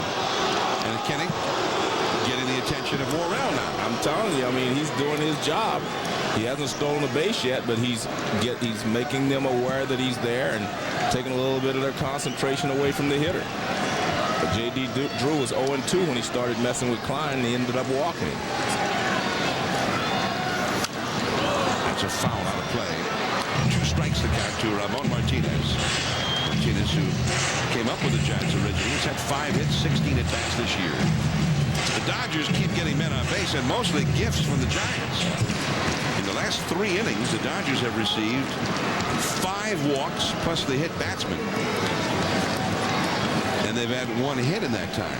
7 base runners in the last 3 innings, but no runs. There's Steve Klein, who ended up walking J.D. Drew after getting ahead of him at 0-2. Looking a little nervous energy going down there. 0-2 the count. To the outside and just off the corner. That's not a bad pitch. 0-2 though. Great pitch. I mean, because he could have gotten someone to chase. Martinez showed some patience and didn't go after it, but an excellent pitch. Daniel Stallones, the right-hander, up in the LA bullpen. He's the closer. Lofton at second, Drew at first, ready to go in anything. There goes Lofton. Change up, a pop-up, and there is Vizcarra. 2 more men stranded. 7 for the game, 6 in the last 3 innings for the Dodgers. Down to the 9th inning, 2-0. The Giants over the Dodgers. People everywhere are experiencing a breakthrough. Let us observe my client after eating a spicy chicken burrito. I was full. And what were you full of?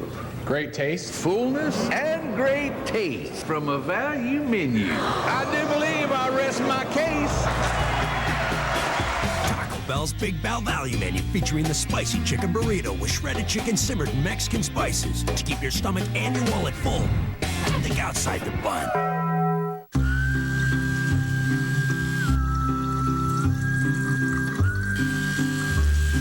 Don't forget about us, Stevie.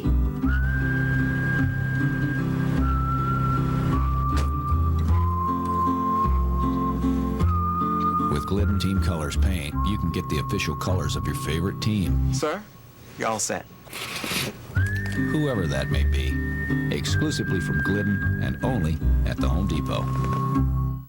Scott Reese in the studio with a SportsCenter in-game update. Albert Pujols, have a day, why don't you? Cardinals and Reds, and Al taking Bronson Arroyo out. That his first home run of the day, and then off of Rick White, home run number 2 puts the Cardinals up 6-4, and then the game winner in the 9th off of David Weathers. Third long ball of the day for Albert.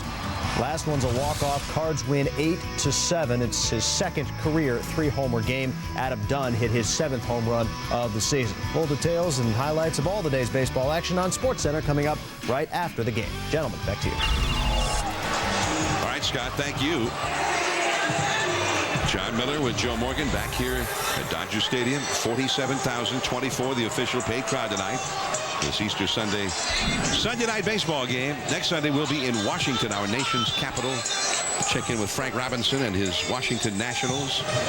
We'll update the Alfonso Soriano situation. I've seen him make some nice plays out of left field on the baseball tonight, the SportsCenter.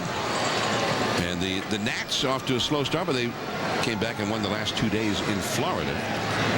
They'll be taking on Bobby Cox's Atlanta Braves, who've been having some pitching issues, especially in the bullpen. The Braves gave up a 3-0 lead late to the Padres today in Atlanta and lost 4-3. Here is Hong-Chi Kuo facing Mike Matheny. That's 8 o'clock next Sunday night, ESPN and ESPN HD. And Joe, as we've been saying for 17 years, just tune us in on Sundays at 8 and 5 to 7, and we'll have somebody. And usually a very fine matchup for you. Matheny off to the right, 1 ball, 1 strike. Matheny is 0 for 3 in the game. Steve Finley, who entered the game with Steve Klein as part of a double switch in the 8th inning, is on deck in the 9th spot in the order. Randy Wynn due up 3rd in the inning.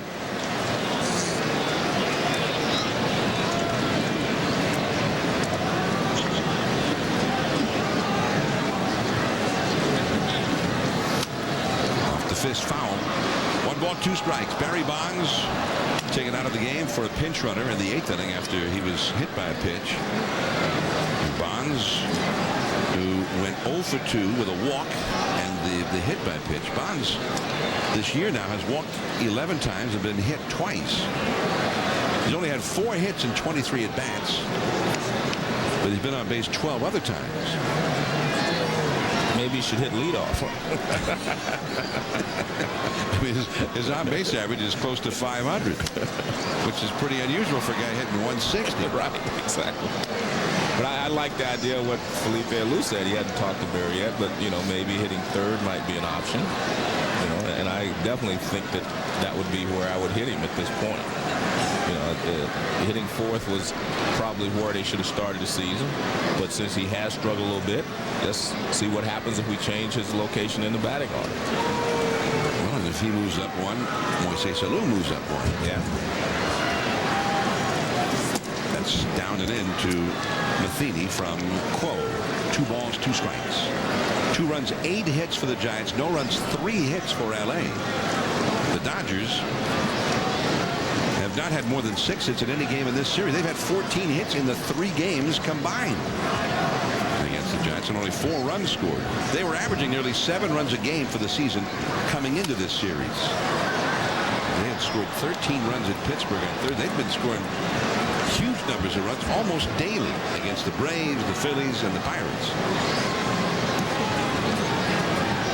The Giants, ironically, in a lineup that features the man who is in 3rd place on the all-time home run hitters list.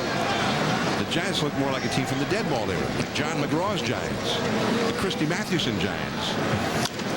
Every day, 2-1, 2-0, 3-1. They lost last night. That the high-scoring game in the series was last night. The Dodgers beat the Giants 3-1. A blowout. Well, I'll tell you one thing, John. I'm impressed with Kuo, the pitcher. I mean, his fastball's alive. Everyone is swinging late on it. We haven't seen anyone, you know, hit it solidly, but also, I mean, they're late on his fastball. 2-2 the count to Matheny. Battling it out here with Kuo.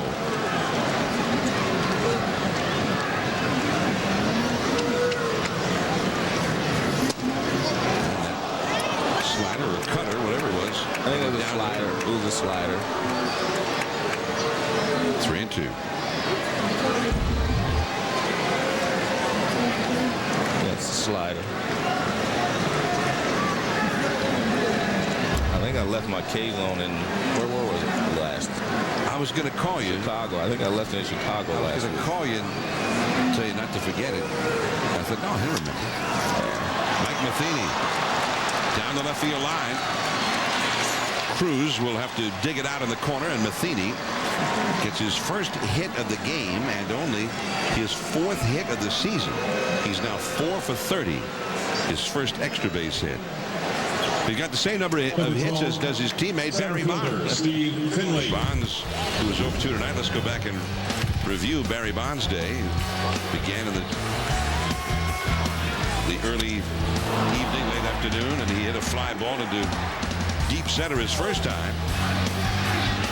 Made that Willie Mays style basket catch in the second. Grounded out. The pitch in the 8th inning. His ground out, by the way, was a situational at bat, a productive out. It moved a runner from second over to third in a nobody out at bat. Although, and Steve Finley was looking to bunt, taking a strike. You know, I figured with Barry Bonds, it was like what Reggie Jackson used to say. You know, when Joe Torre once asked us, says, did you ever hit behind a runner, get it from second over to third? And Reggie said, no, I was the chauffeur. My job when that runner was at second base, I said, hop in, I'm going to drive you home. Finley bloops one, Lofton gets there. Matheny having to hold at second base. Henry Aaron, the home run king of all time. Right fielder Babe Ruth at 714. Barry Bonds 6 behind him. And Bonds has not yet hit 1 this year. They're going on to Arizona next. The Giants will play the Diamondbacks. The ball seemed to carry well in Arizona. Bonds has hit some monumental home runs in that ballpark. And the ball doesn't carry as well here in Dodger Stadium, but by the same token, when Barry hits them, it doesn't matter where they are. It will go out. Randy Wynn, runner still at second. And a strike. Got the slider over the outside. Well, Finley was not able to move Matheny over to third base, so still would take a base hit to score Matheny. Giants lead 2-0. I think that was a situation where first Felipe Alou wanted him to bunt him over, but he didn't think that Finley could get the bunt down, so he let him go ahead and swing. And Finley tried to pull the ball to the right side, but he popped it up. That's a fastball, strike 2. We're showing those home run leaders. There's a Henry Aaron aficionado at Dodger Stadium tonight, Joe. He's wearing the replica jersey. That's the style jersey that Hammer and Hank wore the night he hit number 715 in Atlanta against the Dodgers. The anniversary of which was just a little over a week ago. In the dirt with that slider. 1-2 to Wynn, who's had 1 hit and 4 at bats tonight. 2-0. The Giants lead the Dodgers. The Giants gets 2 runs in the 6th inning. And talk about a lack of offense. The first run of the night scored on a balk. Now that's not a whole lot of offense right there, Joe. And there's Matheny at second. A runner in scoring position. Wynn into center field. Now Matheny had been at third base. He would score easily on this one. Yeah. That is out number 2.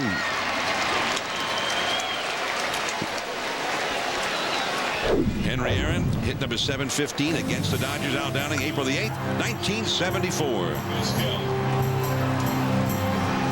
And over the wall, Billy Buckner started to climb the wall to go after it.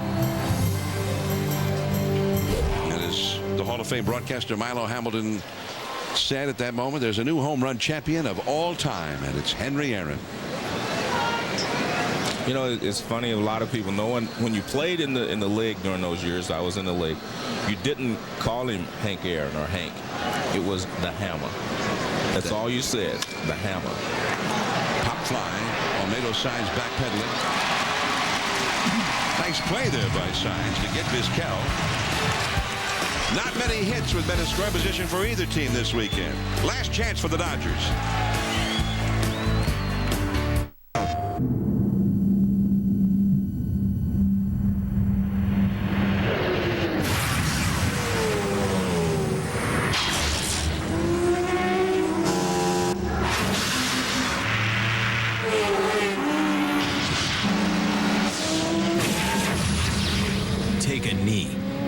to no one.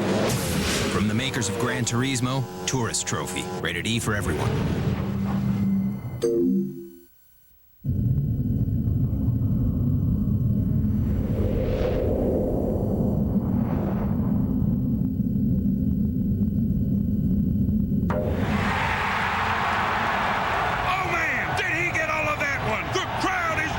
Get Major League Baseball for every team all season long, no matter where you are, on XM Satellite Radio. With radio starting at $49.99. Only on XM Satellite Radio. Listen large.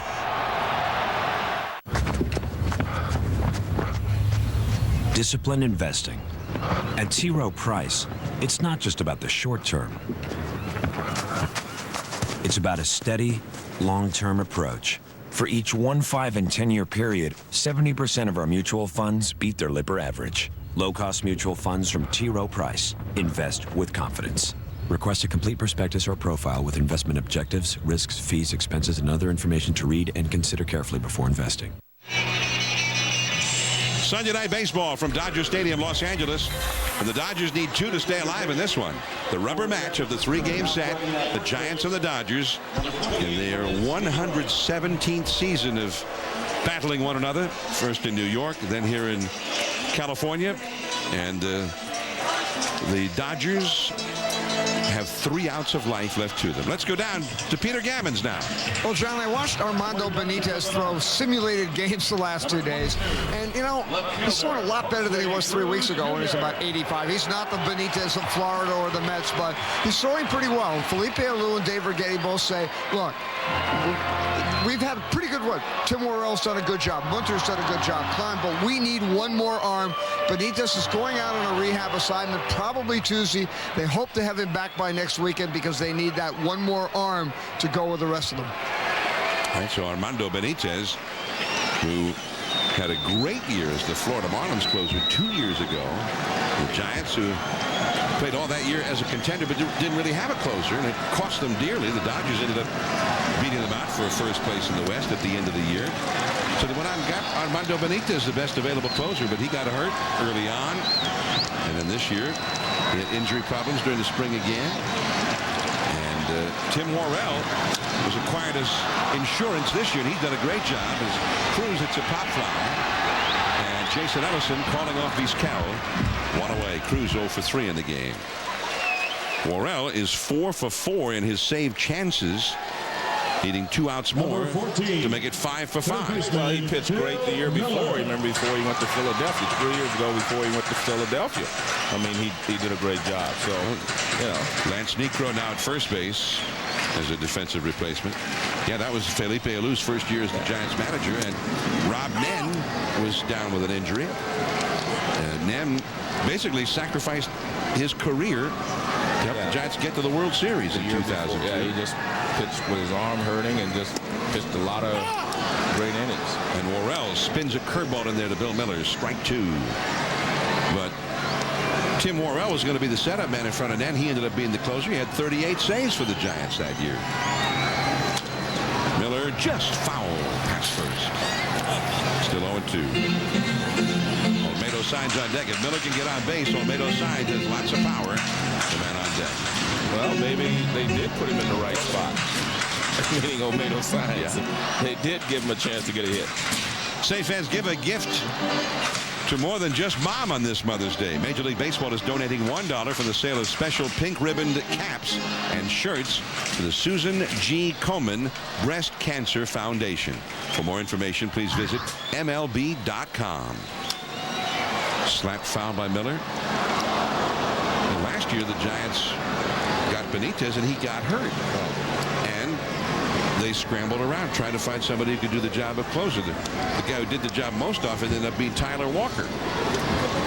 And Brian Sabian, late in the season, said, you know, we miscalculated. We should have had a backup just in case.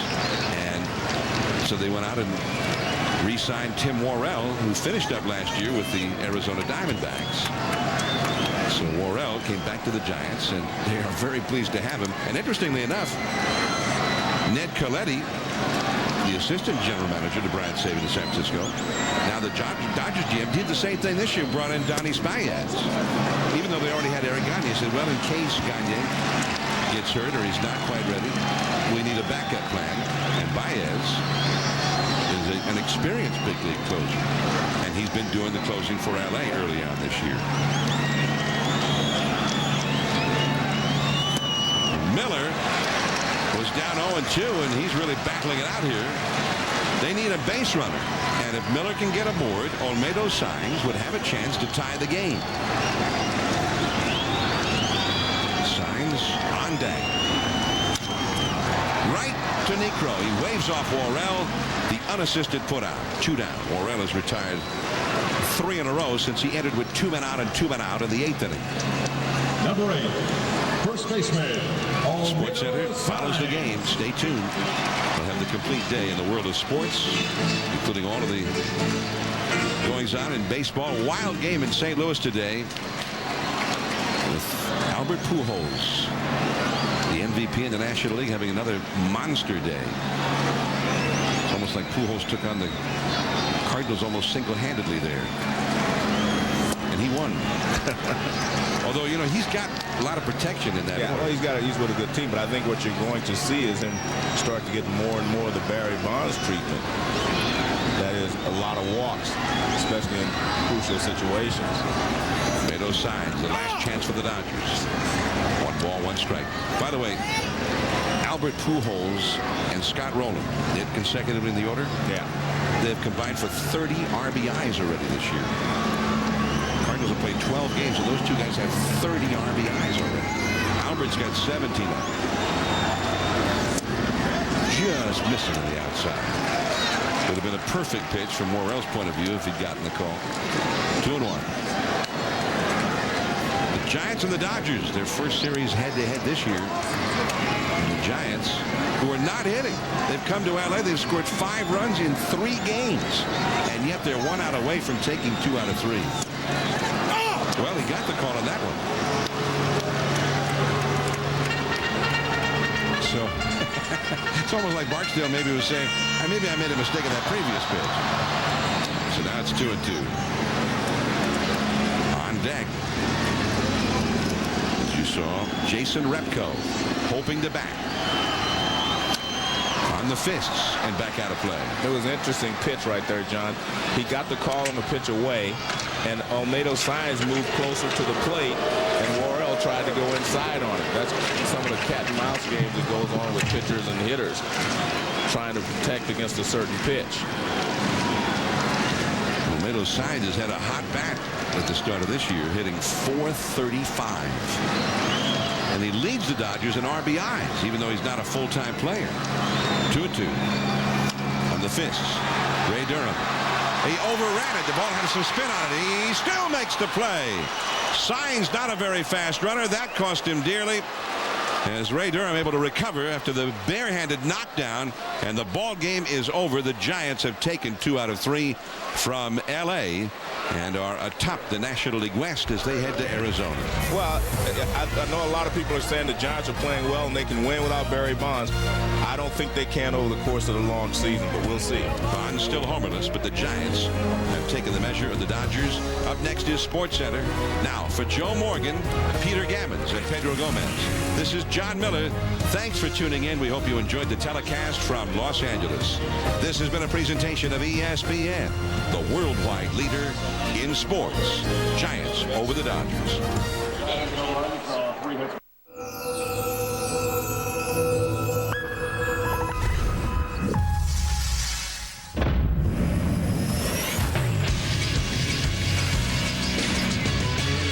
This is Sports Center.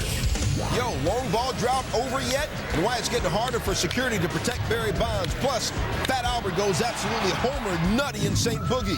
Can Kobe push the Lakers back into the postseason Sunday? And MVP or not MVP? That, y'all, is the question. Some QBs fulfill their promise, others nothing more than draft day bombs. Why picking the perfect QB is almost mission impossible.